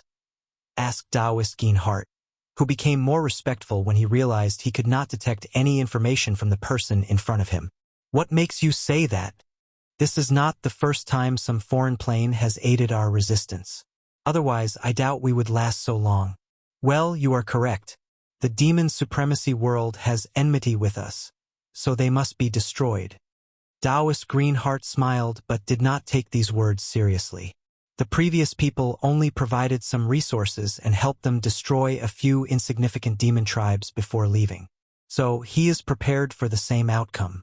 He would be satisfied as long these new people were not stingy with their resources. Wang Wei frowned after seeing the latter's situation. It seems you do not expect much. In that case, how about I tell you the first stage of my plan? Then you can decide whether you want to participate. Oh, what will happen if I don't want to participate? I will go to the other bases, and if they are not willing to participate, I'll raise my own force. It seems Your Excellency is determined. Alright, please tell me your plan. Before we can start, please sign this Tao contract, swearing you will not reveal any information about our discussion. Taoist Green Heart frowned as he looked at the contract. The Tao contract in his hand was the highest level capable of even binding a great emperor. However, after reading it he sighed in relief. The contract only stated that he could not reveal any information regarding their discussion and also not betray the human race. Truth be told, Taoist Green Heart admired this foreigner's caution. So, after checking if there were any hidden clauses, he signed with his soul. Then Wang Wei told him about the first phase of his plan. See, can we really succeed? Of course. The better question is, are you really willing to use such precious resources? Why not? The return would more than enough make up for it, replied Wang Wei. Taoist Green Heart quickly calmed down before processing the information. How do we split the rewards? 8-2, 8 for me. Isn't that too much? Especially since you're not risking anything? You should understand that freedom has no actual price. Do you want the human race to be livestock for generations? Taoist Green Heart sighed heavily. You're right. I'll go talk to the other bases. I'll convince them. Remember to have them sign the contract before revealing the plan. If any of them is adamant in his refusal, quickly take him down. Do you suspect there are traitors amongst us? Impossible. Don't be naive. In this cruel world, it would be odd if some people did not sell their kind for survival. Greenheart knew this, but he did not want to accept this. After sighing again, he left. 3 days later, he returned with 3 other middle-aged men wearing distinctive colors of robes. However, they did not look happy. So, who was the traitor? Asked Wang Wei. That does not matter, replied Taoist Red Heart. Is your plan really going to work? As long as you guys are willing to place your lives in the line. We are not afraid of dying. We are only afraid of a meaningless death. Afraid of leaving the human race in a worse position than it already is.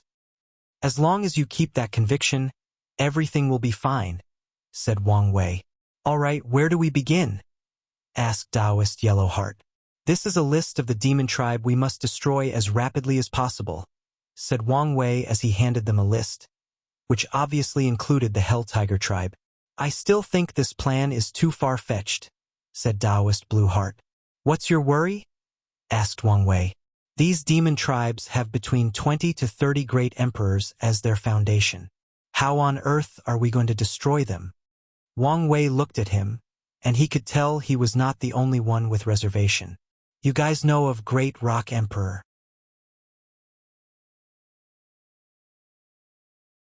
Of course, he is the damn demon who started all our misery. As the first eternal emperor of this world, he had a lasting impact, even to this day.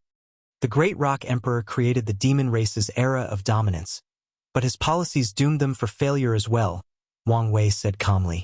What do you mean? Many tribes have more than 10, 20, and even 30 great emperors. However, this is not the result of their strength. The Great Rock Emperor made a secret agreement between the tribes that in each generation, they could select a tribe for the heaven will to be handed to. What? How is that possible? Yelled Taoist Red Heart. This is what happens when a world's heavenly Tao is not as strict on controlling the laws and regulations, added Wang Wei. But how does that help us with our plan? Asked Blueheart. Most of the emperors these demon tribes have are only 3rd and 2nd class, with a lot of them even being pseudo-emperors. Pseudo-emperors? Wang Wei looked at the confusion on these people's faces and secretly shook his head. It is of great significance for cultivators to have widened horizons. Great emperors who do not have the Tao heart or proper foundation to bear the heaven wills. How did you guys become Tao ancestors without even knowing such a thing? The 4 looked at each other in embarrassment. All the records of our human race are destroyed. This includes our history, culture, origin, and even our speaking tongue, said Taoist Greenheart, lamenting that he was currently speaking the demon language. But you should have lived long enough to learn this, or, at the very least, learn from the great emperor who created you. The thing is, a great emperor did not create us. We inherited our powers from an inheritance Tao seed. These things can inherit immortal-level power? Wang Wei decided to ask Ancestor Wuxia if they had this technology. If not, it would be great to bring it back to the sect. Back to the topic. Because of how weak the emperors of most demon tribes are, they do not have any insurgents. So, with the talisman I gave you, you should be able to destroy them effortlessly. All right, when do we attack? Asked Redheart. 3 days from now. So, gather all the people needed. Why not sooner? We need a new and more secure base. Hell Tiger tribe territory, inside a secret realm. How is Jir doing? Asked a beautiful woman, looking at a body in a green pool. The tribe has used an emperor pill to recreate his foundation. Regrettably, there is nothing we can do about the Tao source seed. Damn it! How could he waste such a precious thing? It does not really matter. As long as he can defeat his opponent in the upcoming competition, according to the rules, the other tribes would have to hand the heaven will to him. It's not like they have not gone back on their words before. With the seed, he could deter them from acting rashly. The middle-aged man, Yi Tuizi's father, shrugged his shoulder. He also thought his son was stupid to waste the seed, but it was gone, and there was nothing he could do now. What about the person who did that to him? Are we going to let him go like that? The other person is from the most powerful sect in the Myriad Emperor world. So, unless we can get support from the entire alliance for an invasion, it would be suicide to fight them alone. So, he's just going to get away with hurting our son. The only way for him to get his revenge is to prove the Tao and hope the other party fails. Otherwise, this is out of our hands. The woman's face became ugly to look at after hearing this. Just as he was about to complain, the entire secret realm trembled. What's going on? The two rushed outside to see the sun shining on them. The Hell Tiger's bloodline was in nature, so their tribe's main headquarters was deep underground, where energy was concentrated. So it was odd to see the sun. However, this was not even the odd part of the situation. All 27 of the tribe's emperor formations and arrays manifested to protect the tribe from an enormous hand that descended from the heavens. Yi Tuizi's father squinted his eyes after seeing the person controlling the enormous hand. Taoist Red Heart from the human resistance? How could they be so powerful? He could tell the previous attack reached the level of first-class emperor. Suddenly, he remembered the cold, indifferent gray eyes that almost ruined his son's life. Boom! Boom! Boom! The enormous hand slammed a few times before breaking all the information. Then, the hand killed all the Hell Tiger demon tribes, mortals and immortals alike. Taoist Red Heart proceeded to take all the sect's resources, including the Emperor artifacts, secret realms, and the bodies of the demons, and returned to the base. Across the demon supremacy world, many Emperor tribes were destroyed in just a few minutes before anyone else could react. Using the talisman, which contained the power of the Tao opening sect's insurgents, the Tao ancestors of the human resistance acted swiftly before retreating. Furthermore, Wang Wei gave many humans true monarch's talismans which contained his power, tasking them to destroy the non-emperor or immortal tribes. And with his strength that can slaughter quasi-emperor as if they were nothing but ants, these humans went on a rampage. And unlike the Tao monarchs, these humans were chosen as death soldiers, so they did not need to retreat, only kill until they died. So, in just one day, these humans managed to kill 5% of the demon race's population. They killed 5% of the entire universe's population. Wang Wei was slightly surprised by this news. The madness of these humans, fueled by their hatred, genuinely shocked him. Inside the Resistance's new base, Wang Wei had just finished absorbing the lifespan of a Tao ancestor. Unlike the Tao child, he can absorb 9 cycles of 1 yuan epoch, for a total of 9 yuan epochs.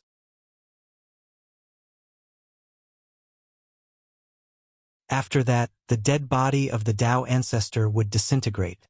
As he looked at the lifespan on his hand, he smiled. After absorbing Yi Tuizi's lifespan, he had an idea for all his 8 incarnations to live the limit of mortal 1 yuan epoch, and spent all that time comprehending the law. Then he would fuse with them. Once he succeeded, he might exceed Tion's golden law tree. For those of you not in my Discord, there is additional information in the previous chapter that I forgot to add yesterday.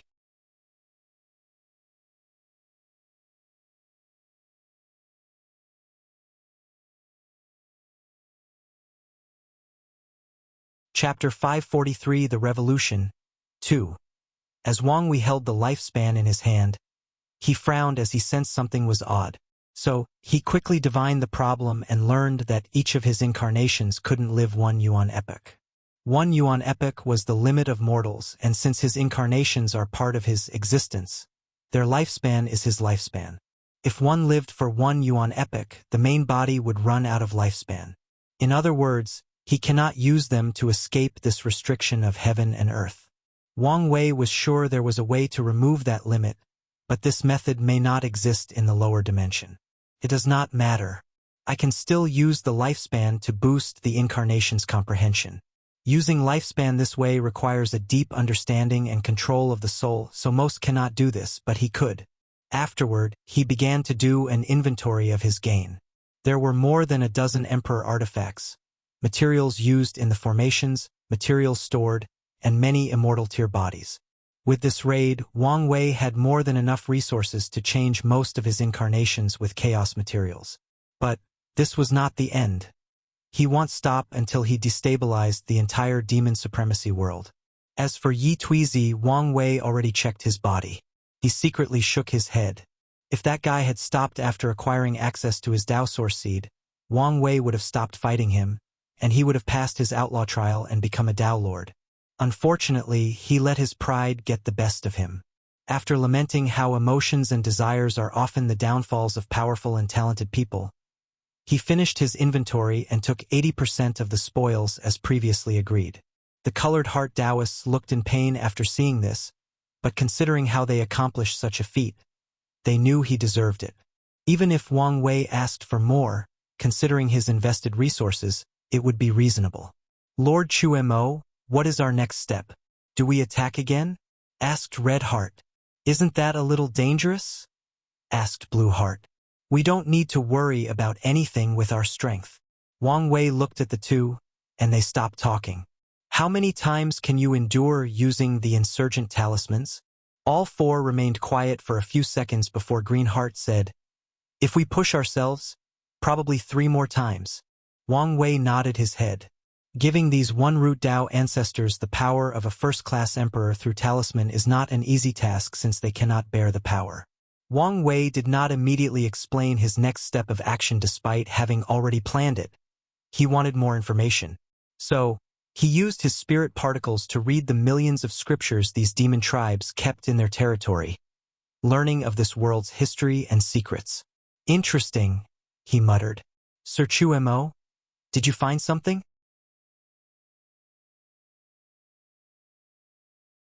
The Great Rock Tribe is very capable despite how they looked on the surface. The four looked at each other very confused. The Demon Supremacy Alliance distributes the heaven will even before the competition. So, why is this world not continue to weaken? Instead, it even gave birth to 2 new eternal emperors. They did not know. The Great Rock Clan introduced the Jiaolong and Purple Tortoise Clan from other world communities. They found worlds where the demon race is oppressed and on the verge of extermination and brought them back here. How is that helping? Asked Red Heart. He was not the only one puzzled, but the others were too embarrassed to ask as they did not want to appear stupid and ignorant. Usually, before any species is destroyed, their racial luck will counterattack by creating an unparalleled genius. This genius is the destiny son of that race. I see. So, they brought the destiny sons of the Jiaolong and Purple Tortoise from another world, then allowed them to prove the Dao in the demon supremacy world, which led to the birth of 2 more eternal emperors, said Greenheart as a look of realization suddenly hit him. Is that why they did not completely wipe out our human race? Probably one of the reasons, replied Wang Wei. This is all good, but what does this information have to do with our next attack? Asked Red Heart. I know for a fact that these 3 tribes have insurgent chosens on par with first-class emperors amongst them. Furthermore, if you look at the great emperors they have cultivated, they have way more first-class emperors than the others. Our plan succeeded because we acted swiftly and had the element of surprise. If we try again, I guarantee these tribes' ancestors will besiege and eradicate all of you. So that's it. In the long term, our actions have only placed a slight dent on the Alliance's power. Of course not, Wang Wei replied calmly. Our second phase is to attack the foundation of the Alliance, the low-level demons. Them? Besides their large number, they are useless, said Yellow Heart. It's exactly because of their large number that they are the foundation of the Alliance. Sir, can you elaborate more? Wang Wei did not mind these people's ignorance as he understood they spent most of their lives cooped in this world without access to knowledge and most of their history destroyed. So he further explained. He drew a pyramid in the air with 4 sections. The Alliance can be categorized into 4 hierarchies or classes.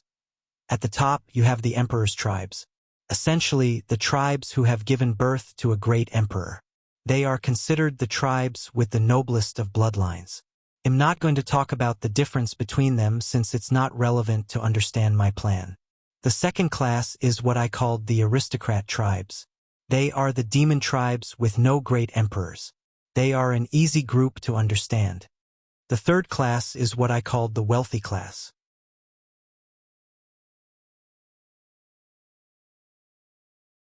These tribes were former low-level demons, but through the system established by the Alliance, they have sublimated their bloodlines to be on par with the second class. Some even managed to cultivate a great emperor and enter the first class. Nevertheless, they are in a class of their own because of the discrimination they faced from the second category, despite many of them being as powerful, if not more than the second class. Finally, the lowest category is the low-level demons. They have the highest population, make up most of this world's armies and even workforce. Doesn't humans make up the world's working force? Asked Greenheart. Yes, them and humans. However, the upper echelons make it look like humans are the working force to give these low-level demons the illusion of freedom. The Alliance created the mindset that humans have it worse than them, forcing them to ignore their situations. And by giving them the power over humans, these low-level demons even think they are superior to us, even though they are technically exploited even worse than humans because of their large population. Low-level demons make up 40% of this world's population, while humans make up 30%. And if you discount the 5% of humans belonging to the human resistance, they are indeed the main working force of this world. Sir Chu Mo, how do we deal with the low-level demons? We use the Alliance's system against them, replied Wang Wei, who prepared to use an old but effective tactic. I need you guys to find some people to distribute these scrolls worldwide. Warn them that they will not survive. Greenheart took the scroll and after reading it, he squinted his eyes. He had already guessed what the plan was. Wouldn't it be better for us to go? He asked. No, these people are just a distraction. Furthermore, I need you to confront the insurgents of the 3 eternal tribes. I need to know how strong they are before the next phase.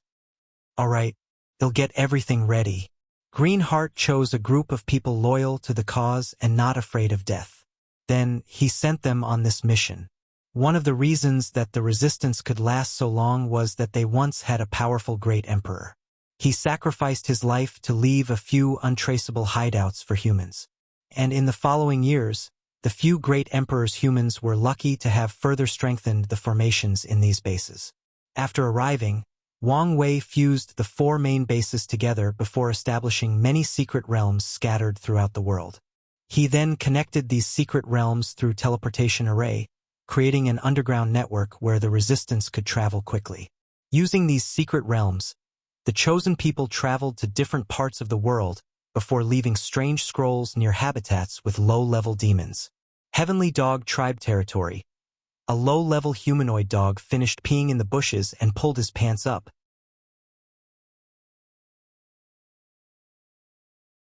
When he was about to leave, he saw something in the distance. He walked over to pick it up. Bloodline Sublimation Art. He quickly opened the book and read it. The dog demon squinted his eyes before quickly putting away the book and running home.